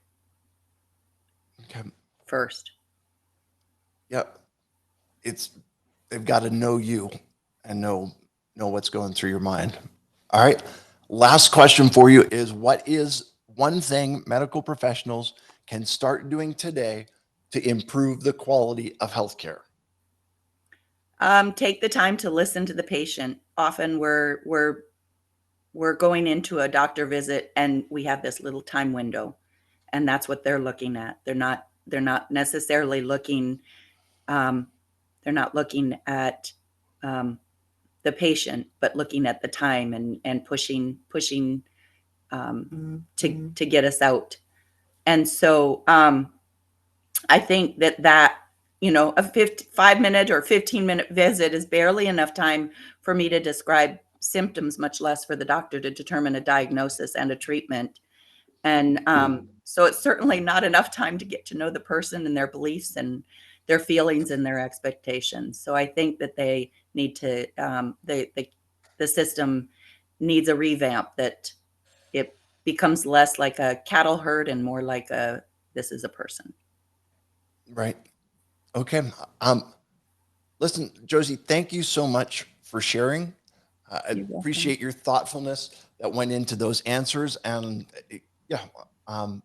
just fantastic. So I appreciate you, and I appreciate your perspective on healthcare. Thank you so much for letting me participate, Rob. Yep. It's been Thank you. A great experience. Talk to you later. Yep. Bye. Karen, welcome to the podcast. Hi, Rob. You look tired. I'm working on it. I'll get there soon. Listen, I mean, we are 50 seconds away from being a full 24 hours that we're going here. So making progress, and we're going to get there. Yeah. So Karen, where are you joining us from? I'm in Northwest New Jersey. Okay. And can you tell me a little bit about yourself and your experiences in healthcare, please? Sure. Well, about 25 years ago, I was diagnosed with chronic fatigue syndrome. Let me back up. I have a son who's 31, and before he was born, I had had several miscarriages, and I also the pregnancy that I had with him was threatened. So that was a major adventure in healthcare. And then when he was about 6, I developed chronic fatigue syndrome. But meanwhile, he had severe allergies and severe asthma and almost died twice, which is not me, but it's my part of my life. Sure. And it was a very, very difficult period. And I became an overprotective mother. And then developed chronic fatigue syndrome. So I couldn't do things for him that I wanted to do. I had to limit what I could do, what I would do, because I just didn't have the energy. And then I've been gradually recovering from that. But chronic fatigue syndrome is this weird, mysterious ailment that nobody knows anything about. And although, people are now learning about long COVID and how similar that might be to chronic fatigue syndrome. But that's another part of my story. And then in the last 3 years, I developed a set of mysterious symptoms, very, very weird, where I would have pain in a joint or an area of my body for a few days, like 2 or 3 days, and then it would go away, and then I'd get pain in another part of my body. And it ended up being rheumatoid arthritis, which is very weird.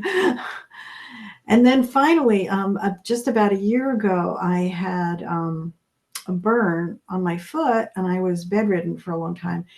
And I had real problems sleeping because I was bedridden, not exposed to the sunlight. And I started using a sun lamp, and I developed vertigo, really bad vertigo. I had 3 episodes that were so bad that it just came on suddenly. And it was just really terrible. I couldn't move. I would be stuck in bed.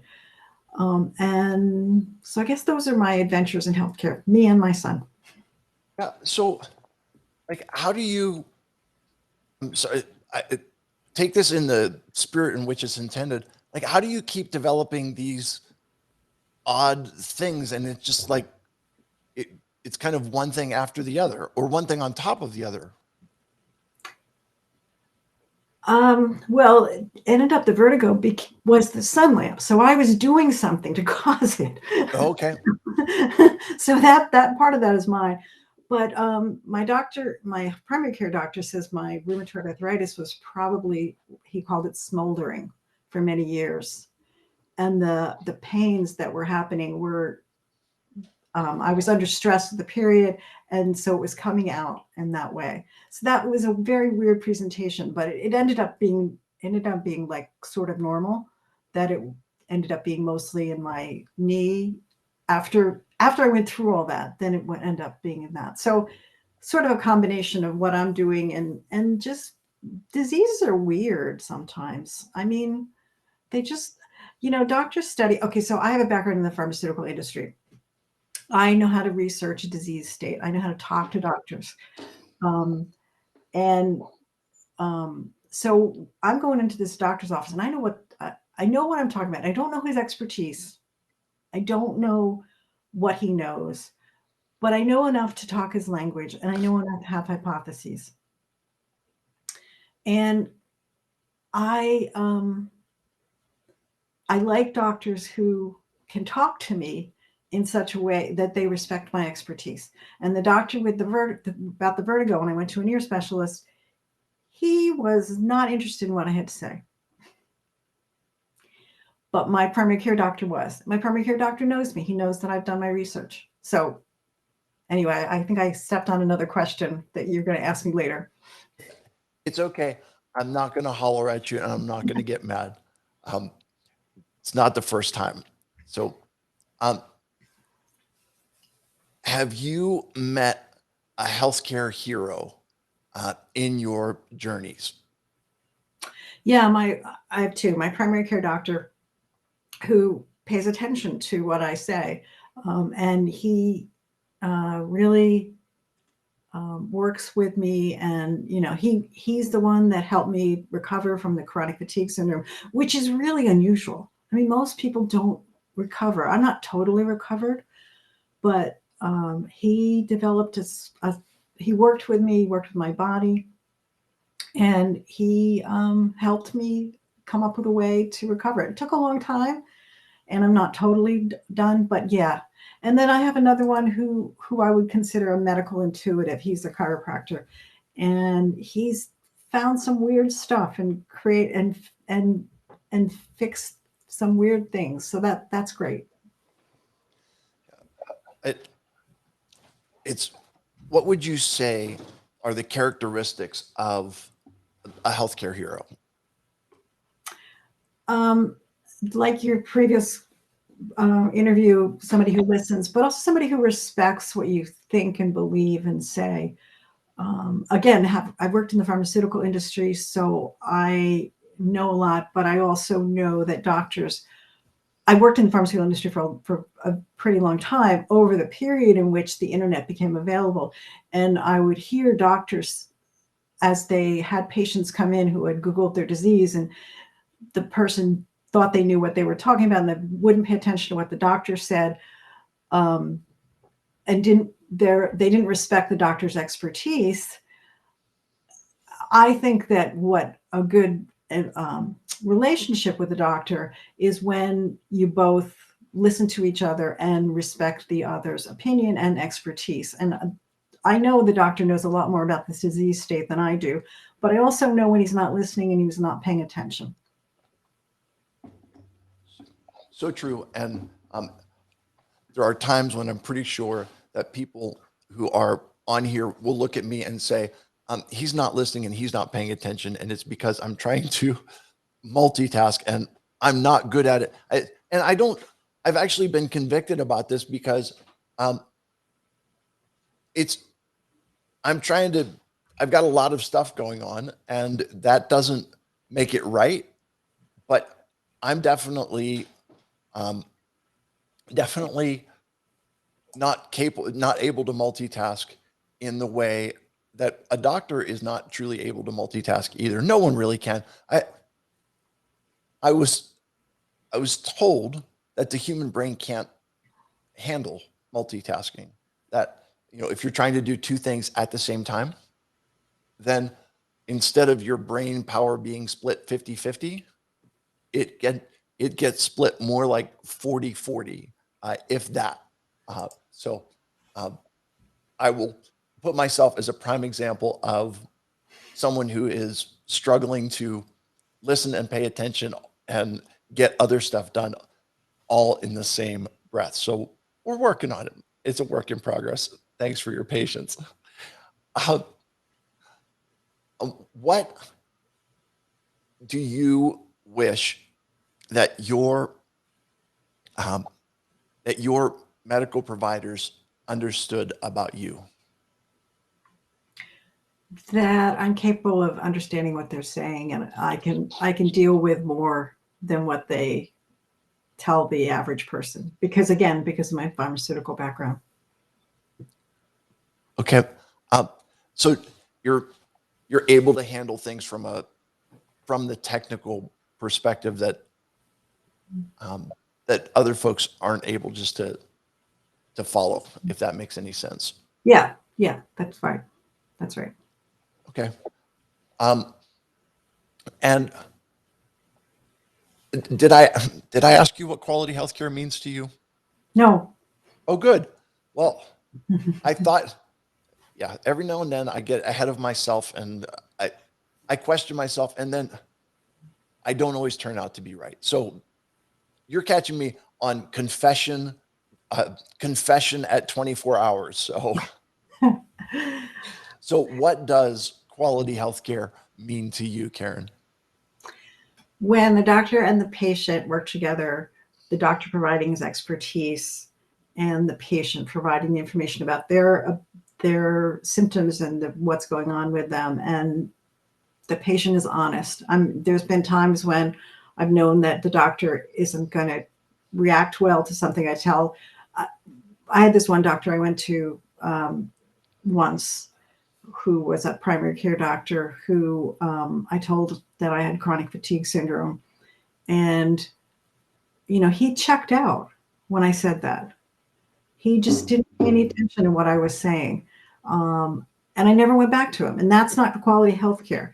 But if I feel like I have to hide that, then that's not going to be quality healthcare either. So the ability to be honest and open about what's going on, and for the doctor to listen and to each provide what they can, in the doctor's case, the expertise, but also the limits of the expertise. That's it.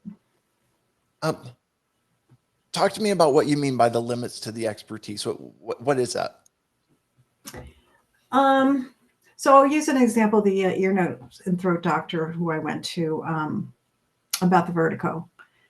And he did a hearing test and came up with a diagnosis of a probable diagnosis of Meniere's disease, which I probably have, but it was mild. It wasn't severe. And I had this severe vertigo, and it didn't match the symptoms.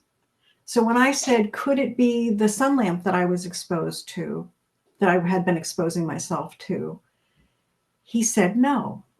Well, in order for him to really answer that question, he would have had to have been a neurologist to know that I have a history of migraines. I had a history of nausea during migraines. And he could have,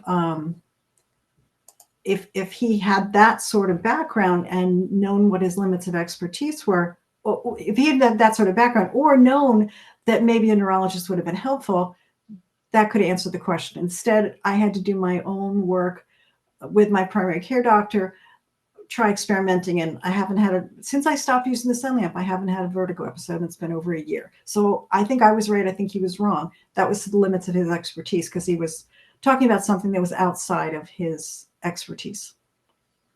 Yeah. Thank you for sharing that. Let me just ask you one more question, and that is, what is one thing medical professionals can start doing today to improve the quality of healthcare? I think they've got to figure out a way to take notes in their system without losing the thread with the patient. I see and hear too many doctors who I hear too many patients who say that their doctors spend all the time looking at the screen and don't look at them, and that's a real shame. So that's what I think that they should do. Don't spend so much time looking at the screen. Are you talking directly to me this morning, or are you sharing? No. Some of us might just have a guilty conscience. So yeah, good. Karen, I appreciate you stopping in. I appreciate you sharing your thoughts. And I appreciate your support. So thank you for doing that. And I respect you, and I appreciate your perspective on healthcare. Thanks. Yep. Take care, and talk to you later. Good morning, Amy. How are you? Good morning, Rob. How are you? I am doing phenomenally. You look fantastic. Well, listen, I would say it was like, smoke and mirrors and a little bit of makeup, but there's no smoke. I haven't looked in the mirror, and there's no makeup. So who knows what it is? I think it's good gene. It is. I'll take that. I get it from my mom's side of the family. That's what I've been told. So good. So Amy, where are you joining us from? Richmond, Virginia. Wonderful. And can you tell me a little bit about yourself and your experiences in healthcare? Yes. So my name is Amy. I am born and raised in Richmond, Virginia. 43 years old. I have 3 amazing children. And first and foremost in my life, I am a mom. I married for 20 years and divorced. And as a teenager, I suffered from really bad depression. And so, of course, that's something that I'm, constantly in tune with as far as watching my kids with that, because it was something that I went through as a teenager. And so my experience with the healthcare, I feel like started, I know some kids start at a much younger age, but mine started at a pretty young age, at the age of 18, with suffering from depression, and my parents being very involved in that process, and taking me to different doctors and getting me actually diagnosed, and then trying to put me on a lot of different medications and having me in counseling because of that. And one of the crazy things was that I was allergic to all the different medications that they tried to put me on. So they kind of threw their hands up and were like, what do we do? What do we do with this? What do we do with this girl that can't take any medication to, heal her depression? So yeah, little rocky start. Yeah. So what did they decide? I mean, how long? Well, first of all, how did they figure out that you were allergic to the medications? Because of all the different side effects that I was Okay. having. I just couldn't take them. The side effects were so severe. I'll save everybody the details. No problem. No worries. There are some things better left unsaid, and Right? I'm completely Absolutely. okay with Yeah. that. Yeah. Right. So if you're allergic to the medications, then what are the next alternatives? So there were obviously counseling, and I really did end up meeting a fantastic counselor who also happened to be a pastor who later became my pastor. And through counseling and through natural things, like finding out my vitamin D was naturally low. That's a genetic thing in my family. Just exercise, eating better diet. All of those things came together and definitely helped me. Okay. Along your journey, did you meet any healthcare heroes? People who you would say they are doing it right? I would have to say this particular counselor that I met, who was also a pastor, he was doing it right, because he was very much focused on individuals, just people in general, helping them, finding out specifically what it was that made them tick, what it was they needed, just very in tune to. Oh, good morning. Sorry, my kitty cat just popped on here. No problem. What's the kitty cat's name? Her name is Sophia. She just jumped down, so we're good. All right. So, did Sophia interrupt you, or did Sophia interrupt me? Both of us, I think. Okay. Well, good. I feel better because,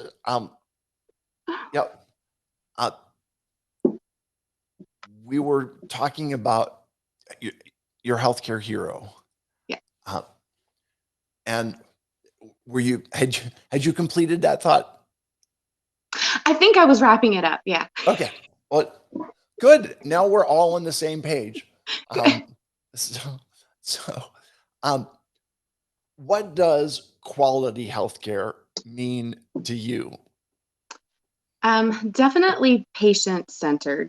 I feel like quality healthcare really needs to be a little bit more about getting to know the patient on a deeper level, instead of someone that just comes in and sits down and has a list of symptoms, and we're checking off boxes. And I heard a previous guest, Karen, was talking about at the end, staring at the screen.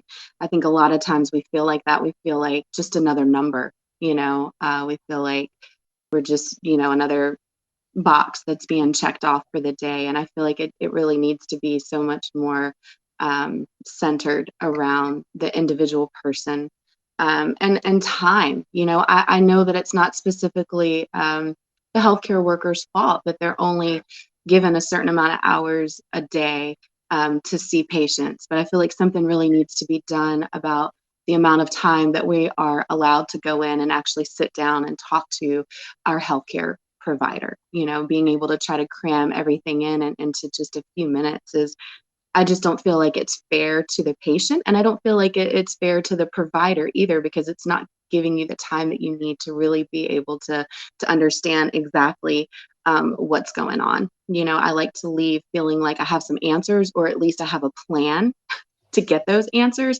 And I know so many times I have left a provider's office and I felt even more exasperated than when I first went in, because I have absolutely no answers, and I was in a place where I was supposed to get some kind of answers. Yeah.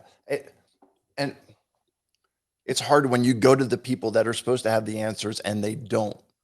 And in some ways you end up with a double frustration, because now you don't even know where to go to get any kind of assistance or closure, or a concept of a next step. Right. And you know what I mean? Oh, absolutely. Yeah. Felt like that many Okay. times. Yeah. What do you wish your healthcare providers understood about you? So me specifically, I'm not a fan of medication. I just don't like putting, other than coffee, things in my body that aren't natural. I really try to just stay away from medication as much as I can. And so I would much rather try a natural remedy. Like I had said before, vitamin D, that's something natural. That's something that, our body, we absorb. That's something that we need. That's something that's in us. When I found out that was low, I was like, oh, okay, something natural, something that I can do. Maybe sit out in the sun a little bit longer, absorb some vitamin D, or, a vitamin D, a vitamin D vitamin, something like that, but not necessarily some kind of a medication. Just, if there's anything that I can try naturally, whether it's changing my diet, whether it's exercising more, something like that. But I need my healthcare providers to be able to tell me, what those things are specifically. And I would just much rather prefer that than just leave the office with a prescription in my hand saying this is what you need to do. Just take this, because I feel like before you know it, with all the different side effects and all of those things, you have to take another medication to treat that side effect. Then you're taking another medication. And then before you know it, you're taking 20 different medications, and you're really just treating one thing. So I just feel like there needs to be a better understanding of that too. And it's not that I'm anti-medication. I know, I believe that God gave us doctors and people of those great intelligences to be able to give us medications. But I would just kind of like to use that as a last resort. Yeah. So many times it seems like the doctors are ready to get out the prescription pad before they start to think about anything else. And you're, as you said, you're looking at changing up your diet, or, as Matt said a couple interviews ago, doing some yoga, or, whatever it is like that. And in that way, you're doing things without putting chemicals in, and trying to handle things in a way that really gives your body kind of a chance to heal itself, instead of putting something in that would, kind of do a force healing, or, something along those lines. Does that make sense at all? Absolutely. I think if you just something as simple as if you look at your body when you get like a paper cut or when you get a scratch, or I know all of us fell off our bike at one point or fell down at one point in life and scratched our knee or elbow or something. And if you just look at that, if, just keep it clean, it heals itself over time, right? So I believe that, our bodies were created to heal themselves. We just need to be able to allow them the time to do that and feed it what it needs to be able to do that from the inside out. Okay. I'm just going to point something out because I'm easily distracted, but we just passed 24, 24, 24 on the clock. So, I mean, hey, we're getting there. We're going places, baby. Yes. Great job, Rob. Yeah. So it's been wild, and it's, I've had amazing people here sharing amazing stuff, and you're one of them. So thank you. You're one of them. Something like that.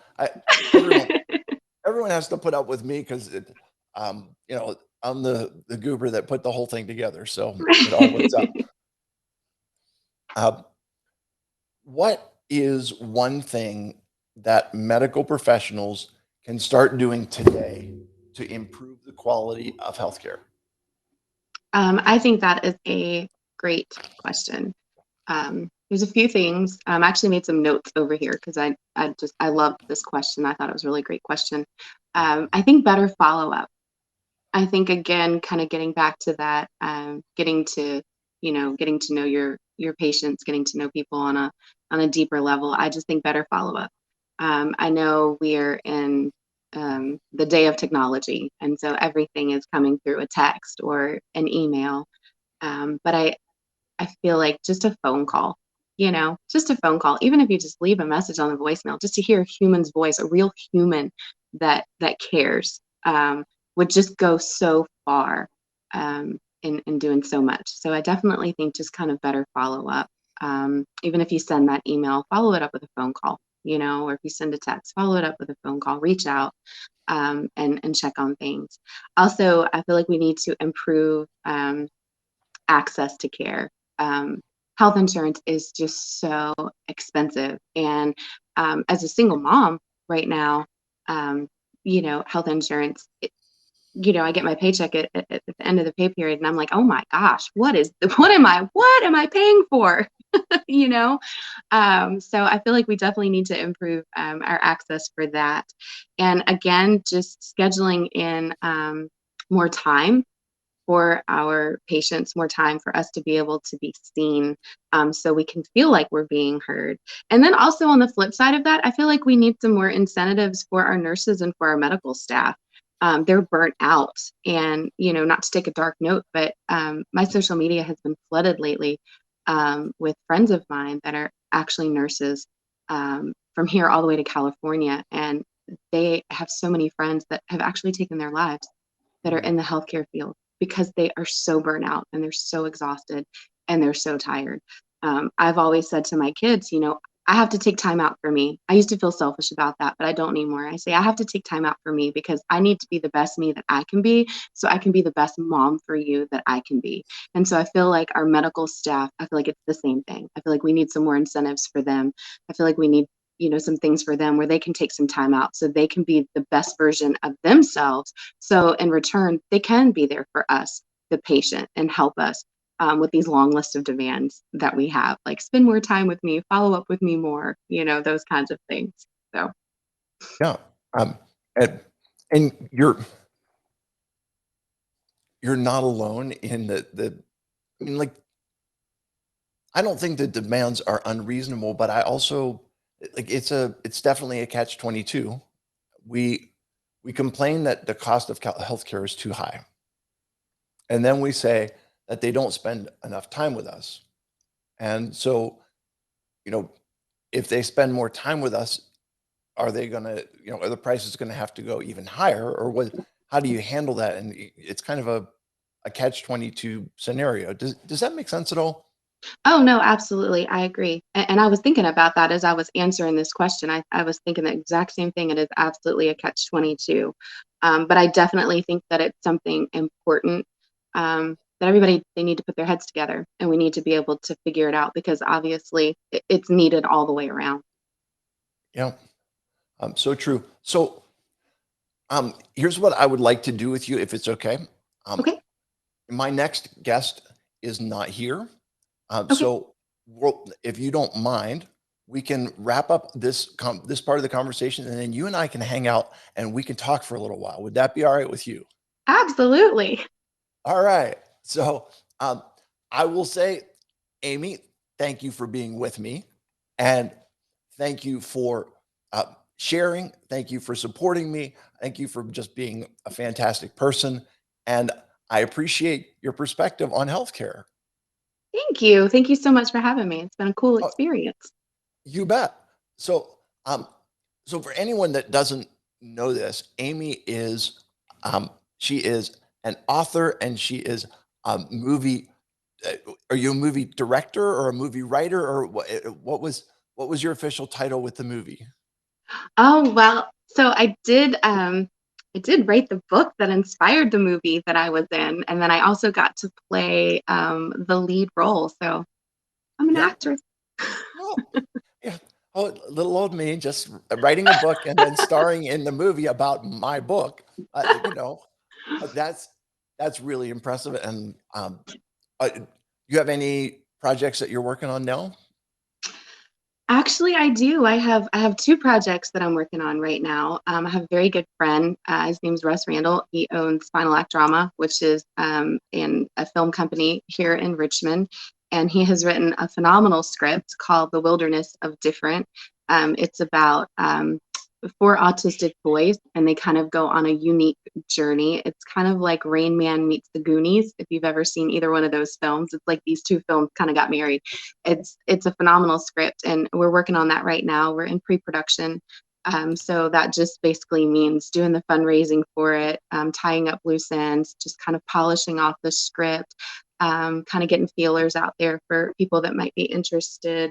Not quite looking for actors yet, but that's going to be coming. So I'm really excited about that. It's a wonderful family-based film. So definitely be looking out for that. And then I am actually writing. I started writing my second book, and then I kind of got a little sidetracked with that, and I actually started writing my first movie script.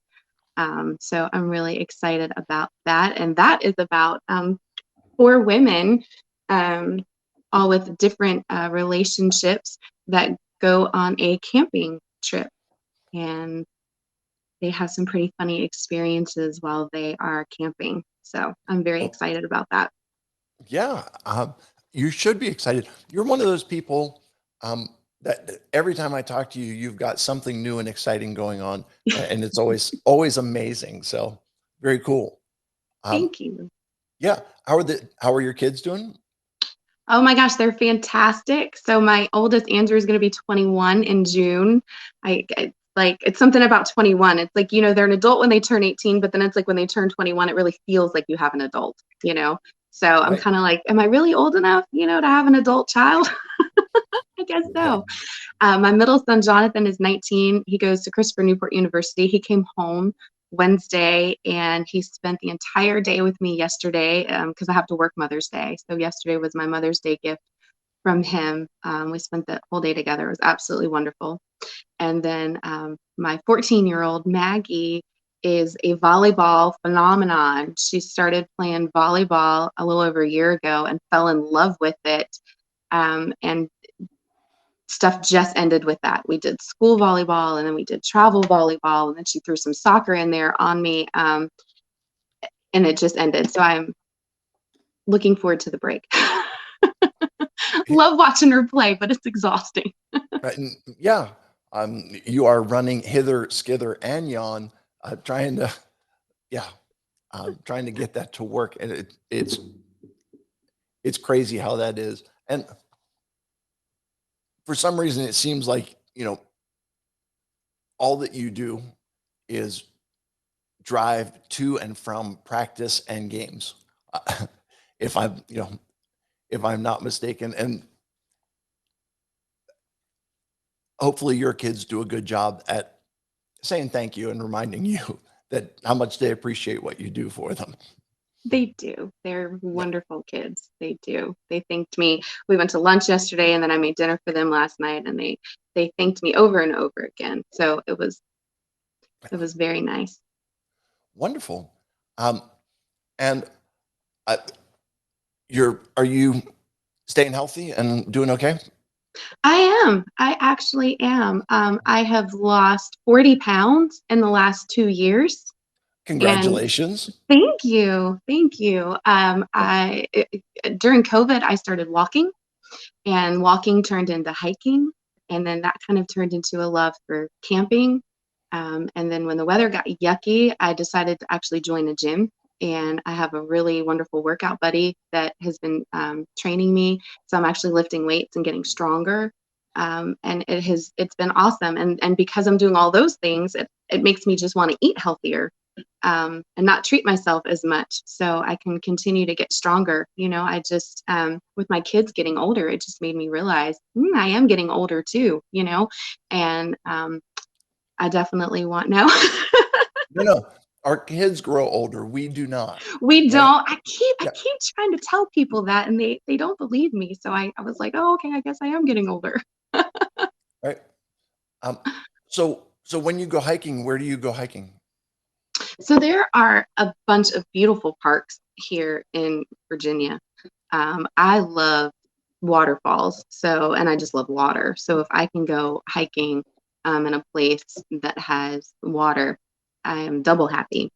Pocahontas State Park is actually right up the street for me. I can be there from my door to the park entrance in 10 minutes, which is a huge blessing. And there's so many different trails, and they have a couple different big bodies of water. So that's probably my number one go-to here, just because it's so close. But there's some other places like Crabtree Falls, White Oak Canyon Falls, which is a really long hike, but you encounter several different waterfalls on that hike, which is beautiful. And so I'm looking forward to exploring some more as time allows. So Yeah. So do you know, do they still do horseback riding at Pocahontas State Park? I actually have seen some horses over there. I've seen some people that bring in their horses on the trailers, and they have certain trails that are specifically for horses, and they'll tell you, there's like their signs up that'll tell you, stay off the trail unless you're on a horse. Right. So when I was a kid, we went to Pocahontas State Park, and they had rental horses there. Oh, And you, wow. yeah. And so you could go trail riding with these rental horses, and it was a line where they would have a leader at the front, and you'd have 4 or 6 horses behind him, and everybody would follow. And he would kind of lead you around through the woods. It was exciting. And I got to do that. And yeah, I think it might have been the only time that I've ever ridden a horse in my entire life, but it Oh was my gosh. a lasting memory. That sounds like so much fun. And no, I can't see that I've seen the rental horses thing, but I feel like that would be very popular, because I know that's something that I would love to do. So Sure. Well, I'll have to it was look out for that. at least 40 years ago. So it's There's no way. You're not even 40. yes, something like that. But yeah, I remember it as being just beautiful. I think we went for 2 rides. The one I got like the gentle pony to take me, and then the next one it was it just like a slow horse. John Nobles took me, and he decided that he was going to ride like a wild horse or something, and he did, and it didn't buck him or anything, but it was worth the effort. Just watching him kind of wrangle this horse, it was pretty funny. So,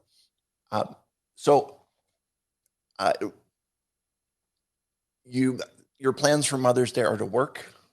They are. Yeah, that's the joy of retail life. So I only get to be an actress sometimes, and the rest of the time I work for a beautiful jewelry store. So I can't complain too much because I get to play with diamonds every day. But yeah, the joys of retail. I have to work on Mother's Day, but all my babies promised they would be here waiting for me when I got home from work, so we could at least have dinner together. I'm looking forward to that. Okay. Sometimes, as they say, sometimes it happens. So, That's right. Yep. So any exciting plans coming? Any trips or anything that you're working on? And what does the summer look like? So we actually just booked a beach house in Panama City, Florida. So I've been to Florida several times, but I've never stayed on the Gulf Coast. So I am really excited. My kids are over the moon excited. We're actually going with mom and dad and my sister and her crew. My best friend's going and bringing her youngest daughter. So it's going to be a house full, but we are really looking forward to that. I don't think I've had a really good, nice, long vacation in over a couple of years. I think COVID probably threw a wrench in that for everybody. So we are really looking forward to being able to get away. It's going to be towards the end of August. So a few more months, but we are very much looking forward to it. That is awesome. Yeah. My in-laws have a place down in Clearwater on the Gulf Coast, and so yeah, it's a very different vibe from the Atlantic coast. There's little to no surf. It's just little dinky rolling waves, and but it's beautiful. And the nice thing about the Gulf Coast is that you watch the sunset over the Gulf. Oh, wow. Because you're facing west. Oh, that sounds awesome. Yeah, it is wonderful. We're going for Good. 10 days. So we extended that 7-day week by 3 days. We're like, just need a few more days. So we're going to be down there for 10 days. We're excited. That is awesome. Well, you have officially helped me tremendously because my next guest is here. Yay. And I am ready to go. So, Amy, thank you so much. I appreciate it. Appreciate you being here with me. And I will catch you again sometime. Take care. Sounds good. So good to see you, Rob. Good luck. Yep. Bye. Bye-bye. Good morning, Rebecca. How are you? Good morning, Rob. How are you? I am slightly bleary-eyed, but mostly focusing somewhat. Well, I would share my coffee with you if I could, but I would appreciate it if I drank coffee. So boy. I'm appreciating you keeping your coffee to yourself. Okay, fair enough. Yep. So Rebecca, where are you joining us from? I am joining you from Pennsylvania. Okay. Wonderful. And we will jump right into these questions. And that is, Okay. can you tell me about yourself and your experiences in healthcare? Okay, well, I have different healthcare experiences. I'm a psychologist. I'm a clinical psychologist, and currently I am working in a primary care setting. So what that means is I work with the physicians and nurses in the primary care setting to identify patients who would benefit from mental health services. So this is somewhat of a new thing at Mainline Health, which is in the Philadelphia suburbs. But I think it's a good thing, providing mental health services to people in the primary care setting, because it allows people to have access that may otherwise not have access. So that's one aspect of my experience with healthcare. I've been fortunate in my own personal life to not have too many health troubles. Unfortunately, my mom has not been as fortunate. She is currently on hospice and has pulmonary fibrosis, which is has been a complication of her rheumatoid arthritis.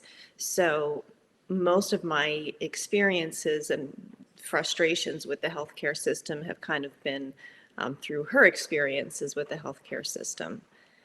And also, my brother is a physician and he's a pediatric rheumatologist. So I kind of I have a perspective from the provider side personally through my brother, and then I have a perspective through the patient side through my mother. So it sounds like you have a well-rounded viewpoint here on healthcare. Well, I have various perspectives, that's for sure, and so I can understand people's experiences from various perspectives, and I think one of the things that has stood out to me the most is just how broken our healthcare system is, and how the insurance companies really, at times, it seems like their only job is to increase complexity and make things more confusing. And I've experienced that as a provider. I've experienced that from the patient perspective with my mom's health issues. And yeah, I think that the system is broken. I don't have any brilliant ideas on how to fix it, but I just feel like we spend a ton of money on healthcare in this country, and our outcomes are not where they should be. And patient care is nowhere near what people deserve. Yeah. It's interesting, like you're not the first person to say that. And it's like the people that are in the system are wonderful. Yes. And are doing as good a job as they can, generally speaking. Generally speaking. And are just victims of an antiquated system or something like that. How does that resonate with you? I would say yes, but, Okay. or yes, and. I would say yes, and also sometimes I think that's true. I believe that most of the people that work in healthcare are smart, caring, talented, hardworking people. I would say by and large that is true. However, to kind of say that, we are also victims of an antiquated system, that's also true. And here's where that but/and comes in. We need to be able to, as cogs in that wheel, maybe be more vocal or less accepting of just kind of like, because I feel like sometimes from the provider perspective, it's like, well, that's just how it is. That's, the system doesn't work well. Yes, it's broken, but yeah, that's just how it is.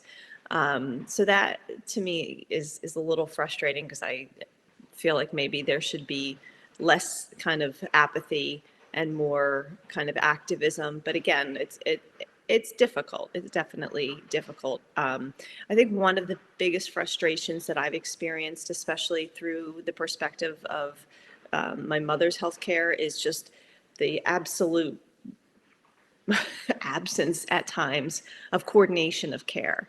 I mean, she has rheumatoid arthritis, which has led way to pulmonary fibrosis, which is slowly going to take her life. And the coordination between her physicians now is, well, she's in hospice now, so she doesn't have a team of physicians anymore. But when she did, she bounced around to a couple different health systems, and finally ended up at a place where she was happier with the coordination of care. But in prior healthcare systems, she would have a pulmonologist and a rheumatologist working in the same healthcare system that seemed to never kind of interact or speak with each other about her care. Never, like, one hand didn't know what the other was doing. And to me, that's, really reflects poorly on our healthcare system and our providers. And I know that they're good people, they're smart people, they're working hard, they're doing what they can. And I attribute it, as a provider, kind of knowing the pressures that they're under, to just like, they're so slammed with seeing patients, maybe they don't have time to coordinate care. but to me, that's not a good excuse. That's not adequate. And I was glad when she finally got to a health system where she was getting better care, more coordinated care, because I think that's really the key. And I just don't see that happening a lot in our healthcare system. Talk to me about the concept of coordinated care. What does that mean for you? For me, it means, especially with someone with, like my mother, who has a chronic illness, where she needs to be seen by different providers, that those providers work in concert with one another. So if one provider decides to dial back a medication, the other provider is aware of that change and also the rationale behind that change. And isn't kind of scratching his or her head at the next visit going, I don't understand why Dr. So-and-so did that. I'm going to change it. And there's kind of this bouncing back and forth. So a coordination of care just kind of means like the right hand knowing what the left hand is doing. And also, communication really between providers and also between the provider and the patient. I can't even tell you how many times a provider or a provider's office or staff would say to my mother, we will call you by the end of the week with X, Y, and Z information. And that phone call never came. And then she would follow up, and then she would get transferred, and then she would get, kicked, oh, we'll call you by Wednesday. And then that phone call never came. And for somebody with, chronic health conditions, that are upsetting and concerning, it's like, you're putting this person through an unnecessary amount of stress and duress. And, these are the folks who are supposed to be helping. And they are trying, again, I know that their intentions are good and they're trying to good, but the execution many times is just not what it should be.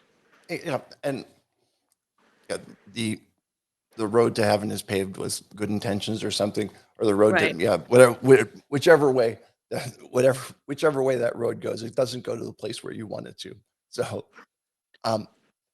So have you encountered any healthcare heroes during that journey? Yes. I mean, I would say, I thought about this question, and I would say that there's not necessarily, well, there is like maybe one or two provider that stands out, but I thought about like, what makes somebody a healthcare hero to me? And really what it boiled down to when I thought about that question is that person's humanity and their connection with the patient and their ability to, really just kind of be a human, be an empathic provider of support and care. Even, they may not have all the answers. They may not have, even all of the best knowledge, but if they can connect with a person and empathize with that person and follow through with what they say they're going to do, which sounds like a low bar, but it's about kind of showing up as a fully present, engaged human being and connecting with another fully present, engaged human being in something that's very important, which is their physical health or mental health and well-being. Yeah. The concept of, both parties being fully engaged in the process, and being able to work through it that way. What a novel concept, right? Right. So what does quality healthcare mean to you? Quality healthcare to me, again, I just keep coming back to this notion of coordination of care, communication, and just letting the patient know what their options are, and having it be a collaborative effort. I mean, I think, the days of the physician as God are over, and that's a good thing. Because, having a brother who's a physician and working with physicians and being in the healthcare field myself, we're all human beings. We're all fallible. We're all still learning and growing. And I think quality healthcare means the physician and the patient being kind of on the same page and being able to collaborate in the care, the physician bringing their expertise of medicine and whatever their field may be, and the patient bringing their expertise of, hey, I've lived in this body for however many years. I know what's kind of going on. I know what's going wrong with it. So let's work together to try and figure out what's the best course of treatment. So I think it boils down a lot to that, to coordination of care, communication, and just both parties or all parties kind of showing up and being fully engaged. All right. What do you wish your medical providers understood about you? Well, again, I'm fortunate in that I don't have too many, I'm very fortunate. I don't have any health problems.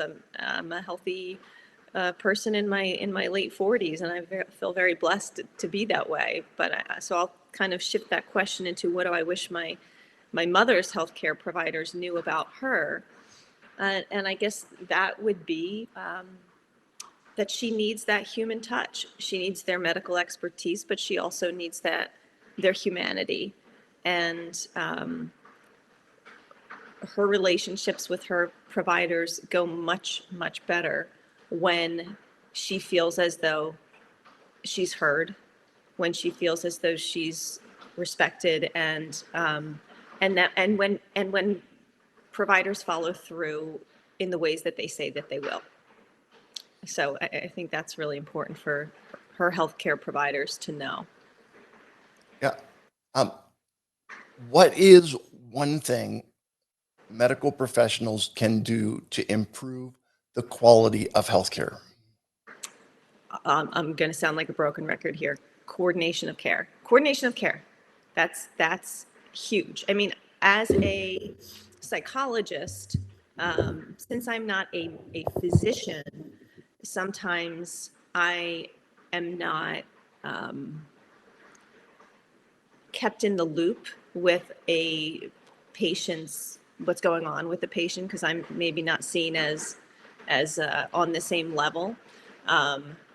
It's definitely better now that I'm embedded in a primary care setting. I'm much more a part of the team, and I feel like that's how it should be. Coordination of care is essential. I've had patients that I've treated who work with a psychiatrist. I am not a psychiatrist. I'm a psychologist. I specialize in assessment and treatment, being therapy. And psychiatrists are medical providers who, by and large, prescribe medication, and we need that. They're very, very valuable and very hard to find one these days. It's almost like finding a unicorn. If you can find a psychiatrist who takes insurance, who is accepting new patients, it's like a magical being. Anyway, but I have had the experience where psychiatrists don't call me back, and I usually see the patient much more frequently than they do, and coordination of care is really important. So I know what this patient is going through much more than they do, because they see them maybe once every 3 months. So to me it seems like not a good quality of care to not be communicating with one another. It's like we should all be on the same team. Our goal is to try and support the individual and help them kind of live their life in the best way that's possible. And if we're not communicating with one another, it doesn't seem that we'll be able to do so in the most effective way. Yeah, so true. And that we're all on the same team includes the patient in that whole thing. And so the communication circle has to include all of the therapists, doctors, patient, everybody together as one one smoothly operating unit. Does that make sense?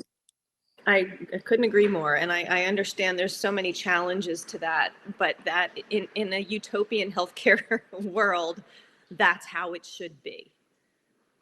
And that would, I think, would vastly improve outcomes. Yeah. And probably save money too. Oh, perish the thought. Wonderful. Well, Rebecca, thank you so much for joining me. I appreciate you being here. I appreciate your support with what I'm doing here. And I respect you and your perspective on healthcare. All right, Rob, good luck. Keep up the great work. And it's really nice to see you after so many years. Take All right. care. Take care. All right. Bye-bye. All of the damage, however, is in the back of the There we building. go. There is yellow caution. Dennis, how are you? Good, yourself? Good to see you, bud. Hey, it's good to see you also. Is your TV going in the background? Yeah, hold on 1 second. Yeah, there, room. I'll get it. All right. Supervisor who said the building is structurally sound, but the porches and the fire escape need repaired. Thankfully, it's a separate end.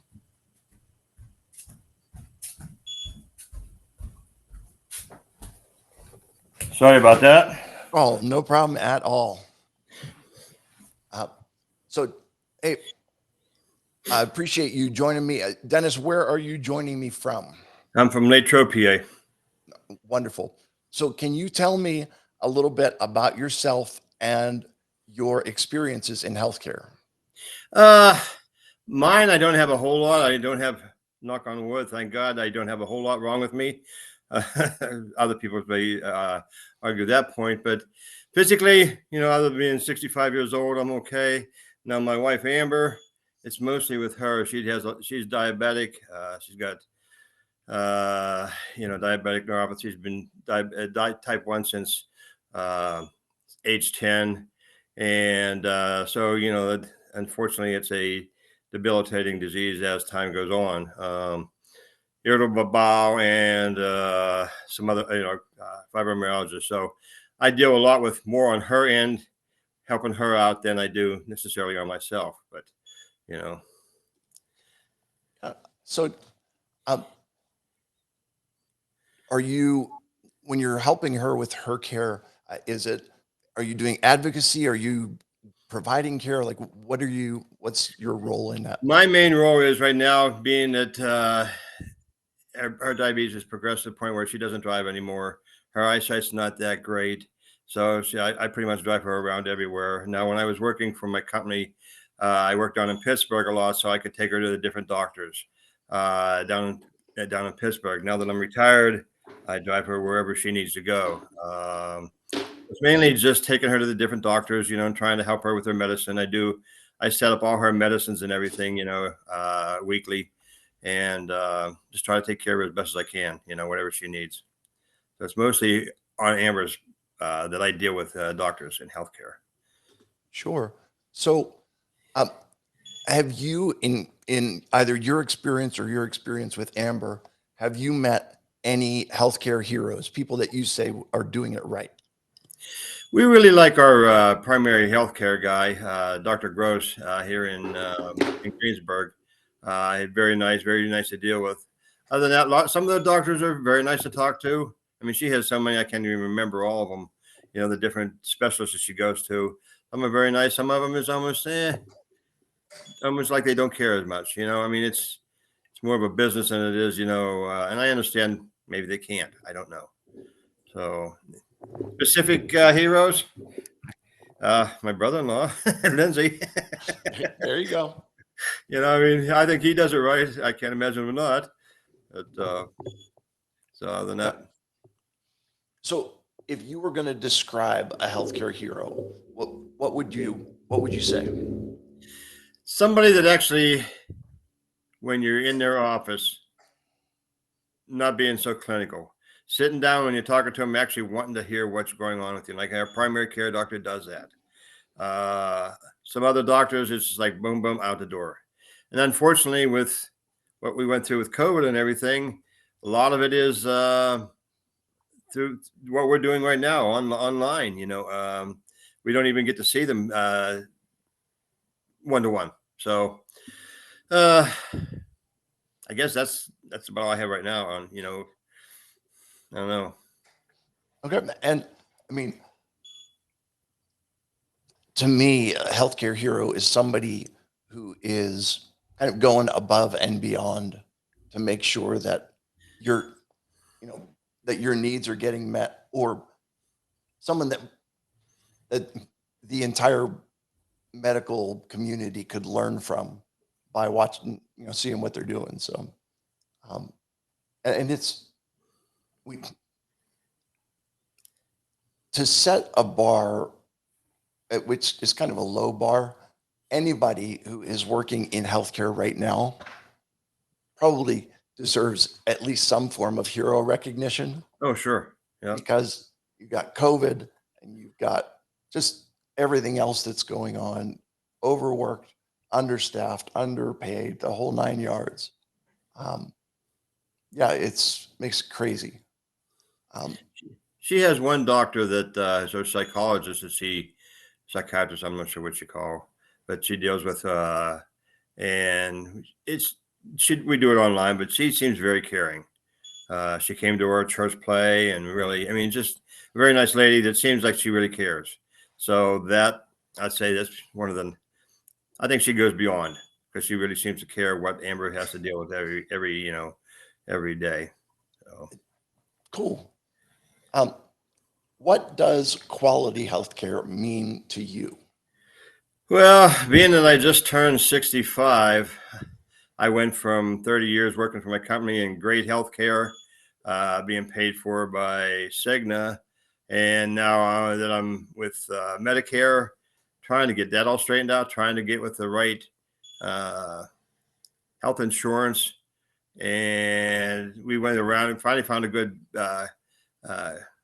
couple that, the agents that dealt with our health insurance, and we had to get different health insurance companies because of Amber's being that, as you know, the different hospitals down in Pittsburgh don't really work together that well. So we deal with 3 different healthcare systems, and trying to find the right one will cover all of them. So we haven't had any bad healthcare. It's just trying to coordinate everything, I guess, between which is the best healthcare and what to do and how to do it. And now, of course, here comes the prescription costs are just ridiculous. I don't understand that at all. How they can say that, well, you have to start out paying $500 a month, and then later on you can pay this percentage and then this percentage. Why does it drop? I don't get it. Why shouldn't it be all the same? To me, healthcare seems to be run by just drug companies in a lot. I mean, that's probably my biggest complaint about anything. Is just the cost of drugs is ridiculous. So yeah, and it seems like the drug companies seem to be getting a stronger and stronger hold that there's a prescription for everything. And right. Yeah.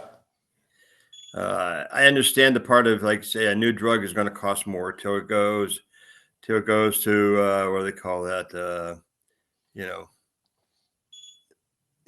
Until its patent expires or whatever. Yeah, exactly. And I can understand that to a point, but then after that, I mean, we're paying for some of the stuff it's been around for years, and $500 a month. Yeah. One little drug she's been taking for years, and we didn't have to pay hardly anything for it before.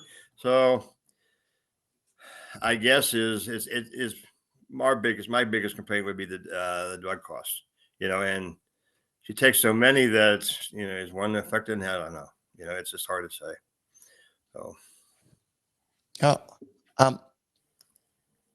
What does quality health? Did I just ask you what quality healthcare means to you? I think so. Yeah, pretty much. Okay. So just listening to there's some doctors we go in, they don't listen to as much. Quality is trying to understand. I understand some doctors, they don't have an answer for her, because there's a type of thing disease that she has that unfortunately there's no real cure for it. that we know. That's Right. being told anyways. So, you know. Sure. What do you wish that your medical providers understood about you or understood about Amber? How much pain she goes through. There's some of her doctors, like I said, she has so many different specialists, I can't name them all. But sometimes they just kind of like brush off what she's going through. Yeah, we know you're going through pain. Okay, yeah. Well, there's nothing we can do before you. I don't know. To me, in this day and age, I don't buy that. I just feel that maybe they don't know. Be honest about it. We don't know. We'll look into it.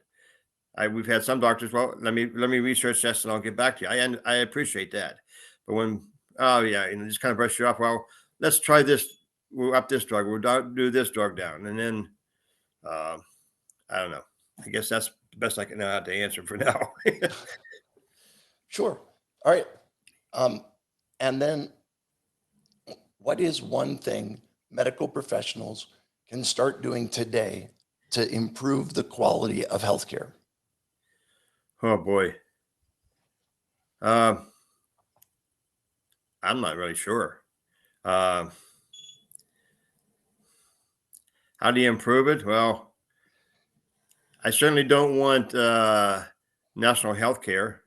I think that's worse because my sister used to live up in Canada. I mean, Canadians have the health care, and for them to get anything done was like you had to be put on a waiting list. So being in a national health care, that's horrible. So working together, I'm not really sure if there's an answer specific. I certainly don't want, like I said, national health care, because I think that's the worst thing it could ever. Yeah, everybody gets it free, but then what if with my wife, what if she needs something special done? Well, you need to wait for 6 months for it. You know, you need to be approved for it. Well, I don't think people realize that. So better control on drug companies. My gosh, I guess my biggest on healthcare. Some kind of control over the prices is ridiculous. How can you charge $500 for 1 month supply of a drug that she's been taking for years? Yeah, So. Yeah. It's sad how that happens. And it's incredible how much, as you said, how much power the drug companies have. Yeah, I mean, I think they kind of run the industry. Do they have cures for certain common diseases? Do they have cure for cancer? I believe they do. Do they want it cured? I don't think they do, because then if everything was cured, guess what? They're out of business, So I don't know if it can ever be changed, really. Till you get honest politicians and honest everybody, that's almost, I'm not touching that one with somebody I else's understand. 10-foot pole. I'm not saying they all are. There are a lot of good ones there, but yeah. So I don't know. Excellent. So cool. Well, Dennis, I appreciate you Certainly being on with me, and I appreciate you answering my questions, and I appreciate you sharing your perspective on healthcare, my friend. You bet, bud. All right. I will talk with you later. Have a good day now. You too. Bye-bye. Hey, Janelle, welcome. Hi, thank you. Absolutely. How are you? I'm good. I'm doing good. Good. Janelle, where are you joining us from? I live in Prince Edward Island in Canada. Wonderful. You live on the island, if I'm not mistaken. That's right. Good. So, can you tell me a little bit about yourself and your experiences in healthcare? Yeah, so I've been married for almost 10 years. We have 2 little girls. I feel like I've seen both sides of healthcare because I've worked as a medical secretary since 2007 is when I started. And yeah, I worked in the hospital in ER as an admitting clerk. So I saw that side of it, but then I've also been a patient lots of times and had my 2 babies. And so I've seen the other side of healthcare as well. Right. So talk to me, and when you're seeing what are you seeing different on both sides? Or is there a viewpoint that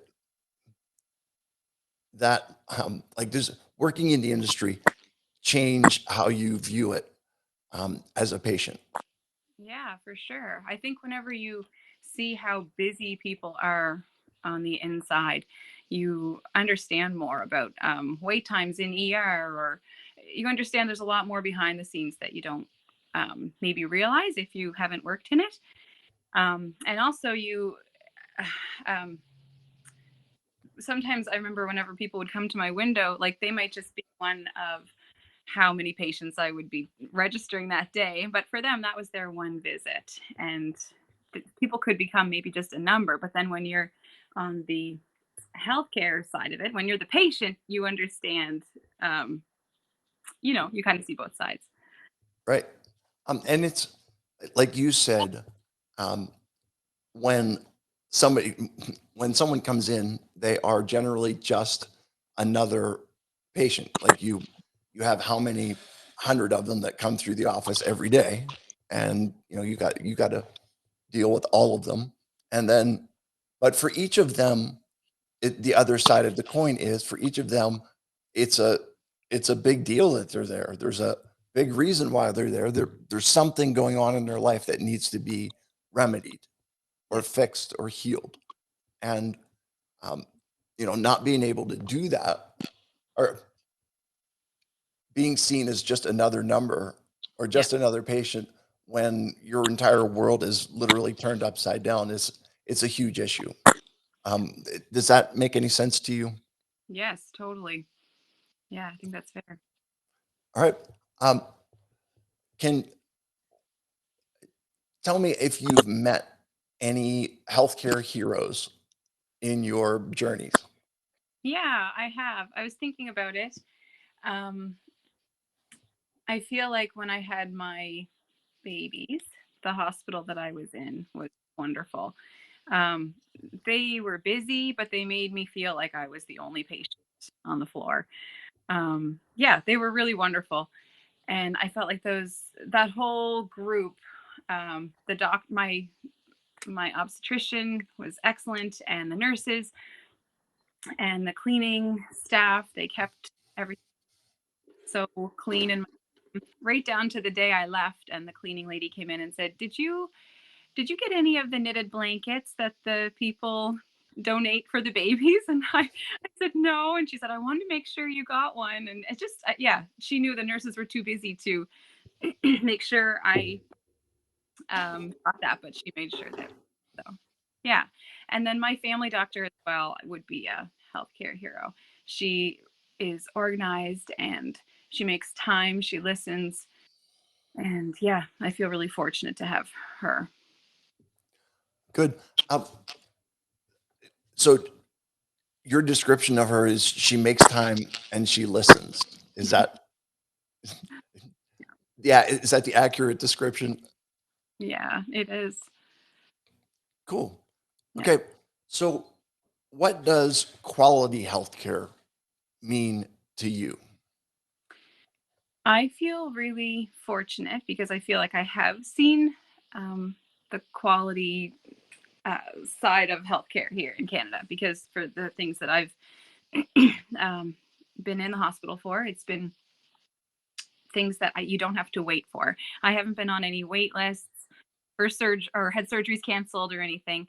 Um, so yeah, quality healthcare means a lot. It means that you feel like you can be seen and you can trust that they're going to take your concerns seriously, and that you won't have to wait for a long period of time. But I know that my situation is maybe unique because I know there's a lot of people here that, especially in Canada, that I've had to wait for long periods of time for appointments and everything, and that's hard. Yeah, it's got to be difficult when, it's a pressing issue for you, and it's not a pressing issue for other people. Hmm. Yeah. So, yeah. Um,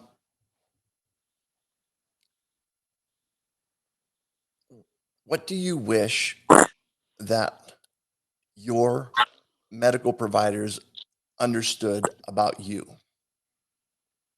I guess it's kind of like we talked about, but just that I am, this might be my one visit to be seen. But for them, yeah, I guess I would like to not be seen just as a number. And like I said, I don't feel that I am. I feel really fortunate about that. Um, but yeah, just that they would know that we have, I have valid concerns about my health, and to take the time to listen. Because sometimes when you get in front of your doctor or in front of a triage nurse, you feel nervous to try to express what you think you might be going on. It's just nice if they take the time to listen and um, make you feel like they have time for you, I guess. Definitely, because there are times when they come across as being rushed, and that it doesn't make anybody feel good to feel like, you know, you almost feel like you're there as an imposition, you know? I Does that make sense at all? Yes, and it's not a good feeling when that happens. Makes you feel It's nervous, like you're it's way too. not yeah, it's not a good feeling at all. Um, because you're, you know, something's going on and it's not right. And you need to get it addressed. And in getting it addressed, um, you know, it's there's something you get the feeling that you are not number one priority. So, um, yeah, not good. Yeah. Um, yep. So, tell me this: what is one thing that medical professionals can do today to improve the quality of healthcare? I found this question a little bit tough because I feel like for us here in Canada, there's just such a shortage of doctors, at least where we live.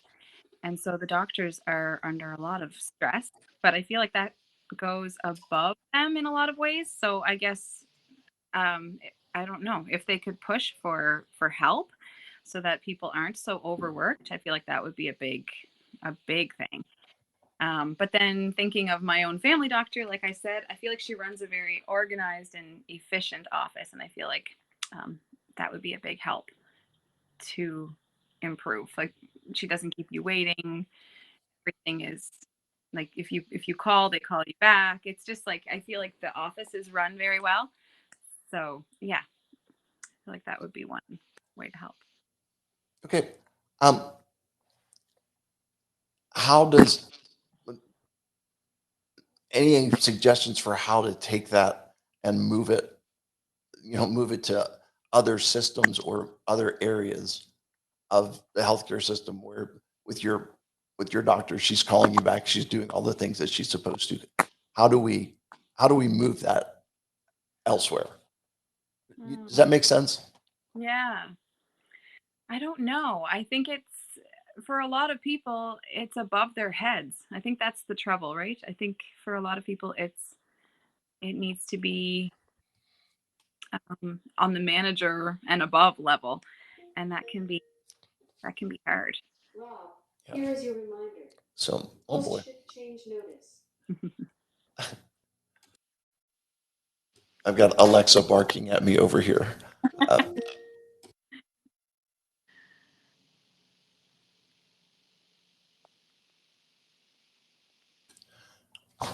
um, in your experience, um, I'm wondering, is there something that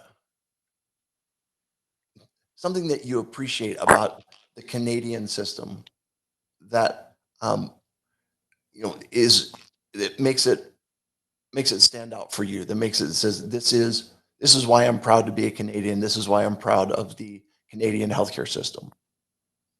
Yeah, I know there's so many different sides to this, but for me, like, I think one of the things I love is that I don't have to worry about trying to decide if something is serious enough that it merits going in for it.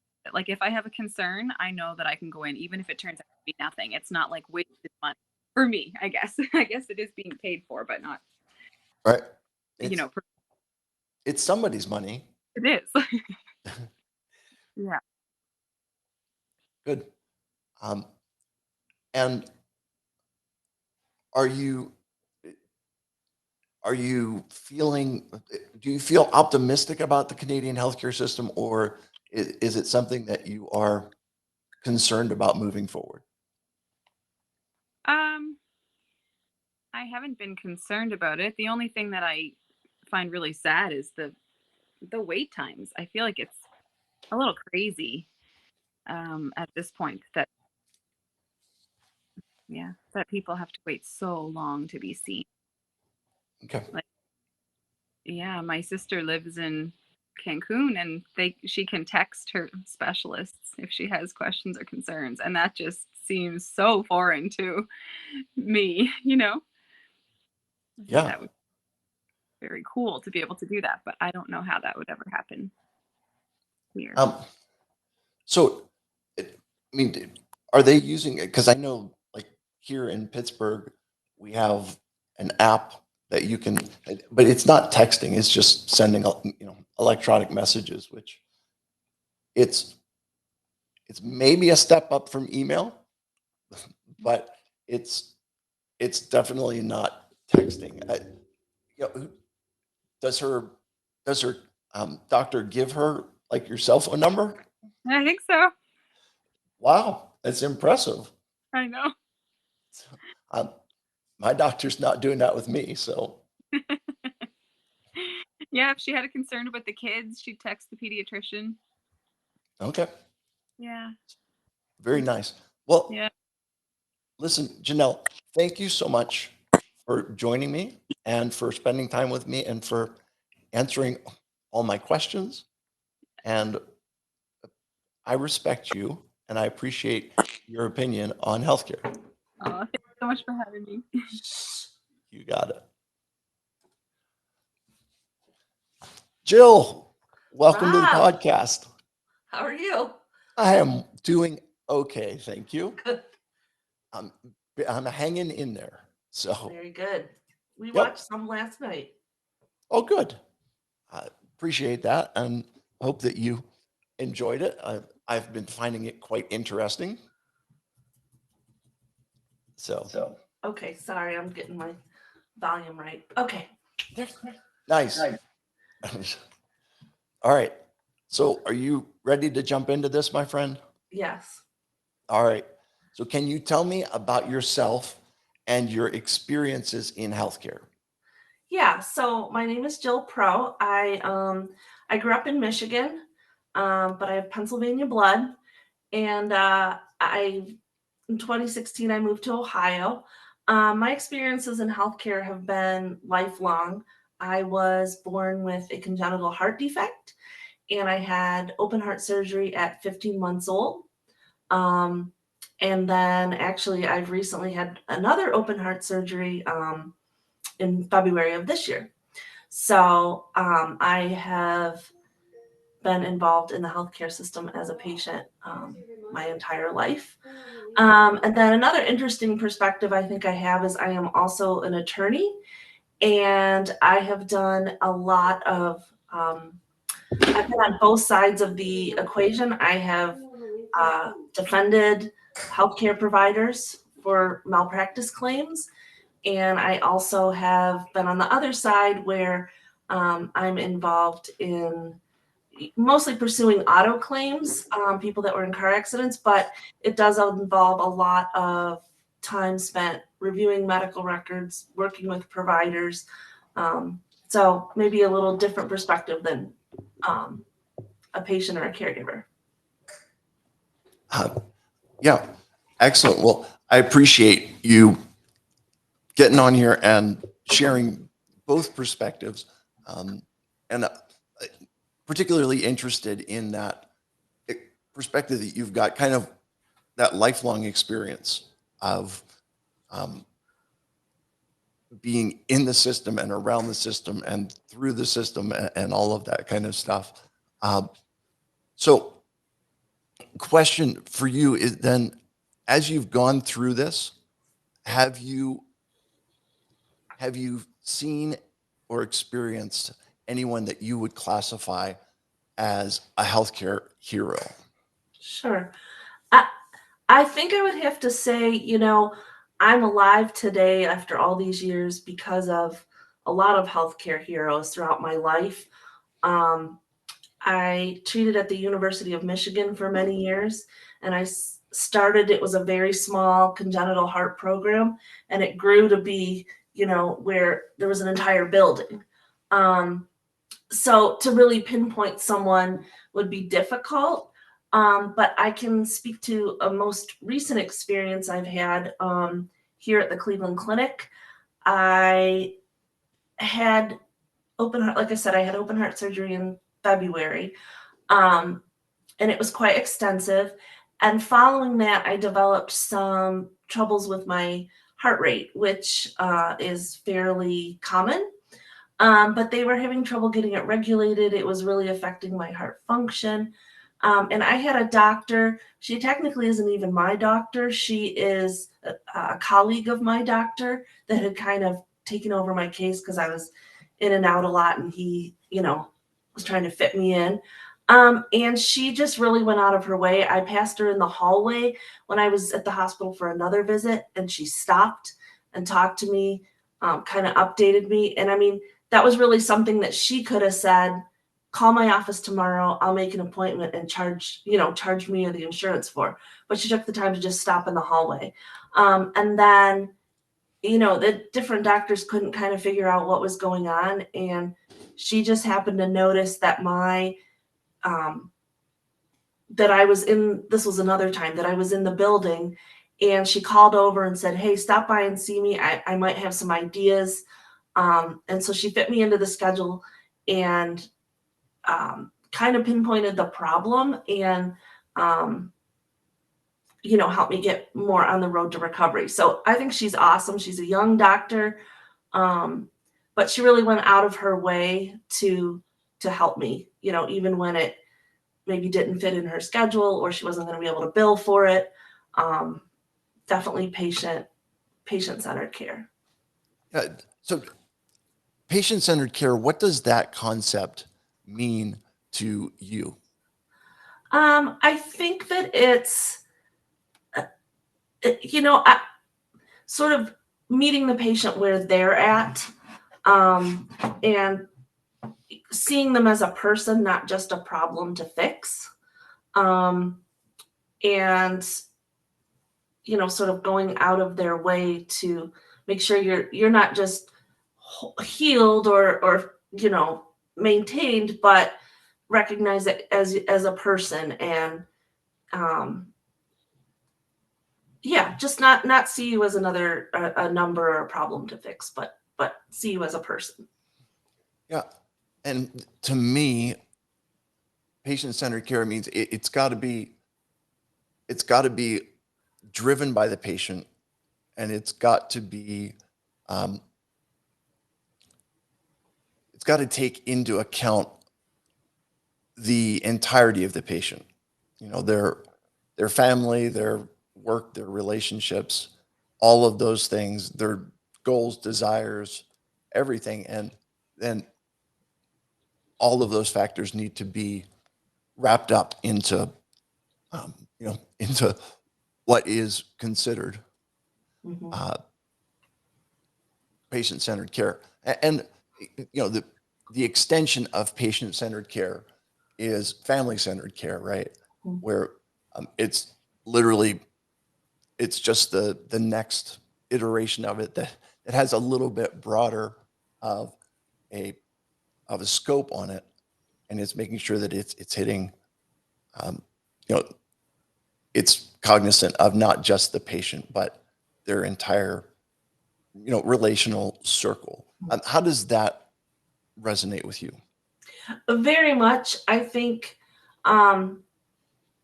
it's important to, you know, obviously not for like your routine exams, but I find it's always helpful to have another set of ears in the room.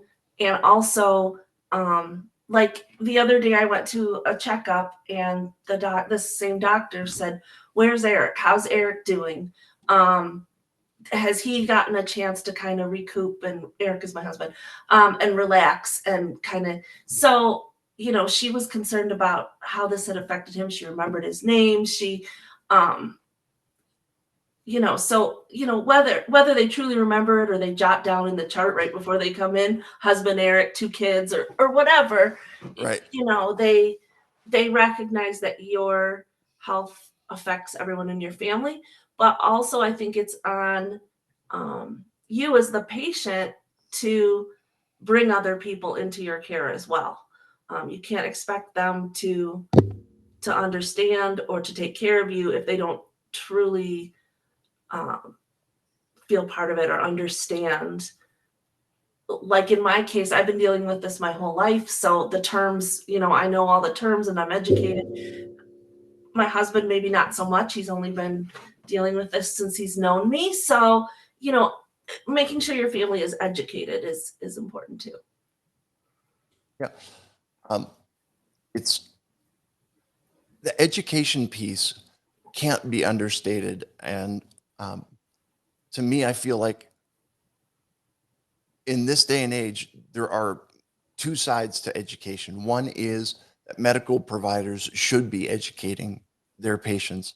And the other is that there is such a proliferation of information out there that you can get on Google or wherever, WebMD, whatever the, whatever you've got, and you go from there. You know what I mean? You can Yeah. learn, you can be almost as educated as your doctor about your situation. And I was thinking about this and to, you know, looking to this interview is I spend time in waiting rooms and the things I hear people say, are just so ignorant. Like they don't come prepared. And I think, you know, there's a difference between going online and looking up every symptom and becoming a hypochondriac and self-diagnosing versus, okay, I'm meeting with my spine surgeon for the first time, pulling up a model of the spine on the internet so I at least know what parts he's talking about. And, you know, like doing what you can to educate yourself instead of putting it all on the doctor. You know, you're not expected to be a doctor, but at least be familiar with terms and whatnot. Like you said, the amount of information out there, to me, there's, you know, if you're coming in uneducated, you're only harming yourself. Yeah. I think you're spot on with that. And yep. So what does quality healthcare mean to you? For me, it is kind of what I talked about earlier, that it's sort of a marriage of the expertise of the doctors, and also that human element of caring about you and your family and recognizing your needs. Like maybe one, like during my recovery from heart surgery, maybe something that would not have been a big concern to someone else was really bothering me, or vice versa. So you're, you know, the human element, knowing you, but also the expertise. And those don't necessarily have to be the same person on your healthcare team. I saw that with my recent surgery. The guy that did the surgery was a typical surgeon. I had one quick visit with him. He wasn't my actual cardiologist. I was referred to him for the surgery. I had maybe 1 half-hour visit with him virtually several months before the surgery.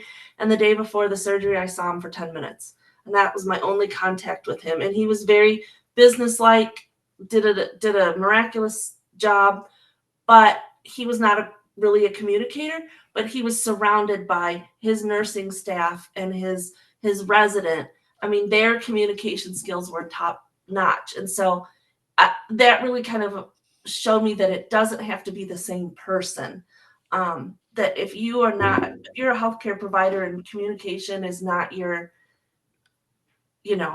greatest skill, surround yourself with people that can communicate for you and work with your patients. So I wasn't offended at all. In fact, I understood his perspective that I can move on to the next surgery and save another life. And these people can stay and talk to you and provide you what you need as far as education and emotional support for what's happening. How do you strike that balance? Because there's a part of it, somebody, like you said, somebody in the office needs to be warm and fuzzy. And if it's not the doctor, then, how do you appreciate, or, how do you find someone who is going to do that so that the patients feel heard and connected, or, something along those lines? I mean, I would think as a healthcare provider, recognizing your strengths and your weaknesses. So obviously, if a surgeon doesn't have, the human skills or the expertise, then they're a horrible provider. So, I guess I would say being aware as a healthcare provider, really in any profession, being aware of your strengths and your weaknesses, and surrounding yourself with people that fill in those holes, because the patient will feel like I left feeling like I had a caring doctor, even though I never really talked to him. But it was because everybody on his team was so caring. Yeah. And that's just it. Because, in your case, you have the surgeon and he's got the expertise and he comes in and does his thing. And I don't want to overstate this, but kind of leaves everybody else to pick up the pieces. But does that resonate with you? Yeah. And if you didn't have the right people, I would have felt abandoned and like, man, this guy just wanted to be the big surgical god and move on. But because the people with him created the right atmosphere, I didn't feel that way about him. Right. Which such an interesting dichotomy, right? And I guess that you want to talk about the understanding. You would rather have, I think, what would you rather have? An average doctor with good bedside manner, or a good doctor with average bedside manner? Yeah. Especially for a specialty. Maybe your primary care is different, because that's where you go to be heard with all your little complaints. But definitely when it comes to something more complex, I mean, you would rather have the best in the field, technically, even if they're not, the most charming person. Okay, you don't have to insult me about not being the most charming person. What do you wish that your medical providers understood about you? So this was a hard question for me, and I actually have to say nothing. It would be my answer, because I feel like they already understand me. And again, I think that goes to educating myself and being open. I mean, there's pretty much, you've known me for a long time. There's probably not much I don't say in the doctor's office, and you can't expect your doctors to be mind readers. And if you don't tell them how you're feeling and you don't tell them, what's going on in your life, you can't turn around and say, my doctor doesn't care, he doesn't understand me. So for me personally, I would have to say nothing. I feel like they understand me. I think it's a process. I was very nervous when I switched from the system in Michigan to the system in Cleveland, even though Cleveland is the #1 heart center in the country. And it takes time to establish that relationship. But 6, 7 years in now, you know, they know me, and that's because I've been open with them. Yeah. And that's, like you said, that takes time, and you've got to build that rapport, got to build that relationship over the course of time. So, okay. Last question. What is one thing medical professionals can start doing today to improve the quality of healthcare? So I would say this is more of like a system issue. And I see this from both sides of it in my work as an attorney and in my personal experience. So this is kind of going to sound counter to what I just said about the people around you. But I find the biggest barrier to healthcare is a lot of those lower level, the scheduling people, the people that check you in, the people that sort of the gatekeepers to care. And I always say, like about Cleveland Clinic or wherever, if you can get to your doctor, you get the best care. But the frustration and process of getting to your doctor is terrible. And just to give you an example,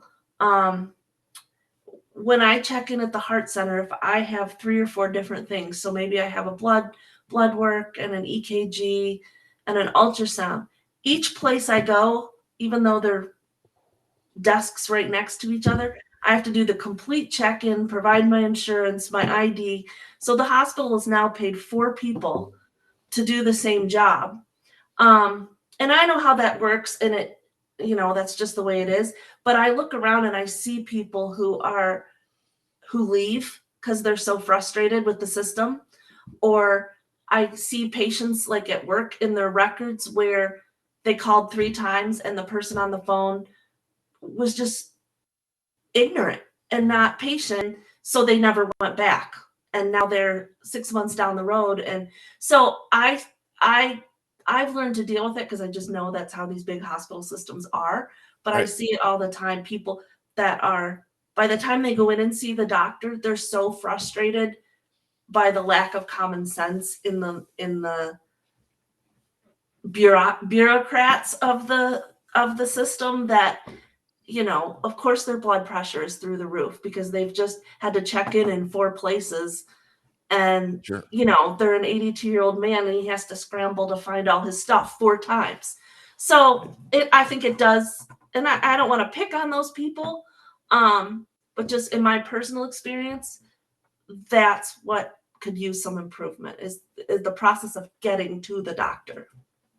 Perfect. Hey, Jill, thank you so much for joining me. Thank you Sure. so much for supporting what I'm doing. And I appreciate you. And I'm thankful for you sharing your perspective on healthcare. Thank you. See Good you later, luck. Jill. Yep. Bye. Bye. Zach, welcome to the podcast. Thank you very much. Good morning. Or And good, yeah. Yep. Good morning. So where are you joining me from? So I live in Columbus, Ohio. I'm actually in my office today. Because I got a lot of work to do. But with everything, Columbus, Ohio, and happy to be here. Yeah. Well, I appreciate it very much. So can you tell me about yourself and your experience in healthcare? Yeah, for sure. So myself, I'm 28 years old.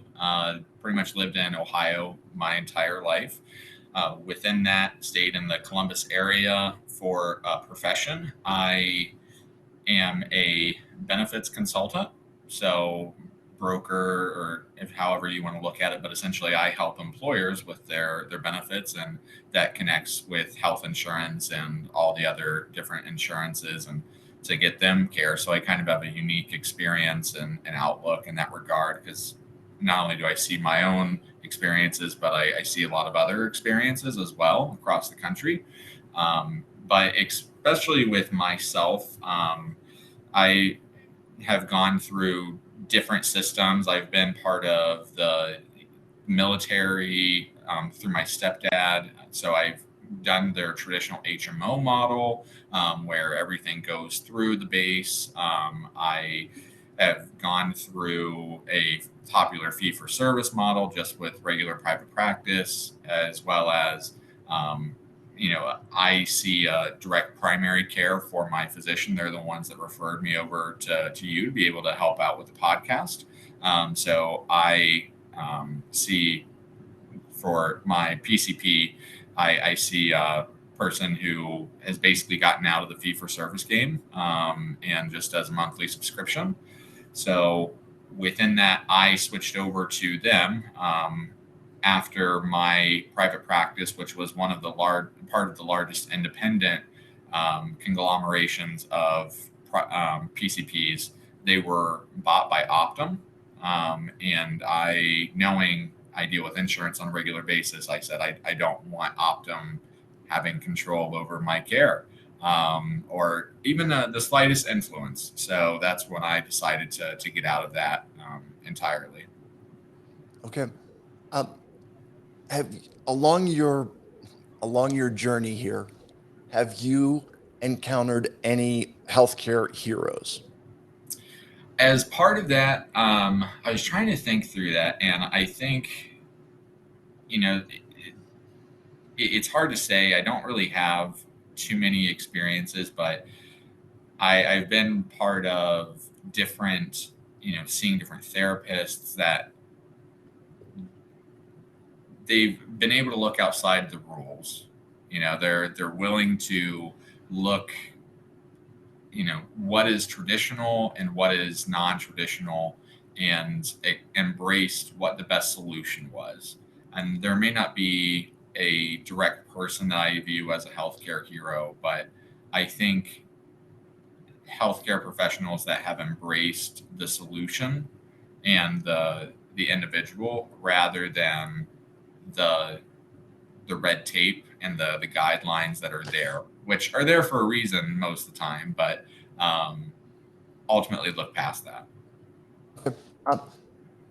You used an expression, you said that they're thinking outside the rules. What do you mean by that? I think where they're able to be more direct with the individual and understanding, I probably shouldn't say this, but the guidelines that medicine has taught us for so long,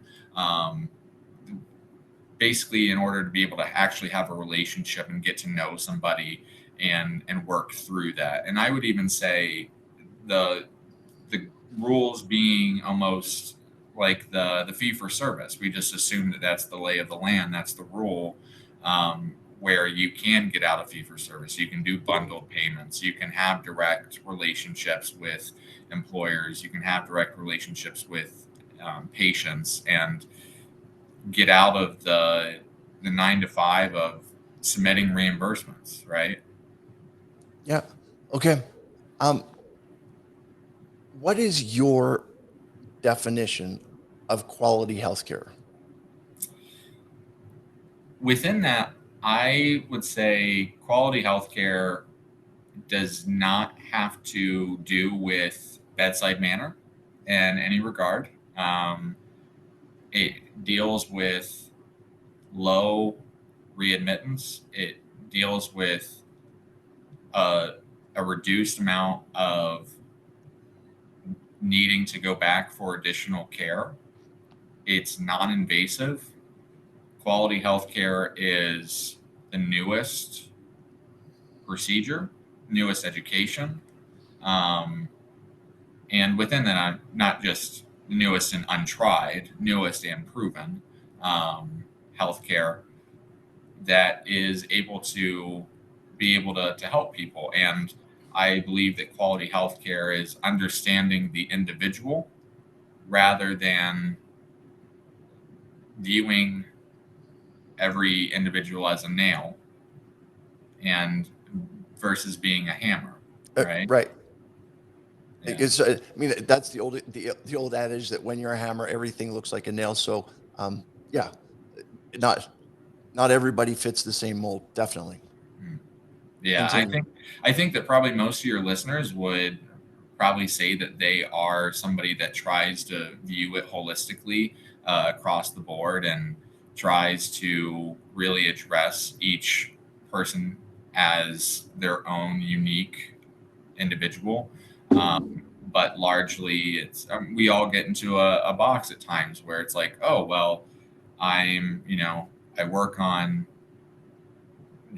this is the specialty that I do, and I primarily am surgical. So surgery is the solution, right? And versus, oh, how can we maybe get outside of the box in a lot of ways? And within our, especially Western medicine, we've largely pushed towards medicinal aspects rather than, how much have we gone away from, chiropractic measures and holistic and supplemental and different things like that.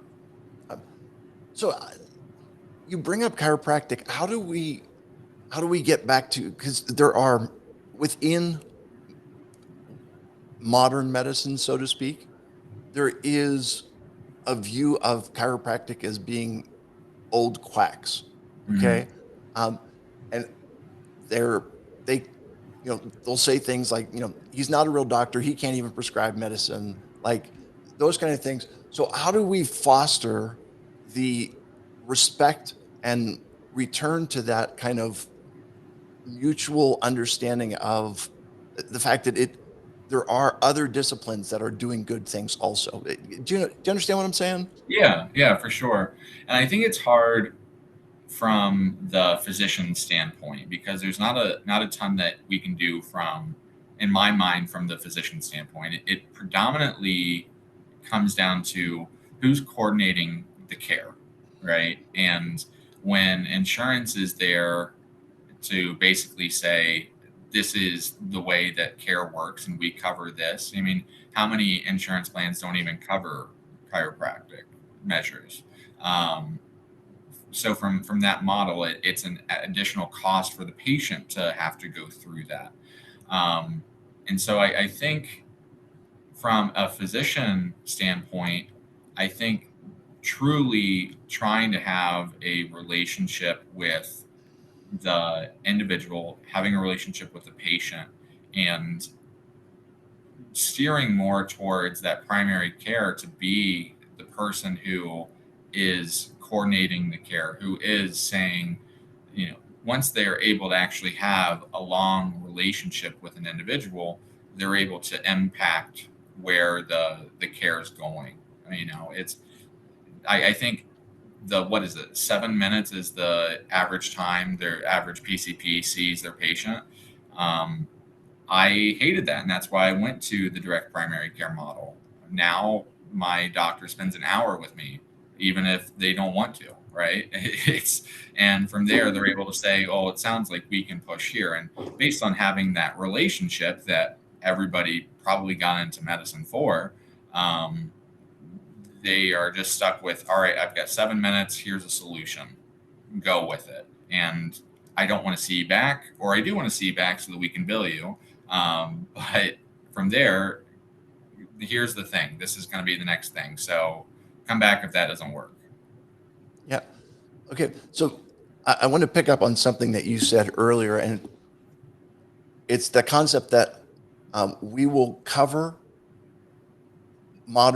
insurance covers modern medicine, but if you want to do alternative medicine, it's going to come out of your own pocket, which an interesting thing, especially when you consider that oftentimes the alternative medicine is not as costly. It could be slightly more cost effective. All right, we have 1 minute left, and I've got 2 questions for you. So hopefully we can buzz through these pretty quick. All right. What do you wish your medical providers understood about you?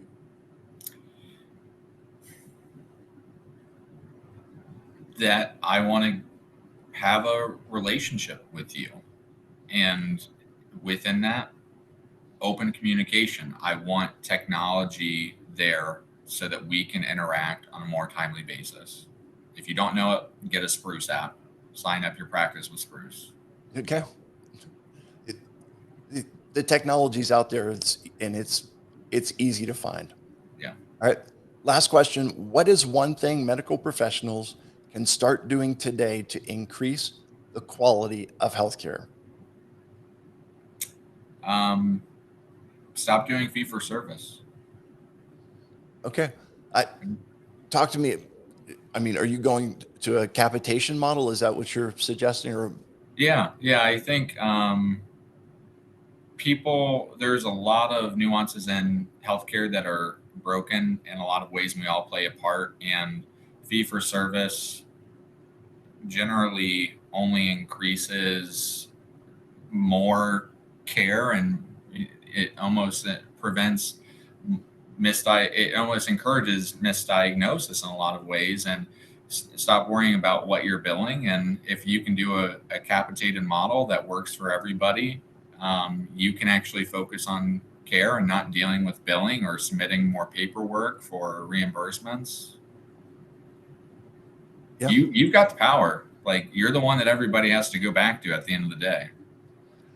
yeah, it's interesting, and I think you open up a discussion that could lead to a new way of thinking about things. So excellent. Listen, Zach, I appreciate you joining me today. I appreciate you sharing.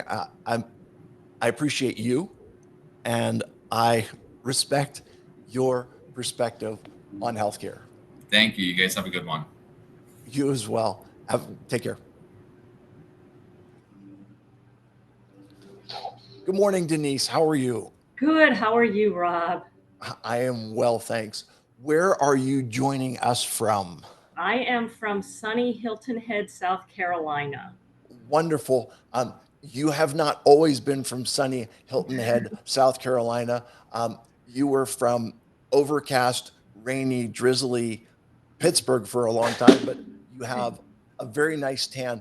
And yeah, it didn't come from Pittsburgh. No, it did not. I was there visiting in April, and I couldn't wait to get back to my sunshine.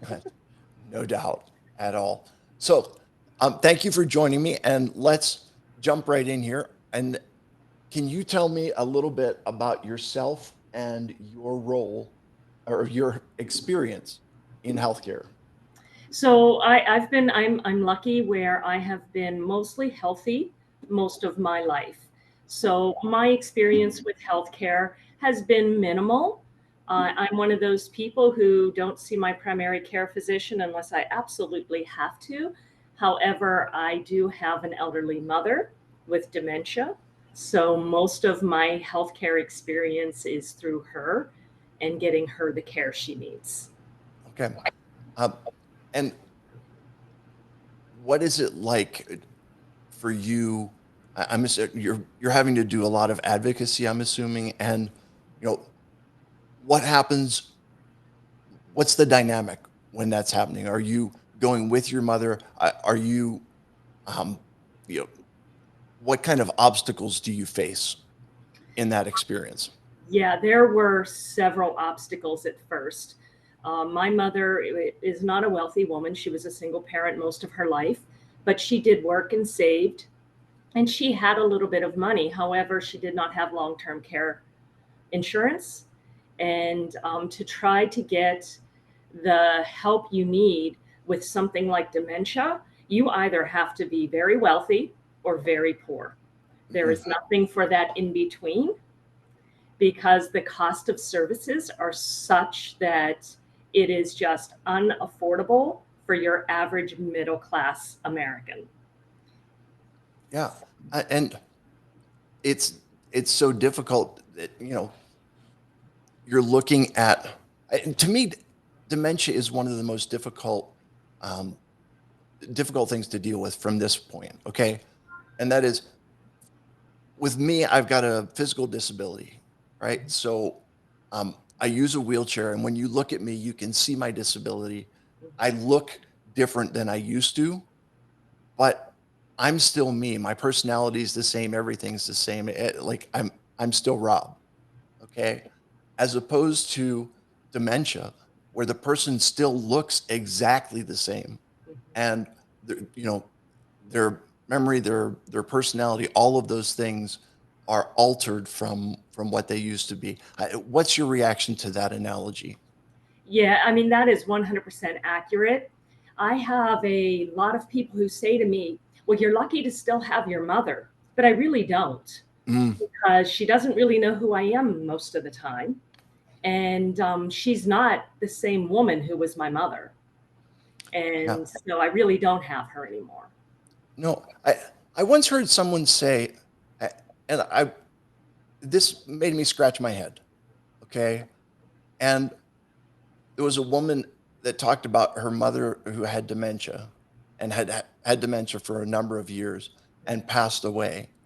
And she said she was struggling with it because she didn't really feel sad when her mom passed away. And then she came to the conclusion that she had really dealt with her mother not being there years before, and now the person that she was honoring as her mother was not behaving as her mother, or and in that way it was her mother's body, but it wasn't her mother herself.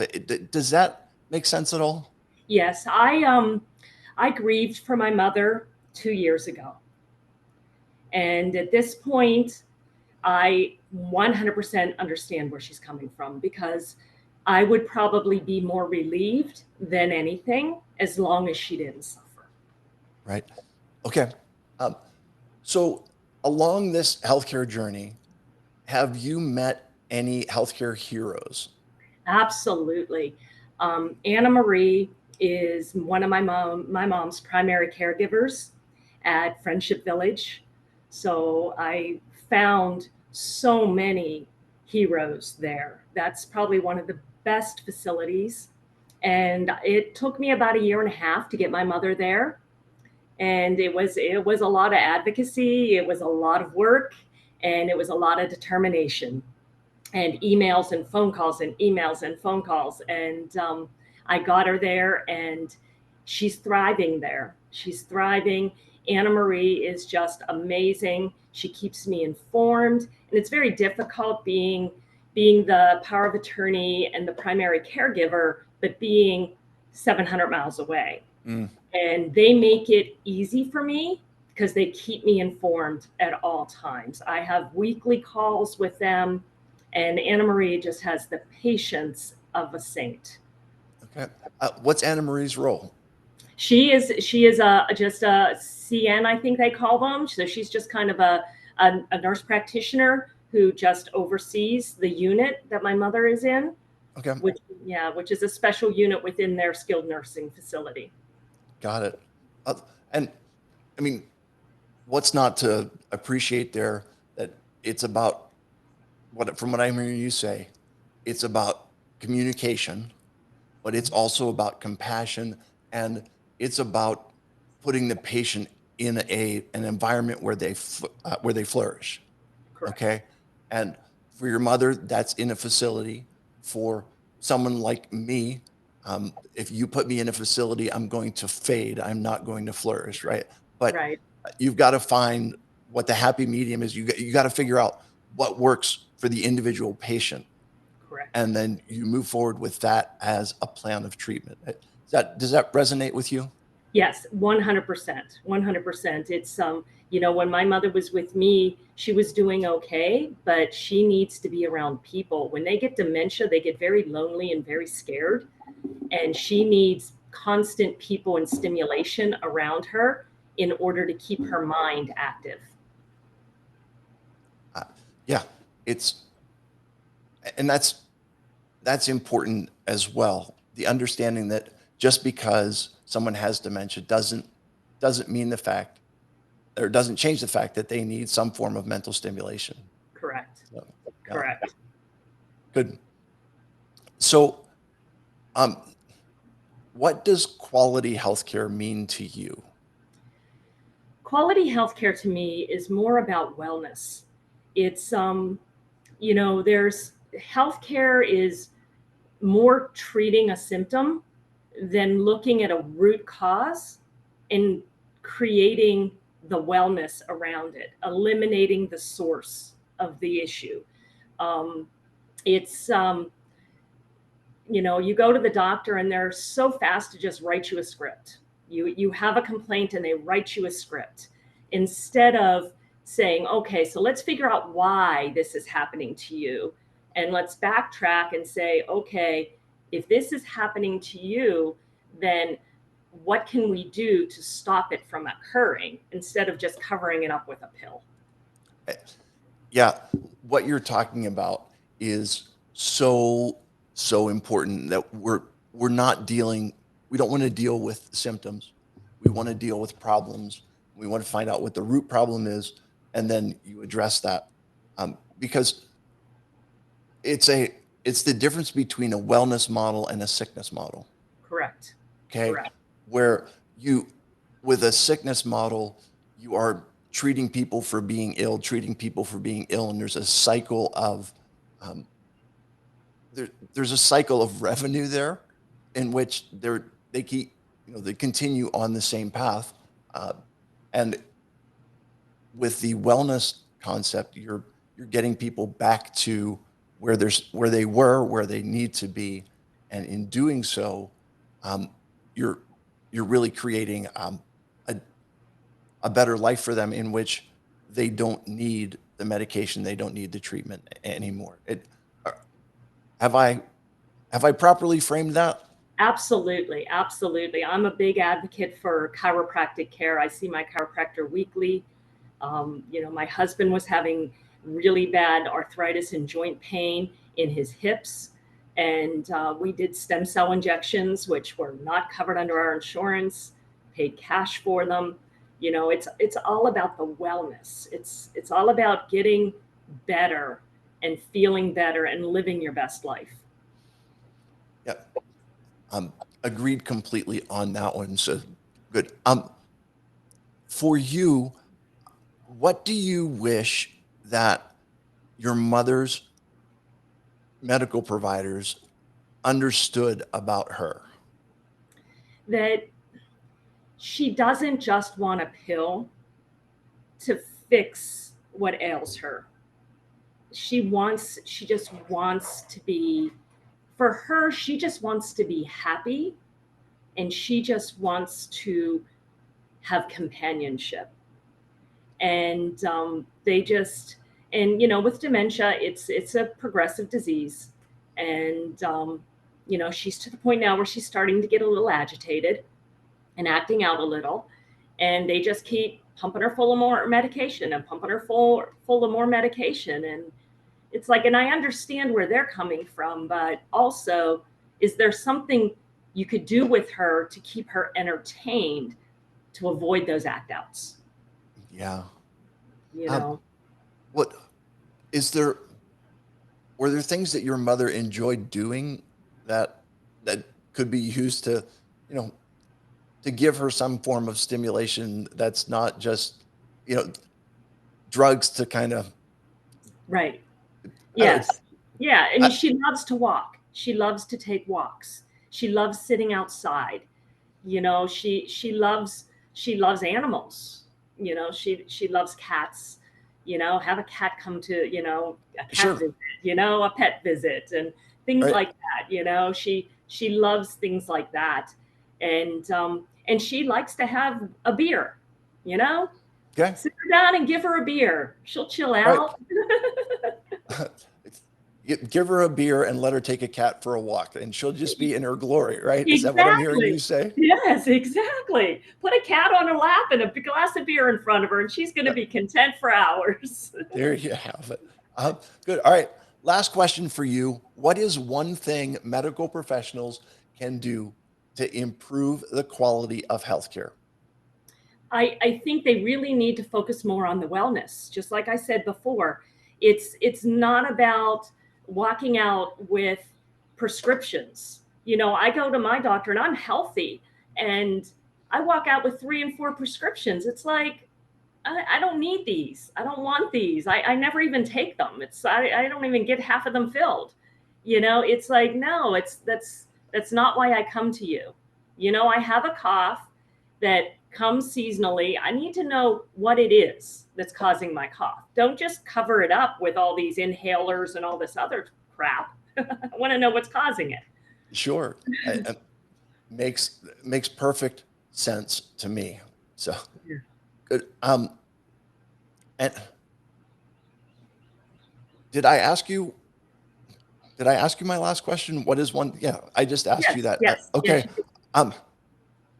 You'll pardon me. I'm 26 hours into this, and I can I'm imagine. just I know I'm on the tail end. yeah. So well, we're getting there. We're moving towards where we want to be, and Great. yep. So fantastic. Listen, Denise, thank you so much for being with me. I appreciate you, your support in this. I appreciate you sharing about your mom, and I want to tell you that I appreciate you, and I respect your perspective on healthcare. Thank you so much, Rob. Good luck, and I'll be rooting for you. I appreciate it. Talk to you later. Bye-bye. Bye. Welcome to the podcast, my friend. How are you? I'm good. How are you, Rob? I am well, thank you. So, for the record, what is your name? My name is Tanya Coleman. And Tanya, where are you from? I live just outside of Philadelphia. Okay, wonderful. And so, can you tell me a little bit about yourself and your experiences in healthcare, please?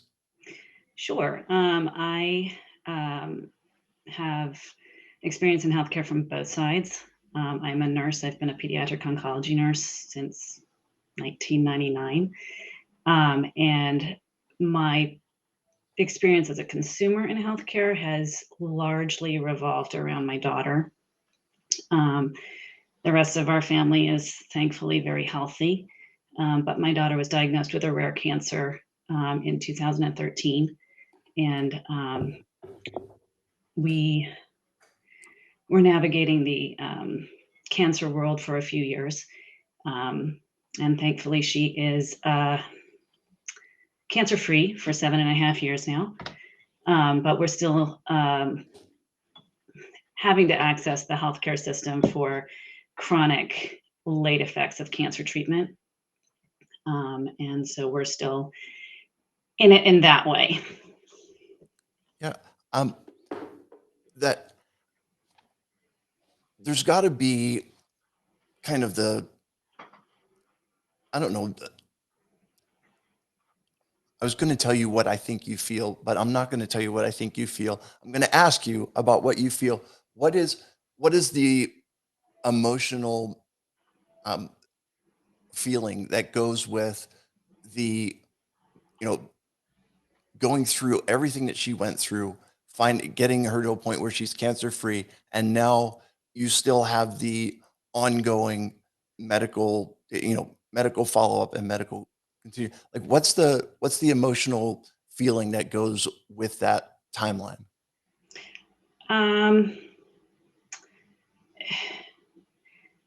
There's some frustration, and there's also some exhaustion. There's a lot of, to be honest, being in the line of work that I am, there's a lot of survivor guilt that goes along with it. Because sure, we have all these things that we're dealing with, but there's other families who no longer have that option because their child didn't make it.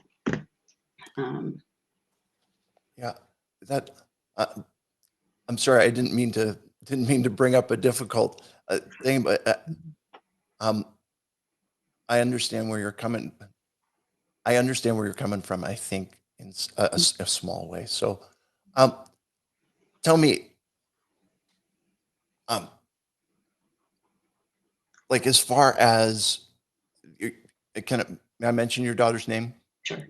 Okay, so Browen, she is cancer free, and she is kind of, where is she today? Like, what Browen story can you tell us today? So Browen is in 8th grade. She'll be going into high school next year, which is genuinely a miracle. She is mostly healthy. She struggles with eating. She had some severe gastric effects from her chemotherapy that caused a lot of nausea and vomiting that we weren't able to control. And so she has physical things that are difficult for her to eat, but she also has mental blocks in regard to eating. And she also suffers from growth hormone deficiency. So we are treating her growth hormone. She's fed through a tube.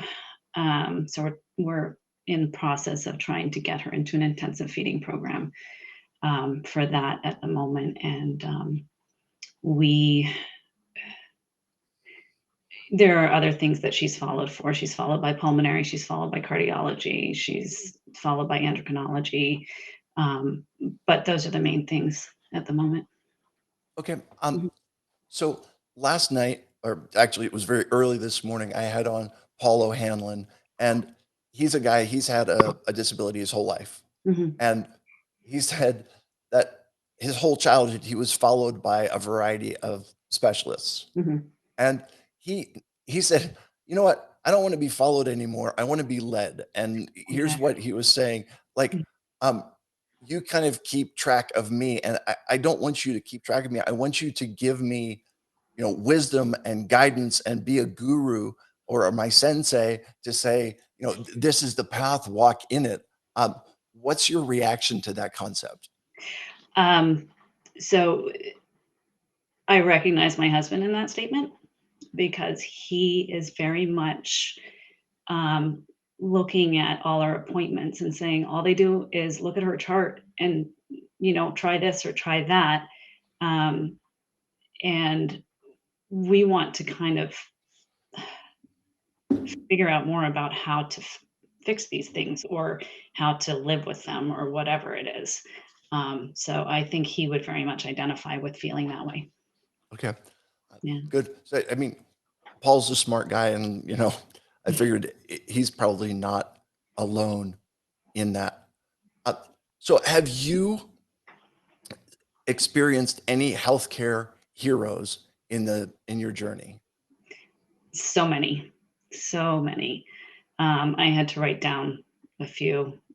Looking at your question, I was going through in my mind, just remembering the very first primary care nurse practitioner that we saw when I went in, and I said, "You're going to think I'm crazy because I'm an oncology nurse, and you're going to think I'm a crazy oncology nurse, but I want blood work for this fever." And she said, "I don't think it's crazy." And we did the blood work, and sure enough, there was cancer. And then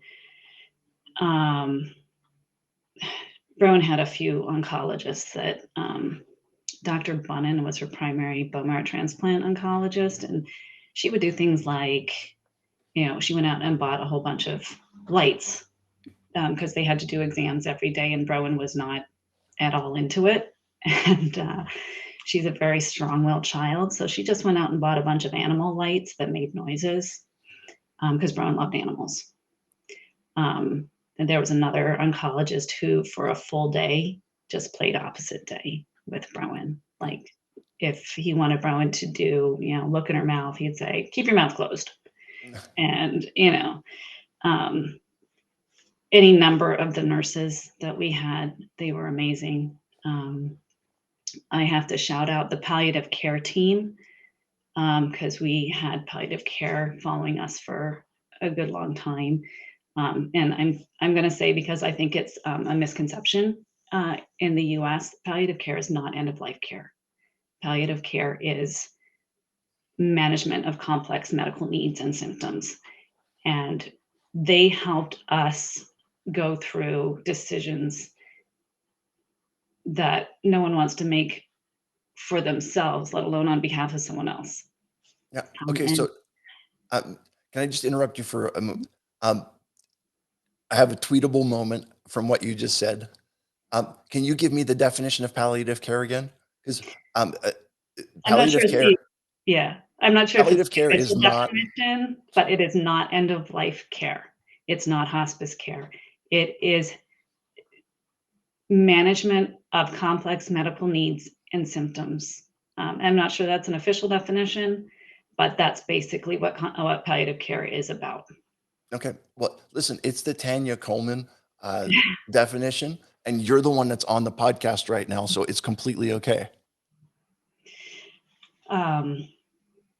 Yeah, they were really amazing, and they walked us through. They didn't tell us, they helped us to talk it through ourselves and to make the decisions, and it was very helpful because we had significant decisions to make. My current healthcare hero is named Melissa, and she is the program coordinator for the intensive feeding program at the University of Nebraska Medical Center. And she has been for 6 weeks navigating my insurance to try and get coverage for this program for Rowan. And she's been amazing. Okay. Yeah. Awesome. I am always delighted to hear about the people who are doing the right thing. So it's good stuff. So what does quality healthcare mean to you? It took me a while to kind of figure this one out. But I think universal, easily accessible, and affordable. That's what it means to me. There's so many people who don't have access, can't afford to have access. We're very fortunate. Even though I'm struggling right now with insurance, I have access to insurance through my employer. And it's a crime that there are people who don't have access to it. Medical debt is the #1 cause of bankruptcy in this country. Wow. So it's I think universal, affordable, accessible healthcare. Okay. A very powerful statement, I think, from you. So what do you wish your medical providers understood about you or your family or your circumstances? So I think for me in particular, I wish that they understood that getting on the phone and making appointments and doing all that administrative stuff when it comes to looking after my family's healthcare is incredibly difficult and taxing for someone with the way my brain works. And if I push myself to make an appointment, to talk to you, to try and figure something out, it's because it's important, because that's not something that I can do naturally. Wow. Yeah. Yeah. Well, I appreciate your openness and honesty with that. And thank you. All right. My last question for you. What is one thing medical professionals can start doing today to improve the quality of healthcare? I actually found this question difficult to answer because I think it's important to make a distinction between healthcare professionals and the system in which we're constrained. I don't know any healthcare provider, and I work with many, that doesn't want to provide compassionate, full person, family, community centered care. Everyone wants to do the best job. I think the system that we have doesn't fully support that because of the payment. I don't even know what it's called, the payment structures, the approval structures, the even, and this is great that healthcare systems are trying to make things more friendly for consumers, but catering care towards Press Ganey surveys. It also makes it difficult to, how shall I put this? It makes it difficult to provide the care you want to if if you don't have the time, if you don't have the staffing's huge. If you don't have the supports in place for, there's so many layers to the care. There is supply chain, there's environmental services or cleaning, there's pharmacy, there's lab. All the layers have to intertwine, and they have to intertwine well. And and the insurance and all of that stuff has to kind of all fit together, and it's difficult to sometimes it's just difficult to do the best job that you really want to do. I think time's a big thing. Got it. Listen, Tanya, thank you so much for joining me and for sharing your story, for sharing your thoughts. It's been eye-opening. So I appreciate You're you doing welcome. that.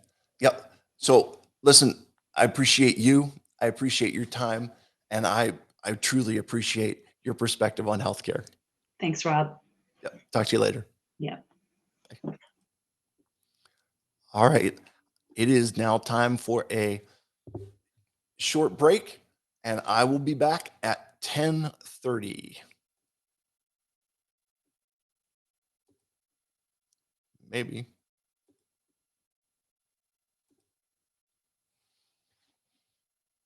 Oh, no, I'm not going to be back at 3:30. There we go.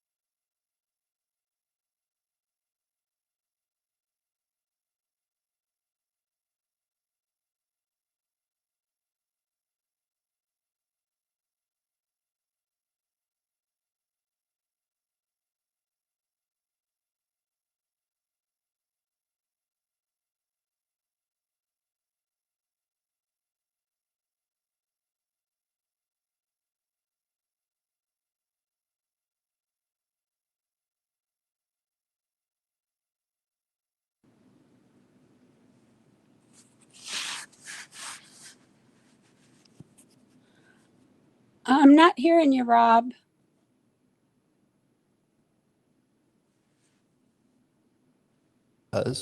There we go. We go. Now we're back. And now, Jean, welcome to the podcast. Thank you. Glad to be a part Absolutely. of it. Jean, where are you joining us from? I'm from Northeast Iowa, 6 miles from the Mississippi River and 50 miles north of Dubuque. Our town is very small, 600 people, and so most people won't recognize it, but it's Garnavillo. Garnavillo, Iowa. Excellent. Jean, I appreciate you being here. Can you tell me a little bit about yourself and your experience in healthcare, please? Well, I turned 70 a few days ago, so I have Happy some birthday. I have some mileage under my belt. And I have to say, Rob, I'm one of these people that I don't have any complaints with the health department, any health care I have gotten. And I've had a number of surgeries, some here close to home, and some having traveled up to 2 hours away up to Rochester, to the Mayo Clinic, and one down in Iowa City, which is 2 hours the opposite way. And so I haven't had any bad experiences. And I do appreciate our small town care that we get. It doesn't take long to get a test, or, if there's a need for a MRI or any, x-rays or whatever, you can just almost get them instantaneously if you're at the doctor's office. So I do appreciate that, because I hear people in the big cities sometimes have to wait a while to get those kind of things done. And our healthcare here close to home, the people who are caring for you and they know you. So it's like you meet them on the street and they care about you. And so as far as my health care, I have no complaints at all. I have only great regard for the care that I've been given. And as far as any family members, I would say pretty much the same. So, Okay. How do you feel about the boundaries when it comes to small town, caregivers or healthcare providers? Because I'm thinking, you all live together, you're in the same small town, and so when the doctor is, you see the doctor on the street, and are people asking him for, basically free consultation on the street? Like, can you look at this thing on my face? What is it, kind of thing? Is that an experience that you have up there? it hasn't been for me, because I'm very conscientious that they probably would really not like that. I don't know if others have done it. I will say that at times my nurse friends, if I have a question, I'll say, what do you think of this? So as far as my friends, my closer friends that are nurses, I will ask questions like that, but not of doctors in particular. But they have visiting. You can go visit them to get those kind of questions. But for me personally, no, it hasn't been. But I wouldn't be surprised that there are those out there who do that. Excellent. So in your experience with your different surgeries in different places, have you experienced a healthcare hero, somebody who you really think is doing it right? Rob, I'm surrounded by healthcare heroes in small towns. The only way we can get sufficient help quickly is by the dedication of first responders. Now, these are men and women who take the time to get trained in everything that they need to know to be able to help people immediately. We have equipment at our fire station where when they get the call that someone needs help, they run to that and they're able to bring the equipment right to your, it's actually, it's not an ambulance that they have. It's like it has all the things on it for them to care for you. Looks like an ambulance, but they don't carry people in it. And then they'll call the ambulance from the hospital that will come and get you.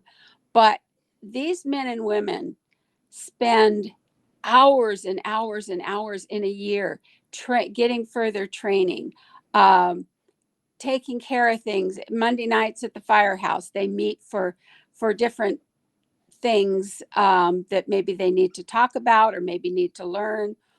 And they're there and they're happy to be there. And these people are awesome. I just can't help but talk or say enough good about them.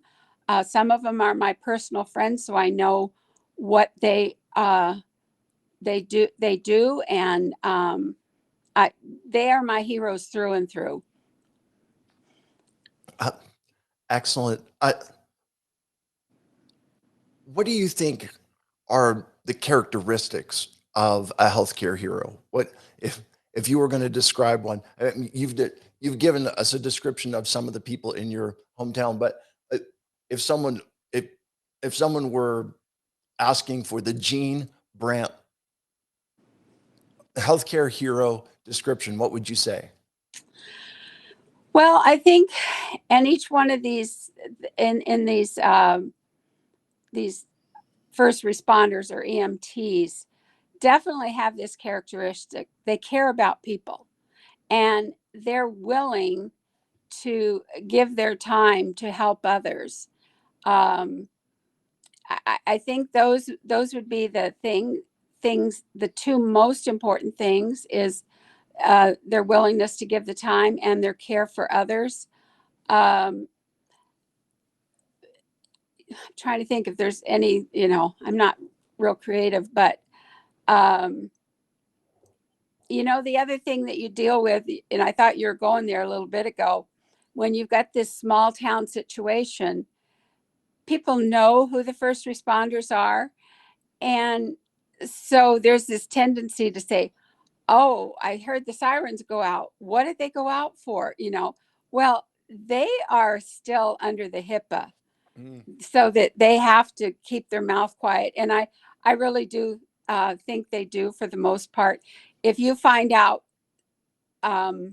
something that went on, it's usually because it comes from somebody else, not from them. And I respect them greatly for that, because myself, one time when I got taken away in an ambulance, there was a gentleman there that I'm fairly friendly with, his wife. And I said, you don't have to carry HIPAA for me. Go ahead and tell her what went on. It's all right.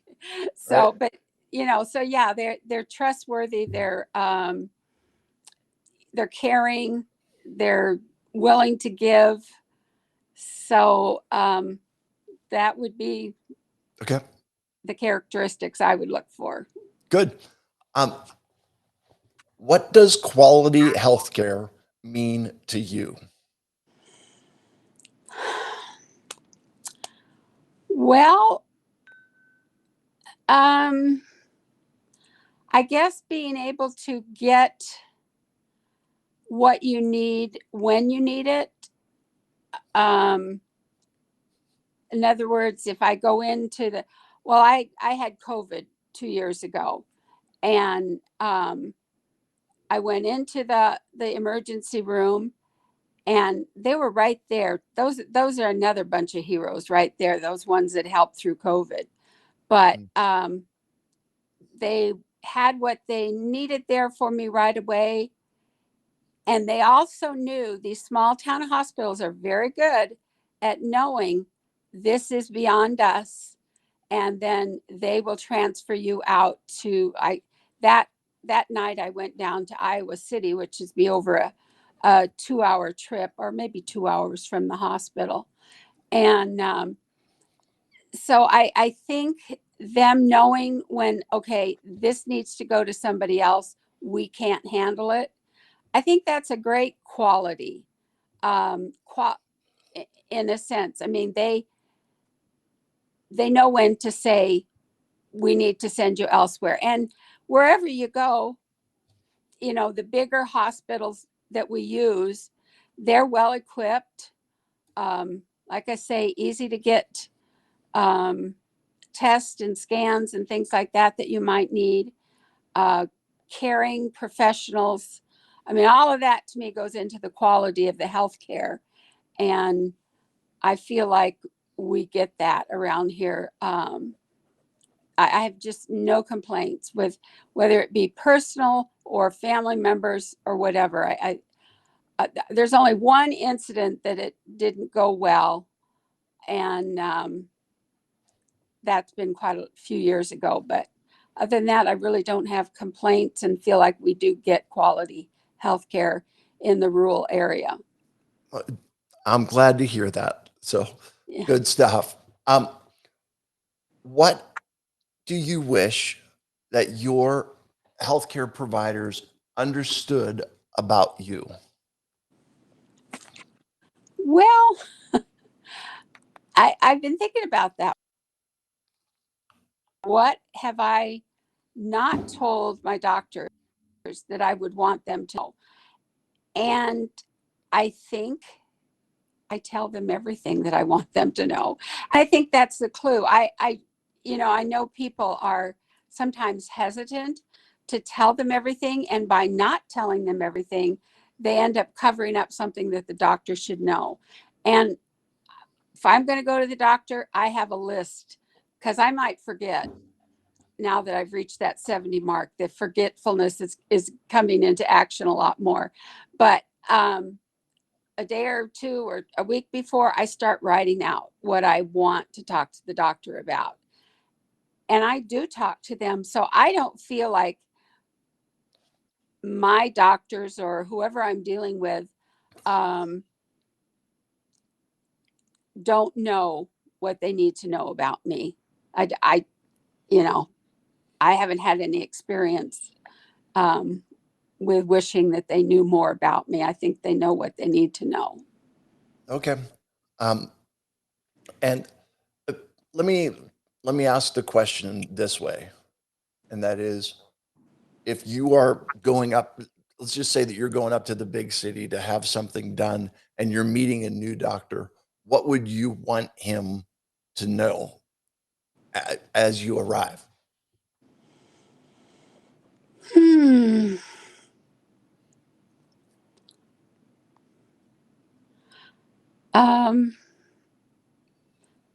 I honestly, I'm trying to think this through, Rob. Okay. Like I said, I tell them right off. So it's not like I'm holding anything back. I guess I would want them to know, and they're really good about that in this day and age, is what my medical records have been from the past. So they know, that I have good blood pressure, or that, well, one of the things that I've had twice, and maybe this would be something that I would want them to know, is like I've had blood clots and on the lung. And so that would be something that I think I would right away want to tell them if they haven't already gotten that information. But they're pretty good about getting the information back and forth to the big hospitals. So. Well, good. I'm glad to hear that. What is one thing that you think medical professionals can do to improve the quality of healthcare?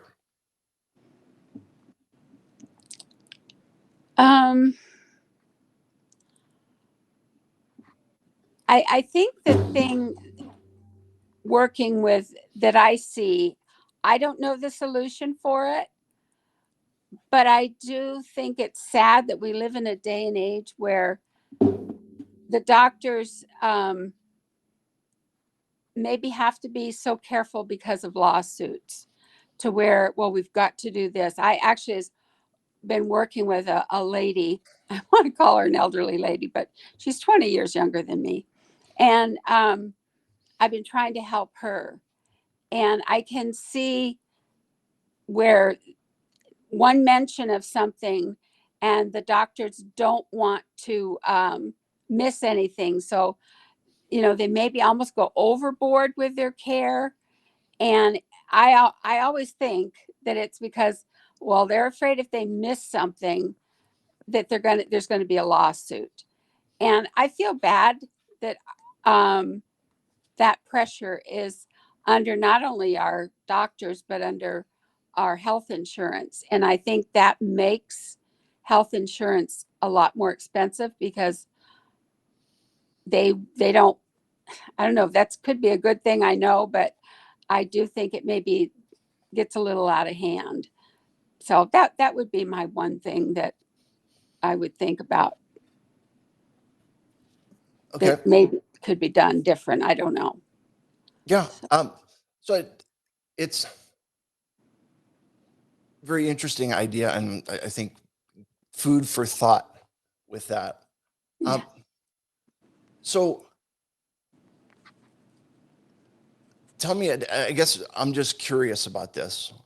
How much of your healthcare do you feel like can be handled in your local community, and how much needs to go to the big city?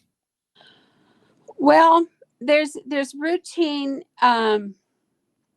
like surgeries, they'll do an appendectomy, they'll, I can't, I'm not going to start quoting those because I don't really know, but it's almost like a team.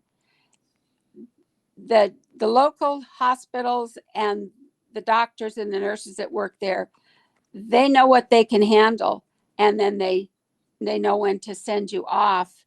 But for my sake, I haven't been sent off. I'm trying to think. Not very much. Most of the times it's handled there, but that might be my situation where other people do have to be sent off quite a bit. And that can get tiring when you have to drive, maybe 2 or 3 times in a week over an hour to get things handled. And if you're going to go further away down to Iowa City, then that's even longer. But yeah, that is a challenge if you have a lot of health issues. I'm very thankful that I don't. So I don't do a lot of that traveling outside for medical care. Right. So talk to me a little bit, please, if you don't mind, about your local healthcare community, because we talked about, there's a hospital, there's EMT, like what are the healthcare, the healthcare elements that you have in your hometown? Well, we actually just changed doctors a couple of years ago, only because of insurance. But the one that we go to now, it's a very nice new facility that that handles almost all tests. I don't think you could get a PET scan there. I'm quite sure you'd have to go someplace else, but you can get your MRIs, you can get your CAT scans and all the x-rays that you need. They have good pharmacies, so your meds are easy to get.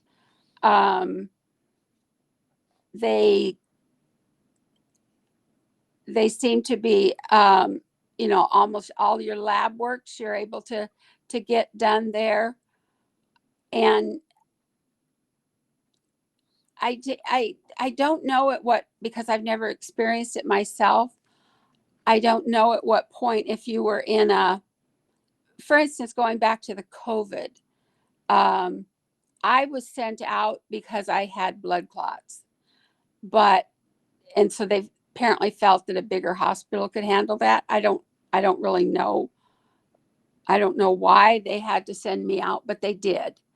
And, but I know other people that had COVID and had major problems, and they stayed right there. So I think it was the blood clot issue that made me have to travel.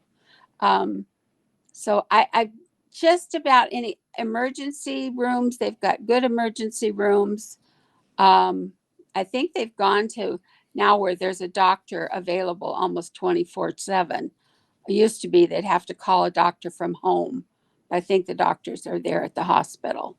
So, yeah, for most part, it's everything. But So, that also depends on the person. right. So how concerned are you when the doctor says, we're going to send you up to big city, so to speak?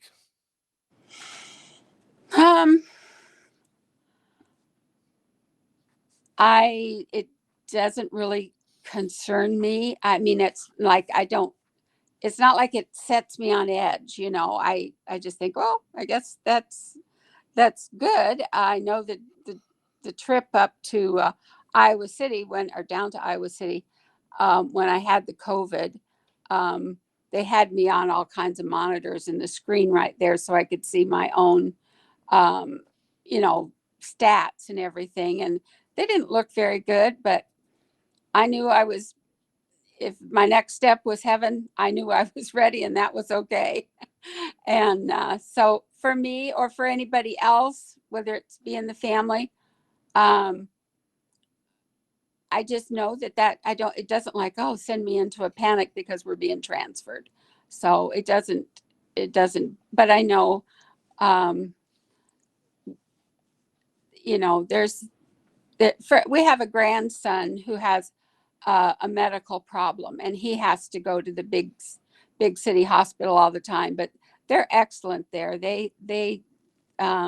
His mom talks about how wonderful they are there for him. And so, yeah, they handle, and they have like, they'll, in a place like that, they would have pediatrics and,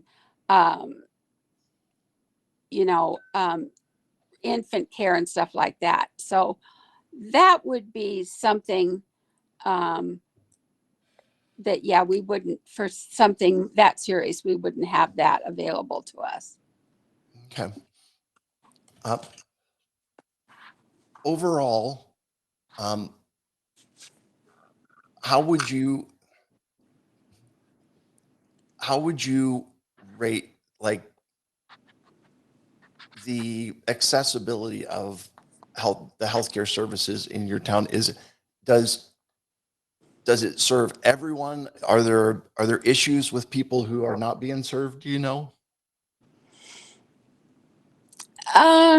Yeah, I'm pretty sure they would serve everyone. For instance, they have buses that will pick up, say, the elderly people. They'll go around and pick them up at their house and get them in this van, whether they're a native wheelchair, whatever they have it. They put them in there and they will take them. Mostly to Dubuque, which is 50 miles away. Iowa City is close to 100 miles away. But they'll pick them up and they'll take them around for their care. So they kind of compensate with the lack of, you know, for an older person who would have a hard time getting around. And I think they would have wheelchair accessibility for all of that. I'm quite sure in seeing the buses that they drive in. So they really make sure that we're taken care of. I'd actually like to hear, I'm sure there's probably somebody else out there, if they're from my area, they're going like, she's crazy. They don't have that good of care, but as far as I can see, they do, from my point of view. Okay. And do you know how big the local hospital is?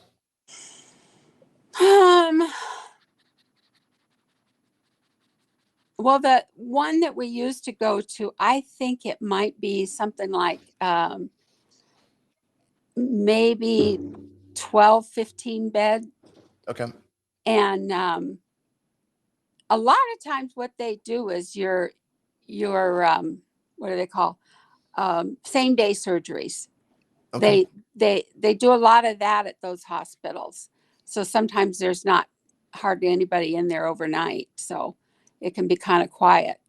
Then the other hospital that we're at, I think they probably, I doubt they have more than a 25 beds in their hospital too. So a lot of it that they do is the outpatient stuff. Okay. They also have one other thing they do in this area is they have clinics come. They might have a heart specialist come, or they might have other specialists that come to the smaller hospitals to make to give the care right there close to home. So they're good about doing that too.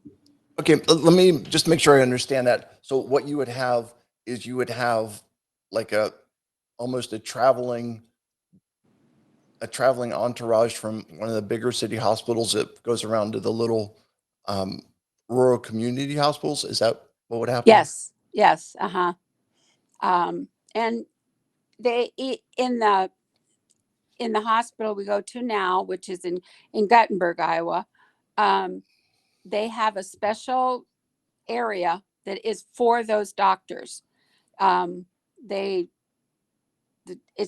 would think if you went there and saw it that, okay, that must be where they practice all the time, but it isn't. So it's separate rooms that they can take patients into and consult or test or do whatever they want to. And like I said, I know like cardiologists will travel, foot doctors will travel. I think they even like the eye doctors, can't think of what they're called right offhand, but Optometrist.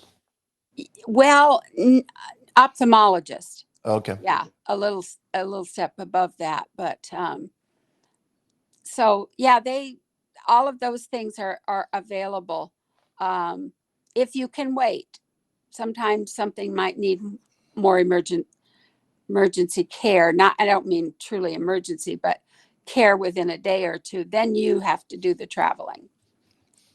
Okay. And so is it like a rotation, or are there set days of the week, or how does that work? Right. Yeah. You might almost want to say set days of the month. Okay.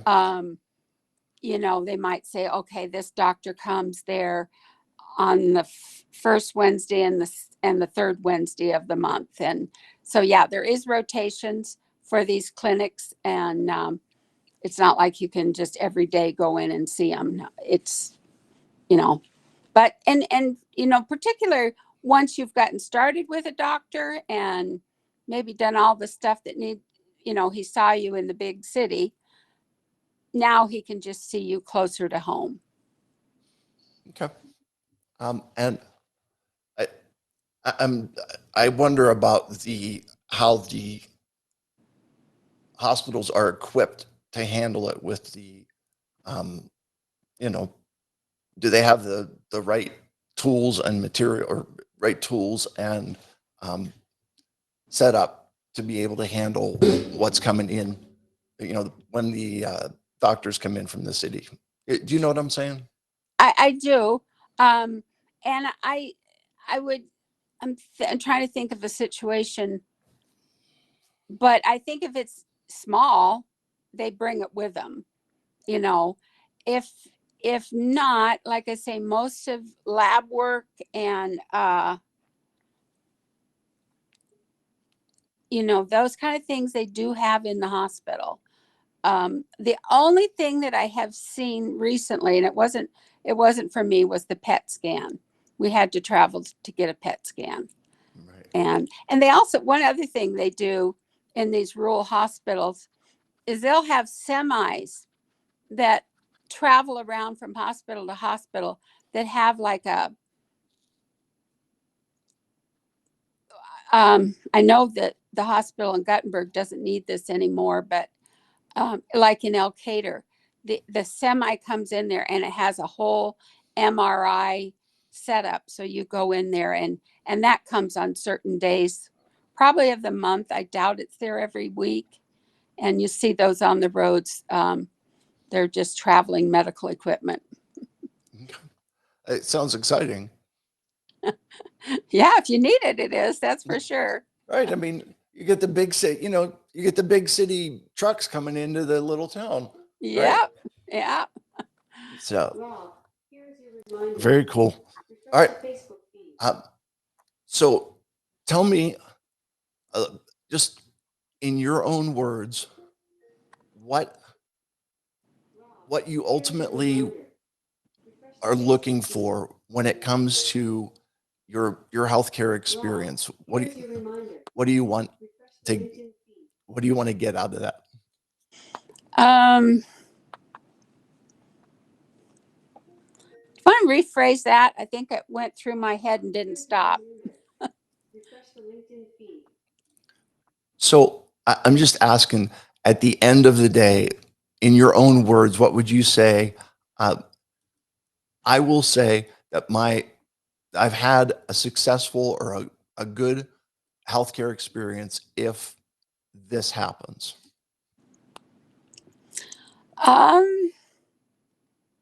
I guess doctors that will listen to you and recommend the right treatment and show an interest in you. That would be what I would consider important and what I'd want to see in my care. Excellent. All right. Jean, thank you so much. I appreciate it. I appreciate you. I appreciate your willingness to share, and I appreciate your perspective. Well, thank you. Let's try that again. I appreciate your perspective on healthcare. I'm going to bring in my next guest a little bit early. So, Okay. All right. I'll say goodbye. It was nice visiting with you. Yeah, nice visiting with you as well. Thanks, Jean. Bye. Good morning, my friend. Oh, I think you might be muted. I can't hear you.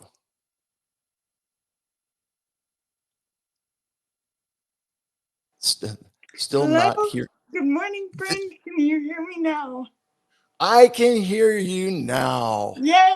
So, Technology is wonderful when it works. technology is fantastic when it works. It's just a matter of making sure that we get it to do so. So, so the questions are pretty standard here. We'll start with the easiest one of all. What is your name? My name is Laura Power. I am a 27-year-old graduate student from about 20 minutes north of Pittsburgh, and I was born 3 months early. I should probably mention I'm studying sociology at Indiana University of Pennsylvania, and my healthcare story is I was born 3 months early, which resulted in me having cerebral palsy, which has made me a power wheelchair user and has made my life interesting. The area that I live in has a lot of access to health care, and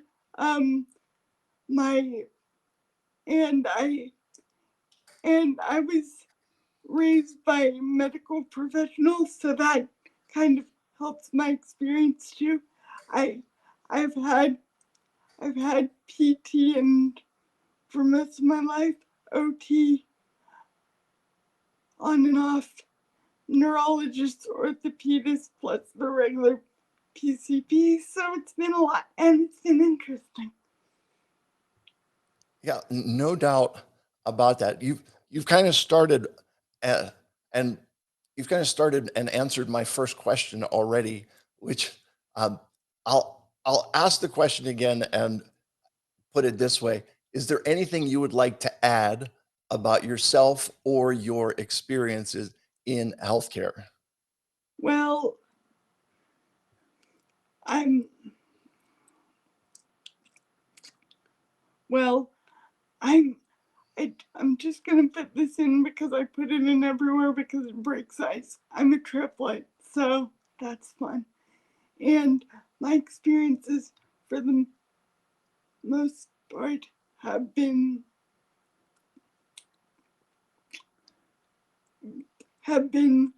good because of the healthcare climate that I've been raised in.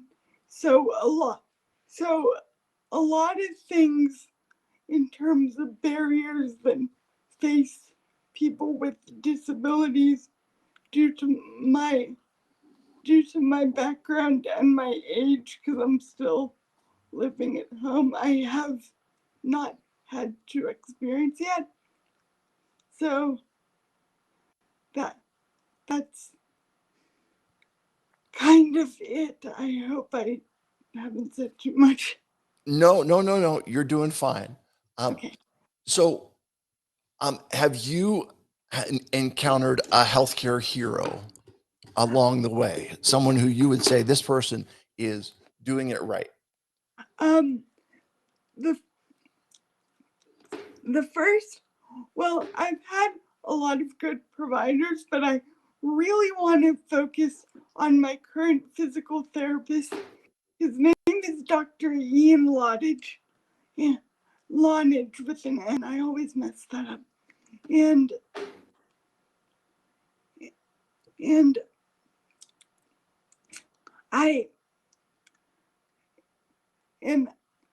he is awesome for 3 reasons. The first one is that he has figured out a way to make my insurance work better for me. By way of explanation, as I said before, I have had physical therapy for most of my life, and when you're 26, because of the way insurance works, you transfer from the pediatric system to the adult system. And the deal with the adult system is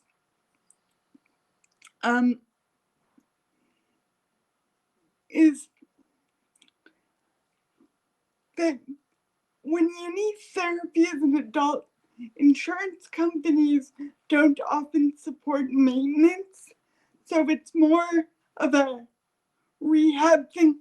Like if you go into therapy and if you break your arm or something, that's a condition that's going to improve. Companies won't pay for long-term therapies, basically, because that's a pile of money, obviously. But there's no cure for cerebral palsy. So I'm in it for the long haul with these people. So Ian figured out a way for me to continue going to services and for them to continue to pay. He also was the first adult provider who told me that maintenance therapy was mandated by the courts and that they couldn't kick me out. And I had 2 other adult providers before him and nobody said that. Which brings me to my second point. He's extremely knowledgeable. He uniquely has specialized in neuro conditions and knows how to answer my questions with evidence-based information, which is a plus, and knows how to present them to me in a way where it makes sense to me. So he's good at communicating with me. And which brings me to my third point.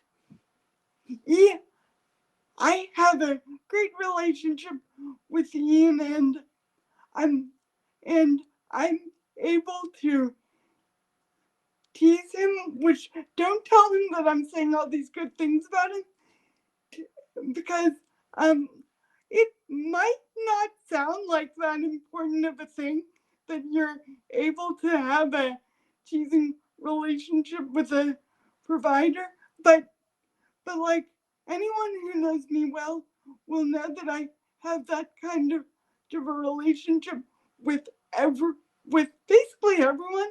And the fact that he knows he can tease me proves the truly important part, that he sees me more as just a medical condition, someone with a sense of humor and a life that's not just like a neurodiagnosis and crappy spazzy legs. I appreciate that he sees me as a whole person. Yeah. It's So he's great. He sounds great. So wonderful. Let me ask this. What is your definition of, or what does quality healthcare mean to you?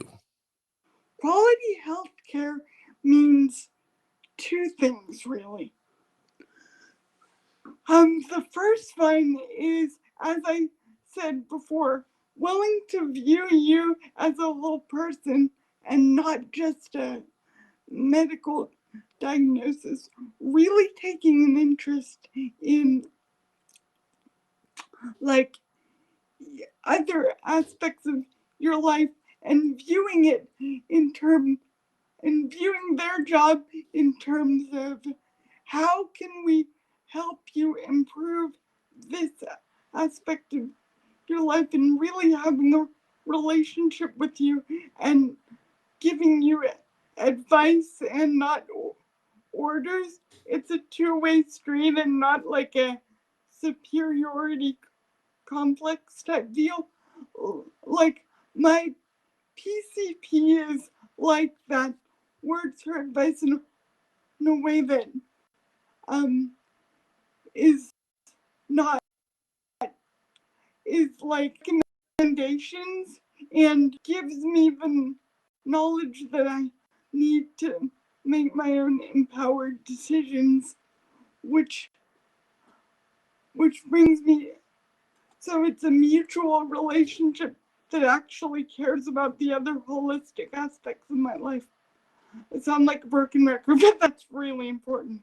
And then the other thing is, again, a knowledge base that the patient can understand, not just telling the patient, here's what you should do, but here's the information, here's where I'm getting this, here's why we do it, so that you understand what is happening to you. Because if a patient can understand and know that it's coming from sources that they can trust, they're more likely to be empowered about their own healthcare.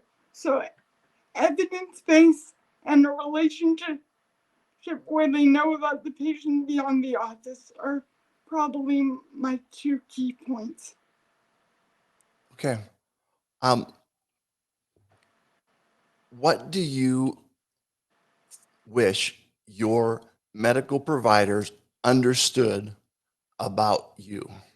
Well, first of all, I wish they understood about me that, and most of them do, so I'm pretty fortunate, is I'm more than just a medical condition. I have about a million things going on, and I'm really and I'm a busy person who likes to have a life and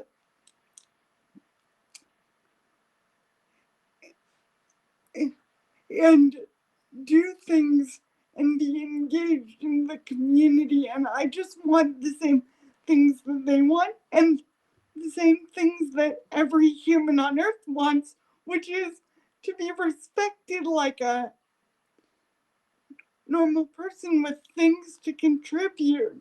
I don't want to be labeled with all the stuff that's wrong with my body. I just, yeah, it's there, but it can be worked around and I can be treated with respect to have goals and dreams and things like that. And the other thing I want people to know is please talk to me. I'm willing to work with you and give you the information that you need. So when somebody comes in with a person helping me, please talk to me. Okay, that person is my ride. That I'm capable of understanding and develop and taking in the information and giving you what you need to know. Direct your questions to me, please. Yeah, that's got to be so frustrating for you to, have somebody, you're there, whatever it is, whether you're the patient, whether you're whatever you're there for, um, the person that's with you is not, is only there because you're there. That they're, um, can you, give me an example of when something like that might happen? Like there was this one instance when I was having surgery, and you know how they make you wait on that table and see like a bunch of different people. One of them walked in, looked at my mom, and said, "Does she have any loose teeth?" And I'm like, and at this point, my mom's awesome. She's kind of used to this too. She just kind of rolled her eyes and was like, "Yeah, go that way." But yes, that happens quite a bit. And then and then some people go out into the waiting room and say, and when I'm with my aide, and they say things to me like like like should we send your mom back with you? And I'm like, I don't say anything, and I forget to advocate for myself because I think they're talking to somebody else. So because my aide isn't my mom, and I sometimes forget that they don't know that. So I think they're talking to somebody else. And if I wasn't confused, I would totally tell them, no, I don't need my aide back there. Yeah.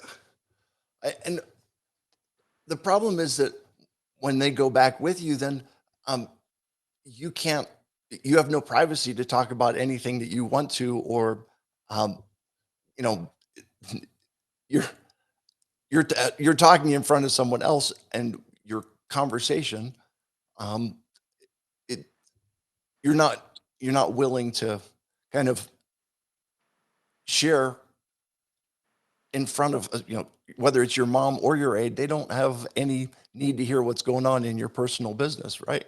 Yes, they don't have any need to hear what's going on, but I will say that sometimes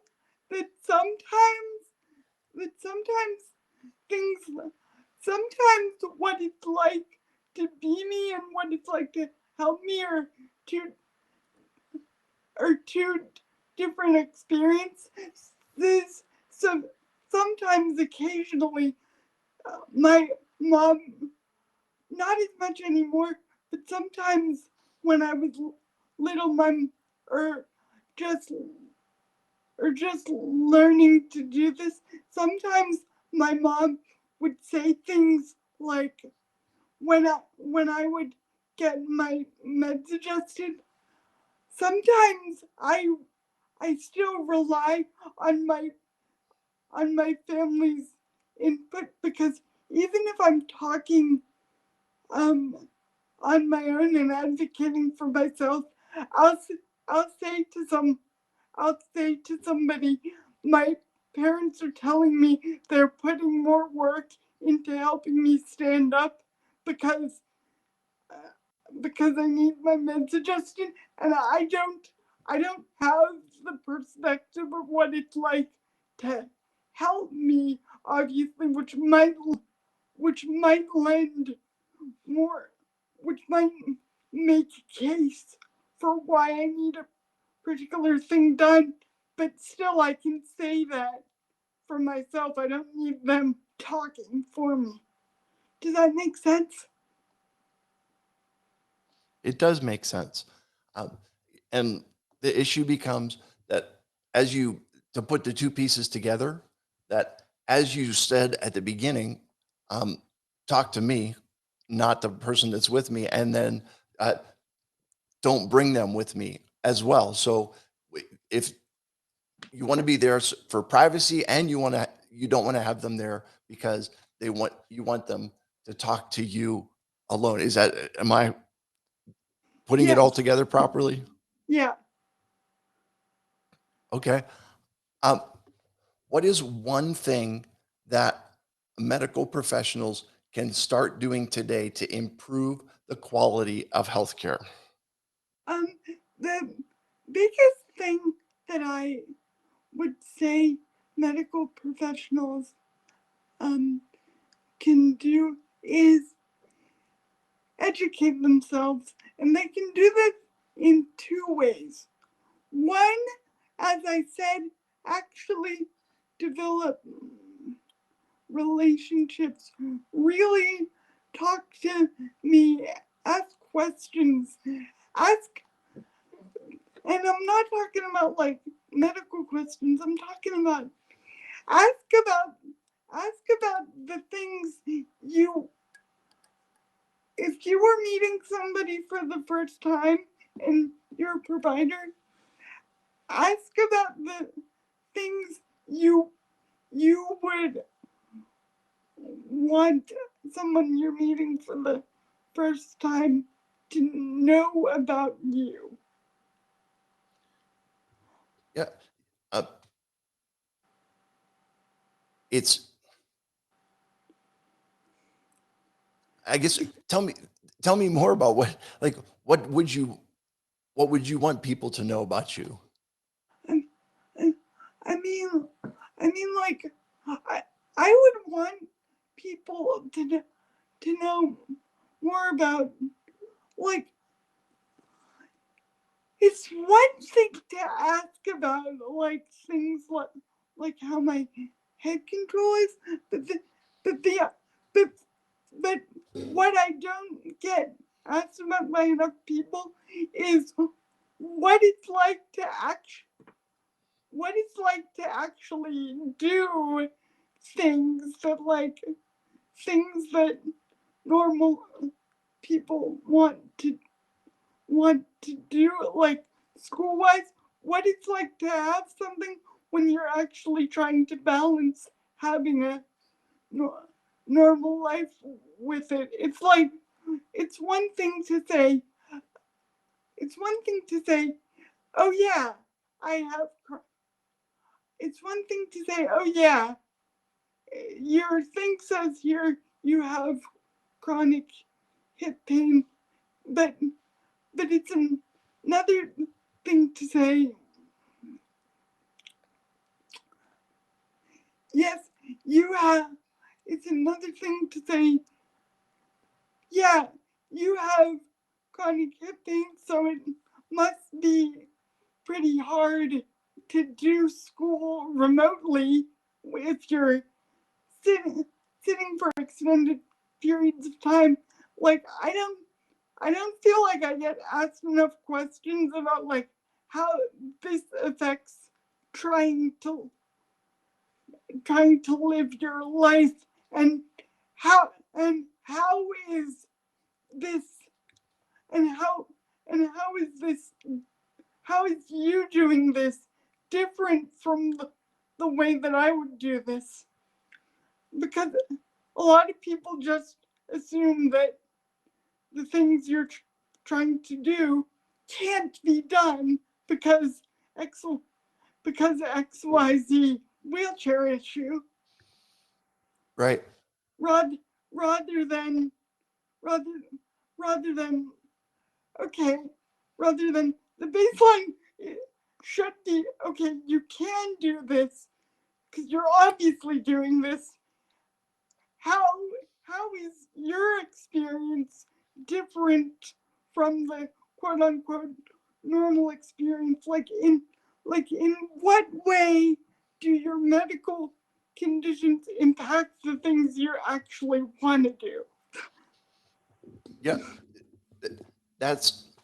you're so right. And there are assumptions being made all the time. And there are people, and I guess I've mentioned this before, but my thought is that um, bias and stigma exist. Okay. But they exist in other people. And just because they think that or they say that does not make it so. And just because they don't see the value or they denigrate, it doesn't change the who you are or what you're capable of or um, anything like that. So that we have to get to the understanding of what it is, where it exists, and then not accept it for ourselves. Does that make sense to you? Yeah, yeah. It also helps when one person sticks up for themselves because it then informs the care provider or someone in any institution about how to treat other people who might be going through the same thing. Yeah. And can I say one more thing? The other thing that providers can do if they've never run into someone who looks like me is like there are research journals. I'm not talking about medical research specifically, like because a lot of providers went to school for the biology aspect of stuff. There's all kinds of research that goes in, like from other disciplines. You're talking to a sociology major, so I might be a little biased here. Sorry, but there are all kinds of research from other disciplines about like how health issues affect a person's life that they can read so that they have a sensitivity and a clue. Yeah. It's a crying shame. Yeah. So, listen, Laura, thank you so much for being here and for sharing.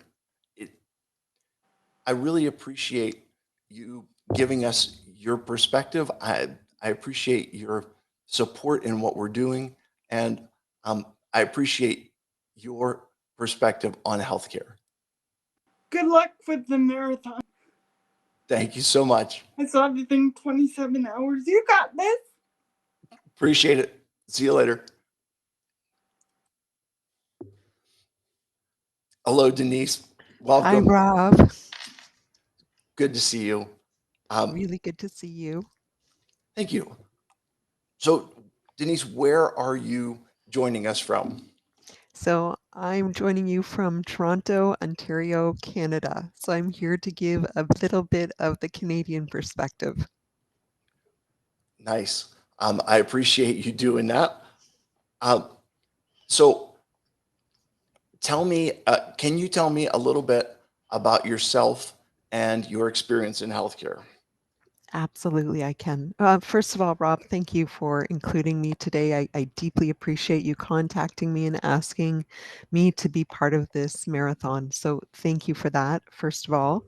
And just to share a little bit about my experience in the healthcare system in Canada, Ontario in particular, it's mostly been a very positive experience for me. So I've had three doctors throughout kind of my life. My first doctor took care of us from probably until I was 20, and then from my 20s to probably my late 40s, I had a second doctor who was fabulous. She probably was the doctor who I had um, my healthcare issues with or more experiences with. So I had my two children, and of course, I've had two operations with her. And then my final doctor, now who I'm seeing, and it's quite the switch because now I'm seeing a doctor who's younger than me. So, I didn't expect that to happen, but he's also fabulous. It took a really long time to land on my third doctor, though, so that's a little bit of a problem here in Ontario, where we're having a hard time finding medical professionals. So I wanted to acknowledge that. And of course, my experience is very different living in a large city from our northern communities, our Indigenous population, right? So very different experiences in healthcare and medical care. So, in your experiences, have you met or seen a healthcare hero, somebody who you feel like is doing it right? Absolutely. I would say that that would have been my second doctor, Dr. Muriel Henderson. And I'll share a little bit about a personal experience with her that makes me say that she was absolutely doing it right. First of all, with Dr. Henderson, she really got to know you as a patient. So when you first went to see her, she actually did an interview with you just to make sure you both fit with each other, because she would provide long-term care. That was her goal. Um, After I had my, and I apologize if I get a little bit emotional with this story, but after my second son was born, I suffered postpartum depression. And I went into the office, and because had got to know me, she immediately knew something was wrong. I was really a shadow of the person that I normally was, and she quickly recognized, having given birth, that I was going through postpartum depression. After my husband was with me at that appointment, he was in the waiting room, and she called him in, and she went through the steps that needed to be taken to kind of help me through this stage. And part of that was to take medication. And my husband was opposed to me taking the medication. And so he voiced his opinion. And Dr. Henderson asked me to leave the room, which, if you know me, I'm a pretty strong personality. So asking me to leave the room and me meekly leaving the room, she already knew that that was highly unusual. So I meekly left, and she had a long conversation with my husband. And I remember sitting in the room for probably 20 minutes. When I came back into the office, they called me back in. My husband had done a 180.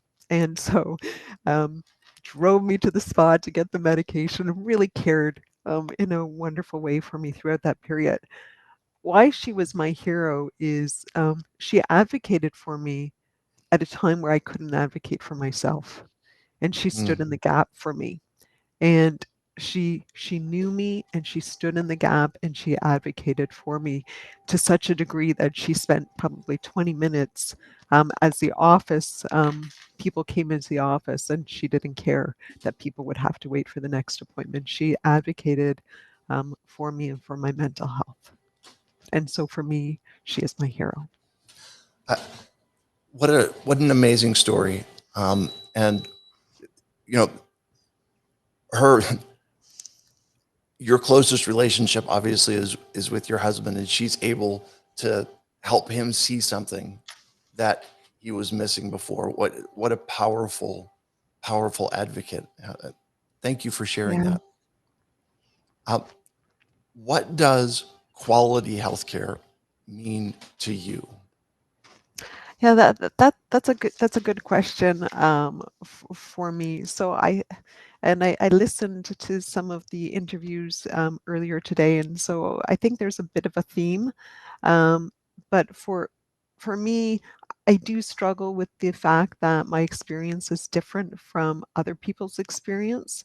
So depending where you live in this great country, your experience with medical professionals could be very different. Um, and what I would like to see is, I think the previous person said it the best, to be seen as as a whole person, and that's what quality healthcare means. It's healthcare that's open for everybody, and it's to be seen, and it's the same treatment. And I think unfortunately what's happening in Ontario is that um, our healthcare professionals are under increased pressure to treat us, to get us in and out of the system. So my experience with my newest doctor, who um, I think he's a wonderful person, is very different. I don't think he knows me as a whole person. I don't think he would be able to advocate for me the way that my previous doctor had, because I'm not known to him. Yeah. Um, and that's uh, one of the difficult things that you have is the rapport that you build up with your medical professionals. The longer you go, the more they begin to know you. They know it's one thing to know someone's chart. It's another thing to know their family. To know their work, to know their passion, those type of things. Um, there's such a big difference between um, you know a factual knowledge and a relational knowledge. Does that make sense to you? That makes complete sense to me, and I think the difference is in the past is that um, my previous doctor was able to spend that time, and I think because she was older, she just broke the rules in terms of, the amount of time, whereas the newer doctors unfortunately are under a lot of pressure, and aren't able to spend that relational time with you. And it worries me as we get as our population ages here in Ontario. Yeah. Um, it's crazy that it is such an essential service, right? And um, in doing that work, they do this because they want to help. They Most people are attracted to the field of healthcare because they want to help other people, and then they end up in a situation where they get burnout, they feel overused, they feel undervalued, all of those things. And it's like, how do you put the whole thing together so that you have, because you have good people who are in a flawed system. And I'm, the Canadian system, I'm not the American system, all of the systems have their issues, because you're having the same problem in Canada that we're having in the US, that um, it's burnout and fatigue, and you have people leaving the field Yeah. because of the circumstances. What's your comment on that? Well, and you layer on top of that COVID, right? And so as a result of COVID now, the backlog in our medical system and for our operations is is in, is incredible. Like it's just, and we have a high degree of nurses leaving the field profession. I think our doctors are still staying there, but you really see the fatigue. And listen, my current doctor is pretty wonderful, but I think I worry about him more than he worries about him, because he comes literally running into the room to see me, gives me 5 minutes, and he runs out to the next patient. And so how do you sustain that? And how, uh, I don't even know, like, Some days I come in and I drop off chocolates. He just is up the road from me, and I'm like, here's some chocolates for the team at the front desk. But I'm like, come on, like there has to be something, and maybe we're bleeding into a little bit of the next question. But when I talked about Dr. Henderson being my hero, I want to be really clear that every professional I've talked to is in one sense or another my hero. It's just that she advocated, so she's the one who stood out for me. But it's just a really hard situation that our medical community is in, and in Ontario, and I looked this up, it is our number one expense item, and we spend $65 billion a year on healthcare in Ontario. So we're spending a lot of money, and yet it's still broken, right? So how do you fix it? It's a very complicated question. Yeah, no doubt. And your comment earlier that he takes better care of you than he does of himself. Like Yeah. what it again, this is a theme that I've heard. It's the airplane analogy. You have to put on your own mask before you put on the mask for others. And in this, you have people who are stressed and anxious and really on the edge and pushing the envelope physically, who are then trying to care for other people and telling them, "Oh, relax," you know. Um, what a it's it's a messed up paradigm. So It truly is. It truly is yeah, a messed up paradigm.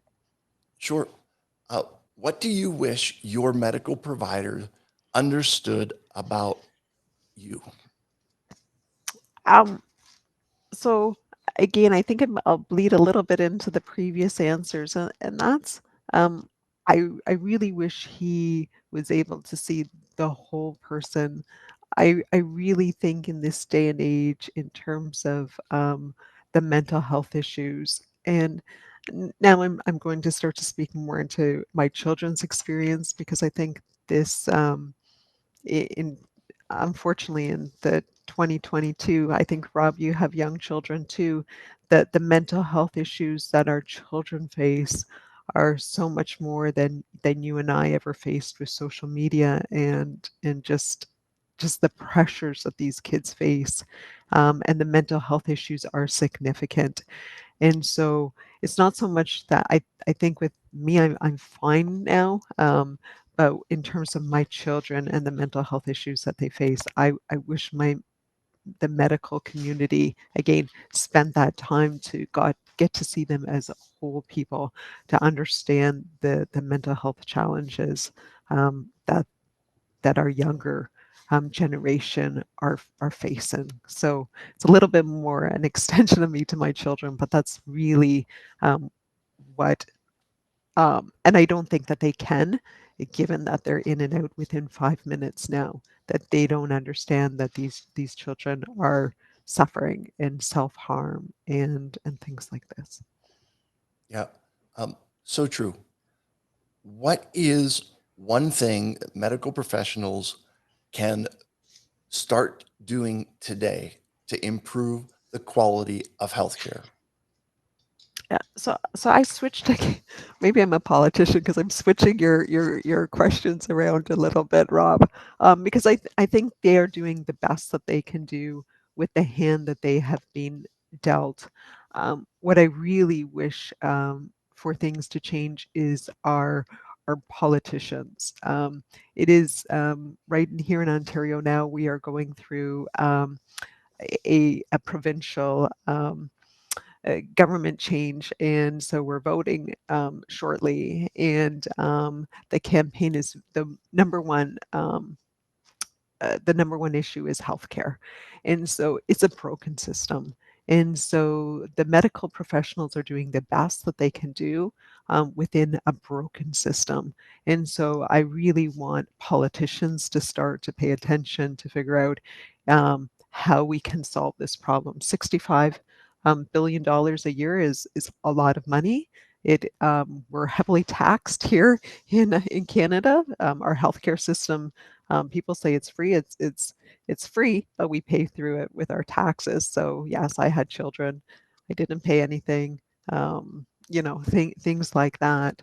Um, but it's really the healthcare system and infrastructure has to be looked at, and we have to start changing it, and we have to start, um, you know, advocating. So my doctor advocated for me. Now it's my turn to start to advocate for the medical professionals, the nurses, the doctors, the chiropractors, the psychiatrists. We need to start to advocate for them so that they can get a structure in place where they can start to give quality health care again. Yeah, excellent. I think what a powerful way to end our conversation. Uh, Denise, thank you so much for being here. Thank you so much for your support and for being honest and sharing. Thank you. Thank you, Rob. Thanks so much for having me. Like I said, it's been a long time. So I think you sent the note and I was like, me? Me? You want me? So, Absolutely. but So, thank you yeah, again for having me. well, I appreciate you and I appreciate your perspective on healthcare. Thank you. Have a wonderful day and good luck. I I know we'll appreciate get it. there. Okay, Thank you. take care. Yep. Bye. Bye. Hey, Laurie, how are you? I'm good. Rob, how are you? I am fantastic. Thank you. Are you exhausted? You know what? I feel good right now, and I I'm gonna give a shout out to the people who are witnesses right now because they are phenomenal. Um, my friend Sandra picked up a spot when an issue. Jenny picked up a spot when there was an issue. Charlotte showed up because there was an issue. And here's the amazing thing: Charlotte is going to take over for Jenny, and she's going to take over for Sandra because Charlotte knows what she is doing, and hopefully, Leah and Charlotte will be able to work together and do amazing things. And I just want to tell, I'm giving a shout out right now. My witnesses are absolutely phenomenal. And it's an encouragement to me to know that I have fantastic friends and I have wonderful people who are willing to help out. So that is great. So that being said, Laurie, welcome to the podcast. Thank you. Yep. Where are you joining us from? So I'm just outside of Pittsburgh in southwestern Pennsylvania in a little town called Irwin. Wonderful. And can you tell me a little bit about yourself and your background or your experiences in healthcare? Sure. So for your audience, my name is Lori Ball, and I'm the founder of a nonprofit called Faith and Gratitude. We work with cancer patients and their caregivers and supporters. It all came about after I was diagnosed with ovarian cancer over 6 years ago now. So I became completely immersed in the system very, very quickly. So things that my family never even thought about researching became quite the topic and quite of every conversation we had. So what I learned was that, you have to be your biggest self-advocate, because once you're in the system of healthcare, I learned quickly that if you didn't come to the table with a list of questions that required answers and concise answers, I felt that you were at a complete disadvantage. So, in your experience with what you're doing, with healthcare being one of those hot topics, have you had the opportunity to meet a healthcare hero, somebody who you think is doing it right?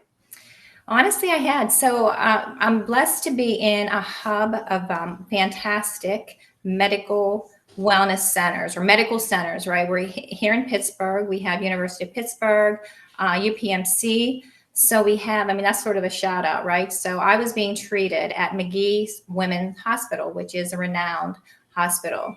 And I met my nurse practitioner. Her name is Joanne on that one of those very first visits in the oncology department. And she has since become, just a mentor to me and many others. And I've referred her over and over again because she gets it. She understands oncology and she understands empathy. And so she's definitely my hero. Yeah. Did you mention her name? I did, Joanne Redondo. Yep. Okay. Well, I just wanted to make sure that we got her a shout out and say, Joanne Redondo, you rock. You are a healthcare hero, which, yeah, it's, there's something about giving the props to the people who are doing this stuff that is refreshing, and it's encouraging, and it makes you feel good. Yeah, it does. It makes you feel good. I mean, honestly, when I don't want to say you meet very few of those sorts of people, but in my case, the ones that I did meet, you almost become instant friends, right? Because they try to understand your psyche. You're trying to fit into the system. And it means a lot to the patient. Yeah, definitely does. What does quality healthcare mean to you? So that's a good question because I feel that Eastern medicine and Western medicine needs to come together in a true holistic approach. I believe somehow along the way we've missed that. We've sort of dropped off the Eastern and gone directly into Western, right? And in my experience, I truly believe, and what I preach is you have to have the balance because there's so much going on with your system that needs to be addressed. So my feeling is a holistic approach has got to be the way going forward. Yeah. So talk to me about the holistic approach that would combine both models of medicine. So how I see it truly is, and you hear the words mind, body, spirit, right? We hear that it's become sort of a catchphrase, but what that really means to me and to my nonprofit, Faith and Gratitude, is to really being able to settle inwardly, just to settle yourself, to balance yourself, to feel as though there's some power you have, some control you have in such a chaotic, especially with the cancer diagnosis situation. So for me, it's forms of meditation, it's EFT tapping, it's journaling, it's finding like-minded people, it's reading inspirational journals, it's going back to journaling, but it's reading those inspirational journals of others' journeys. Because I think for me, with an ovarian cancer diagnosis, as any other diagnosis, you want to find those survivors that they've survived 6 months from diagnosis, a year from diagnosis, 5 years, 6 years, 10 years, 20 years. That is motivational. And I think the healthcare system should be open to asking patients, can we provide your contact information to these newly diagnosed? They don't want to do that because of all the HIPAA violations that they could get into. But I really believe that that is so important to be able to share your journey.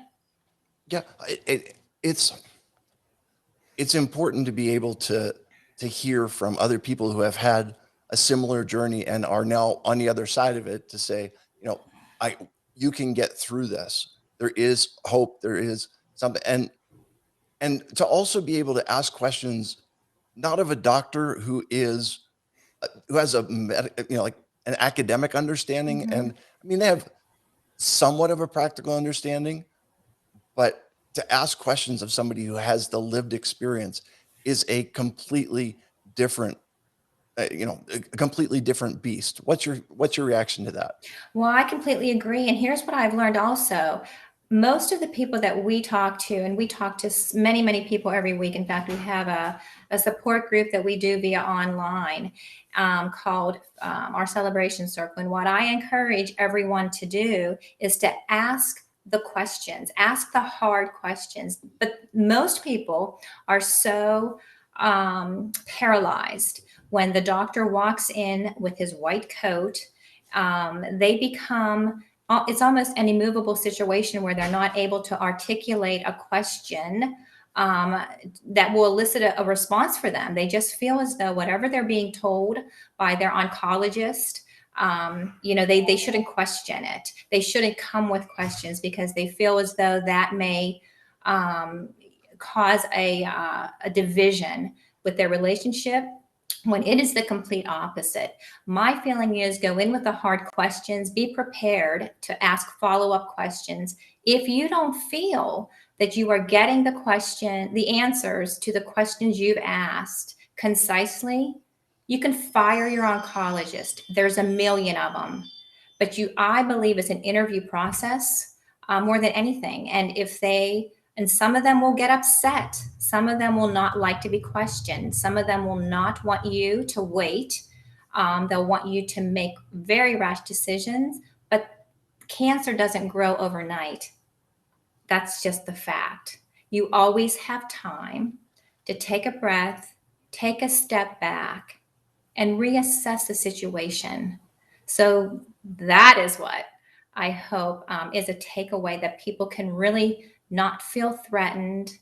Don't worry about offending. Ask the questions. Yeah. It's interesting, because what you say about firing your oncologist, and there's a ton of them out there. This is the conversation that I had yesterday with MJ Calloway. And it was, the difference between a patient and a customer and a guest, in which, patients have to come to the healthcare provider because they're the ones that have the knowledge and the ability to help. A customer is someone who is shopping for a service and, looking for, they can go anywhere they want, and you've got to provide the right customer service for them. And a guest is someone that you welcome to come in and you treat them with the highest honor and the best of everything. And I really liked that analogy because I had gone from patient to customer, and she had taken it to the next level to really elevate the way that people are treated. So it's spot on. So tell me,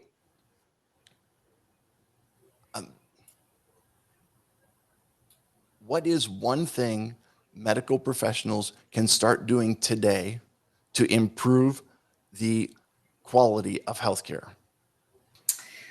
So that's sort of a hard thing, because I think it has to be a paradigm shift in how they're currently doing it. They're coming in to treat the disease, right? They're trying to treat a disease. They're trying to get rid of something that your body created, right? Your body created the cancer. So that's their focus. They got to get rid of it. And I think that if our system, the way it is now, can really shift into true care, true root cause care, will that happen?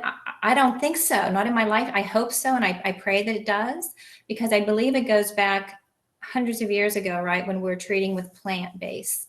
Now everything is very synthetic, of course, plant-based synthetic pharmaceuticals, but I think it needs to go back to the basics.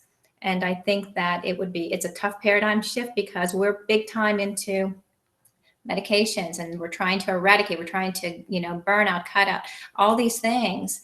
And I think that we need to get back to basics. Yeah. It sounds simple It does. to say get back to basics, but it involves deconstructing an entire complex system. And the system that we have right now is not basic. It is not designed to be simple. It is, it's a self-perpetuating. Okay, I'm tired, so you're going to get blasted on it. It's a self-perpetuating bureaucratic nightmare. So, Well, it is. I mean, it is. And, the unfortunate thing is we're on this treadmill, right? That's exactly where we are. with these big huge companies. I don't want to get into all of that. I mean, I think you understand, we've had discussions before where I come from as far as my stance, but I feel like the treadmill right now is too circular, right? We have a lot of things in our environment that are causing X, Y, and Z, and then we have a lot in our environment that, oh, by the way, we have the same company, we have a fix for that. So we're in this sort of it's not a good situation to be in at all for us as a patient. And, we just have to be hopeful that somehow, some way, people can really get back to basics and be able to see what's going on, right? As opposed to anything being censored. That's really my hope. Yeah. Okay. So if I said you could change one thing today, your magic wand, and I'm not a genie. You don't get 3 wishes. You just get, you get a magic wand, and you get to bippity boppity boo one thing. What is that one thing? That there would be no more cancer diagnoses. None. There would be no reason for me to have support groups. There would be no reason for me to organize seminars. There would be no reason for me to have a foundation to support cancer patients. That would be my hope. There you go. Okay. If you're gonna do it, go big, right? Go big. Gotta go big. Absolutely. Hey, Laurie, thank you so much for joining me. I appreciate you coming on. I appreciate you sharing. Your support is so valuable, and I value your perspective on healthcare. Thanks, Rob. Always love talking to you. Good luck. Thank you. I appreciate talking to you too. And thanks. See you later. Bye-bye. Daniel, welcome to the podcast. You are muted, my friend. I can't hear you. Not hearing you. Are you muted in the settings at the bottom of the screen? Okay. How about now? Oh, no, I hate when this happens. I Do know you how hear to me fix now? it though. I figured it out. Hold on. Here we go. I go here, and then I go here, and then I go here, and now try me again. Hello, hello. Beautiful. Oh, okay. Exactly what I needed. Nice. Daniel, thank you so Yeah. much. Welcome to the podcast. Daniel, where are you joining us from? I'm in North Idaho, Post Falls, Idaho. Wonderful. I've mentioned this a couple different times. One of the things that I am trying to do with this podcast is get representation from every single state in the US.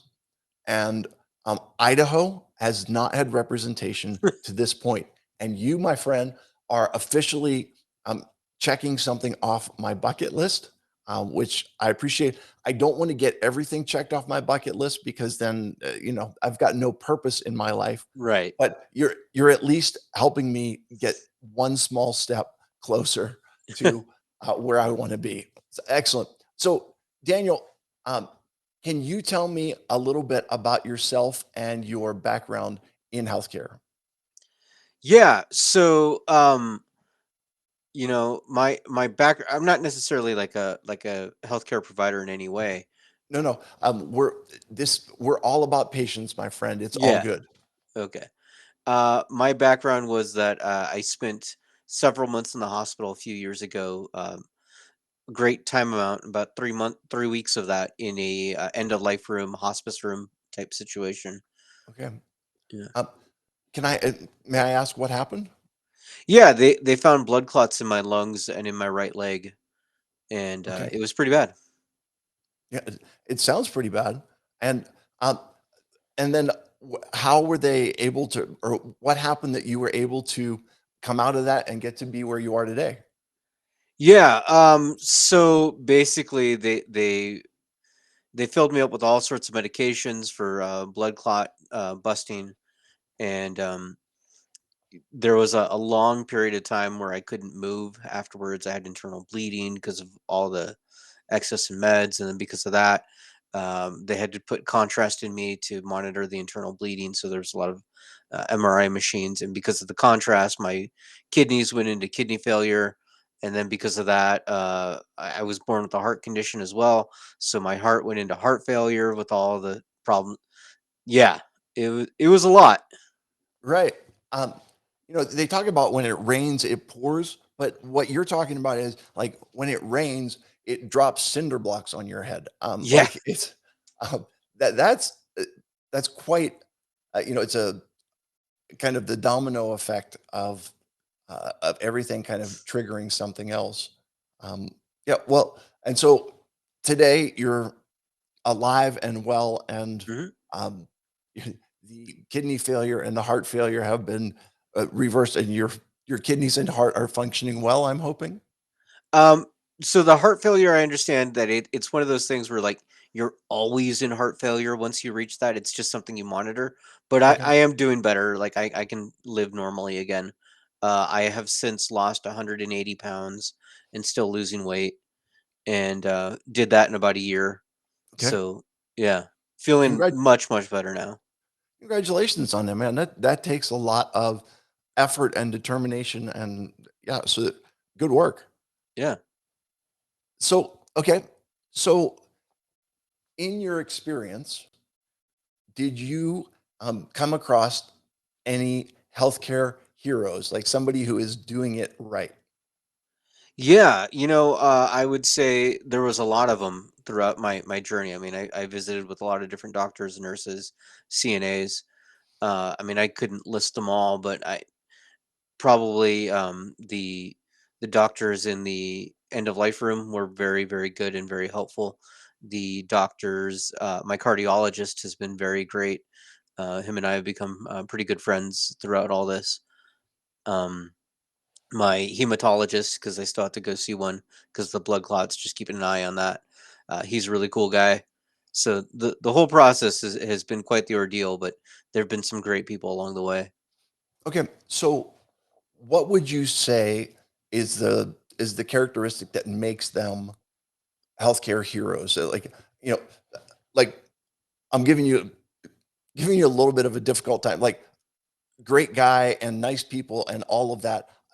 Um, but I, I would love to hear, like, are there things that they did, um, or are there ways that they treated you, or are there things that you would point to and say, you know, I remember when they did this thing, or are there stories about them that make them the healthcare heroes?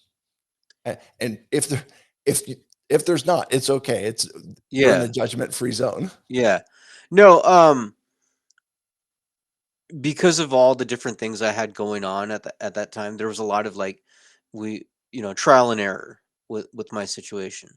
And so they were very upfront about that. It was nice to know that they didn't come across as like, "Oh, we know everything and we're going to magically fix you," but they were realistic about the situation. So for me as the patient, that one, it let me know the gravity of the situation, but two, like it let me know that they really were sincerely trying their best and trying to help me out as much as they could. So I found comfort in that. Um, Another thing that just as you were kind of saying, like extraordinary situations, kind of one funny thing that kind of happened while I was in there that is kind of nice is so I couldn't really walk, right? Much less they were they were hesitant to let me shower on my own when I was in the hospital. But I was pretty adamant that I wanted to maintain as much of my independent life as I could. So I would shower on my own, but I had to. Uh, the deal was I had to trigger for the CNA to come in and help me get out of the shower because they were afraid I would slip. Right. Well, I'm a kind of person who listens to music when I shower, and so I had to hit the button, and Ivan, my CNA, big Russian dude, was supposed to come help me out. Well, no joke, as the door opens and he's coming to help me out, all of a sudden the Salt and Pepper "What a Man, What a Man, What a Mighty Good Man" song plays. It's Nice. just perfect. I was dying laughing. at this situation, and Ivan didn't get it and was like, I don't understand this at all, and it was pretty funny. That's hilarious. What does quality healthcare mean to you? To me, I think it's holistic, right? It's not just what's physically wrong with you, but the mental approach, the mental health aspects of it. It's not easy going through something like that, and it's very daunting, and it's can be depressing. And so keeping those factors in mind, as well as like, we're not going to just try to mask the symptoms, let's say, but let's try to get to the root cause and see if we can heal you. I mean, sometimes, of course, there's always situations where that's not possible, but you do the best you can. Talk a little bit more about that, please. You know, can you elaborate on the difference between treating symptoms and getting to the root of the problem? Yeah, I mean, it depends on the disease and depends on the situation, but you wouldn't put a band-aid on a bullet wound, right? You get the bullet out, and then you sew it up and you take care of it, right? There's two different approaches for that. In my case, they did a bunch of different testing to figure out what the blood clots were, and where they came from. And honestly, to this day, they don't really know, and there's no genetic markers that show that I was predisposed to blood clots. There's no history of blood clots in my family. It's just a thing. So, yeah. Okay. What do you wish your medical providers understood about you?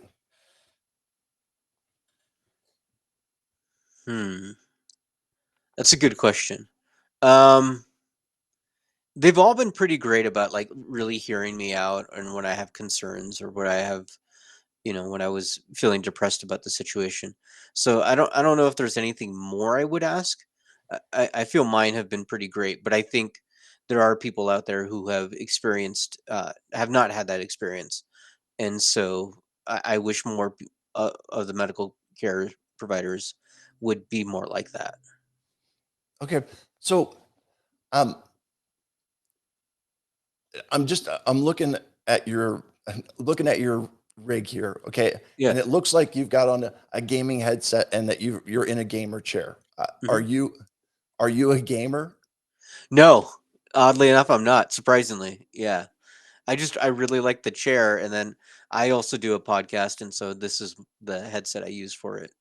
Okay, then I totally misread the situation. So, which is helpful. And so, because I was going to ask, like, do your medical providers know about about your life Yeah. outside of that? So, that, about your podcast and all of the fun stuff that you do.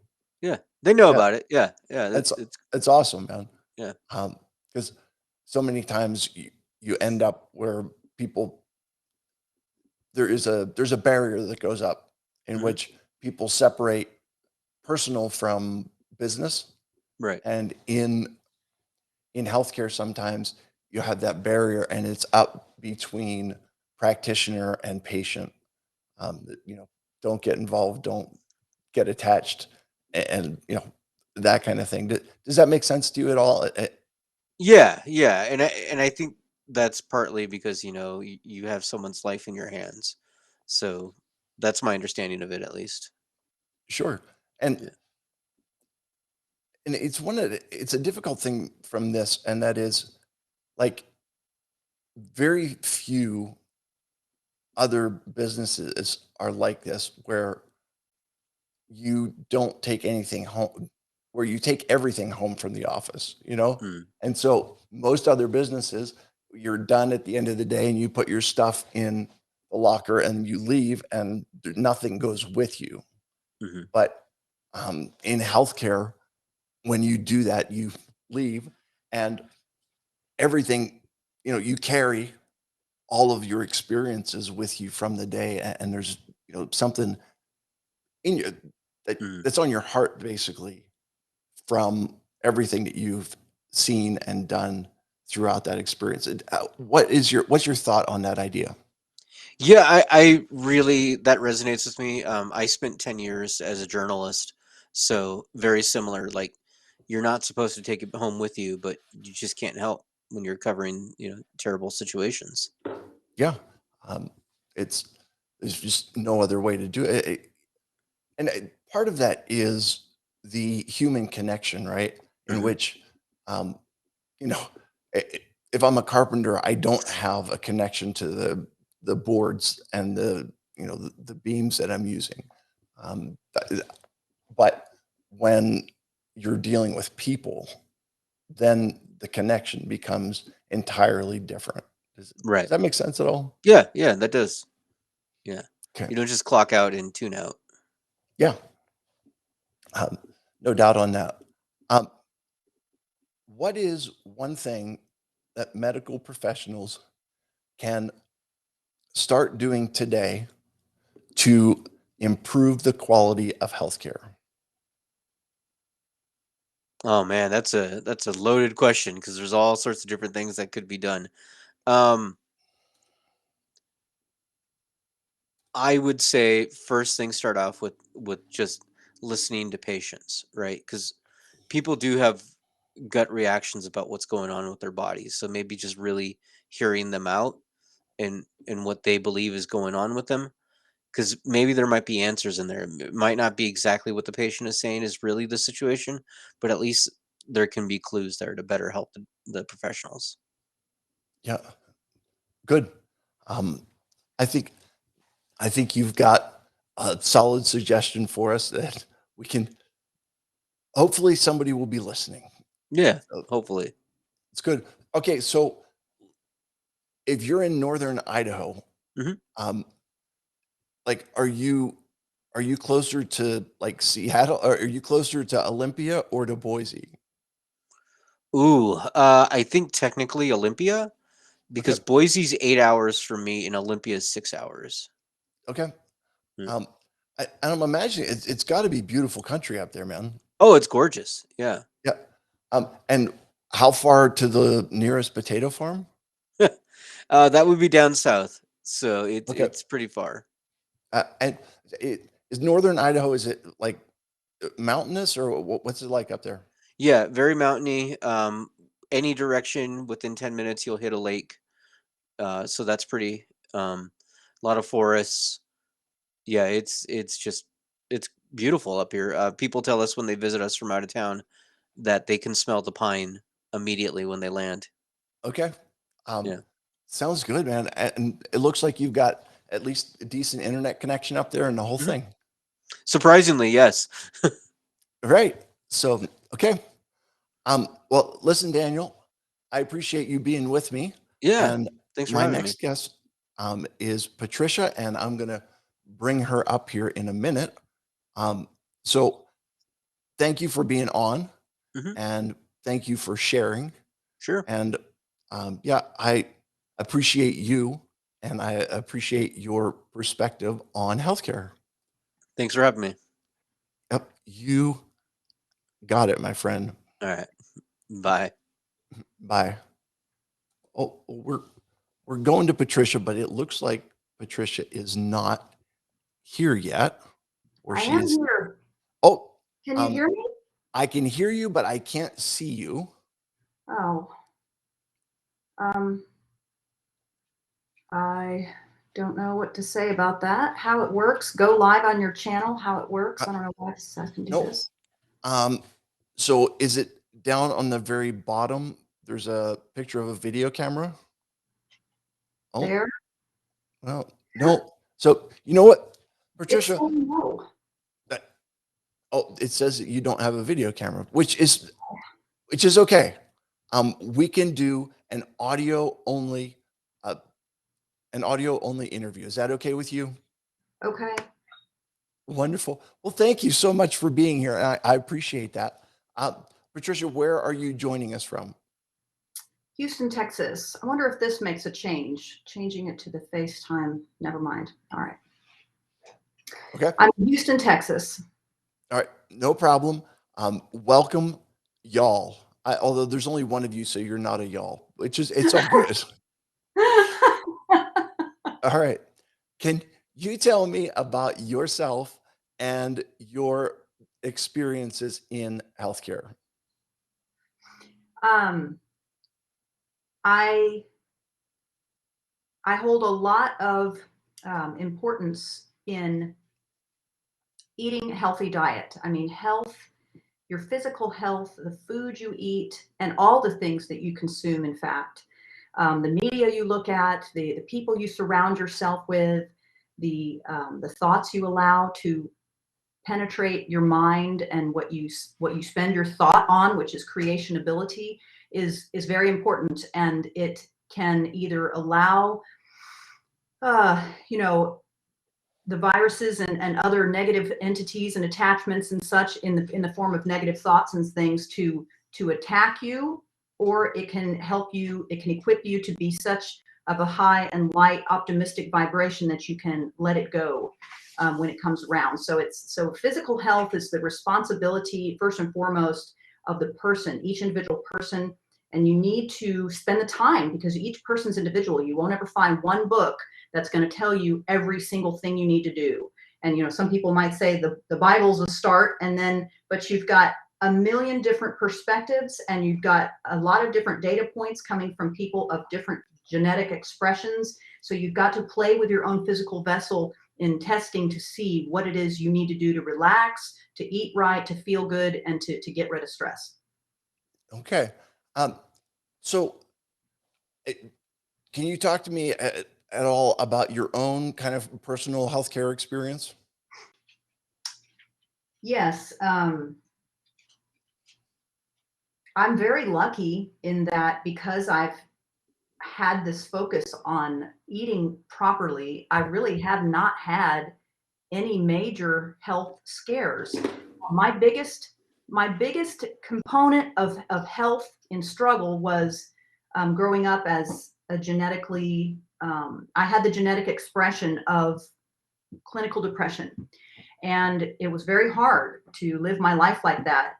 And I didn't realize that how much different things could be when that came off.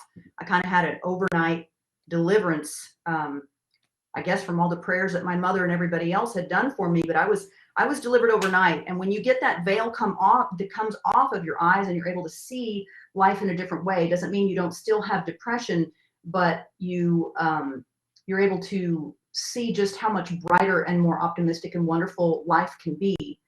And that's all in the unseen. What I meant to say by all of that is that the unseen parts of health, and that the potential for miraculous breakthrough is underestimated, I believe, in this the medical. You know, they want to test everything. They think they know everything that they can test. They think they know all the data points that are going to give you the answer. And they think that they've got the right chemical concoction that's going to be, you know, going to meld well with you. And I just wish that more doctors would go the alternative route, at least be more educated about nutrition and the ways to detoxify and balance oneself through natural means. Okay. So what I'm hearing you say is most modern medicine focuses on the physical. You have psychology that focuses on the emotional and mental, and you're kind of focusing on the spiritual aspect of it. Am I understanding that correctly? Yes, I am, but it's a marrying of the two, because there are some components of food, like what they call plant sterols, plant esters, even the essence that comes out of a flower. If somebody can think of something like that. It's something that you can't quite tell exactly how it works and how it fits in. You know, you can't necessarily know that this particular fruit or vegetable is going to have that essence or that plant sterol, that subtle component that could be the lock and key piece for you. And because that's too esoteric for most doctors to even think about. And yet I have found it again and again in my life that there's a lot of healing and opportunity for health breakthroughs when you go by getting out in the open air, like your previous guest, he was talking about all the beautiful surroundings that they have. and every place that has running water and clear open air and the symbiotic breathing back and forth with plants and animals and trees, that we just underestimate that which can be pinned down. So yeah, it's a melding of those components in both food and just the natural world. Okay. In your experience, have you met anyone that you would classify as a healthcare hero? I mean, I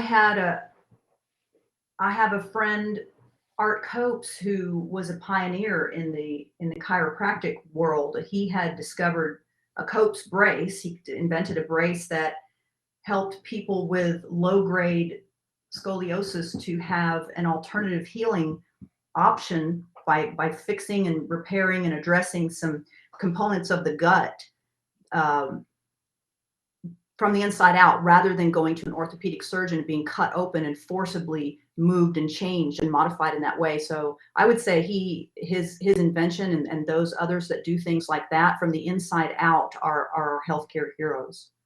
Okay. What does quality healthcare mean to you? Definitely when you look at the person as a whole, if you can. I mean, there's so many components to a person. It's not just their physical or their age or their gender or their culture or all the other data points that you want to look at on your charts and graphs and go by what you know. You have to, again, be able to empower the patient to trust their own inner wisdom, rather than telling them you need to get this surgery now, or you must stop eating this, or you've got to start eating that. Instead of giving them several options to explore and encouraging them throughout their healthcare journey to do what I was saying earlier, is you can't just expect to come to the doctor and get a Band-Aid or a solution when something pops up.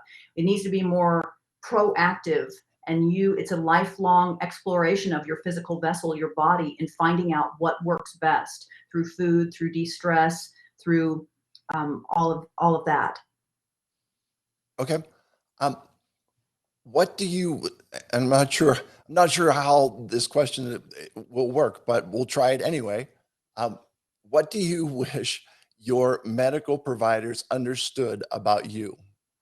Well, me and everybody, and I've spoken about this for a really long time. I would love to see a day in the near future when they're checking a person's alkalinity as a vital sign. Yeah, they should train people and check their alkalinity either by mouth or by urine, telling people how they can do that with pH strips, because cancer cannot live in an alkaline environment. And the strategies necessary to get to an alkaline environment are very healthy. They're going to be de-stressing, more fresh air, recognizing, because you're testing yourself, what kind of foods take me way into the acidic realm. The idea is that you stay alkaline, pH of 7 or above, and or thereabouts, in and around there, 6.5 to 8, and they have all kinds of ideas. But the point is, foods and stress and different things affect people differently, and just by educating people on that and how giving them strategies on how they can bring themselves back into alkaline balance. And I'm not just talking about alkaline water. There's a lot more that goes on to it. But this is a piece that they don't ever look at. They'd rather, in my humble opinion, it feels like they'd rather wait till the cancer comes and then deal with it, rather than equipping a person not to walk around thinking, oh, well, 2 out of 3 men and 1 out of 3 women and 1 out of 2 men will be diagnosed with some sort of cancer in their life. They've made it so commonplace, that there's commercials which make it seem like you're going to a resort to get your dialysis done or your cancer treatment. And that shouldn't be. People should know, I don't have an environment in my body, because I know what I'm doing and how to offset it and the measures to take to keep myself in an alkaline environment. So that's what I wish they would equip them on taking more command of their health proactively all their lives. Okay. So what is one thing that medical professionals can start doing today to improve the quality of healthcare? they need to get a nutrition component in their training.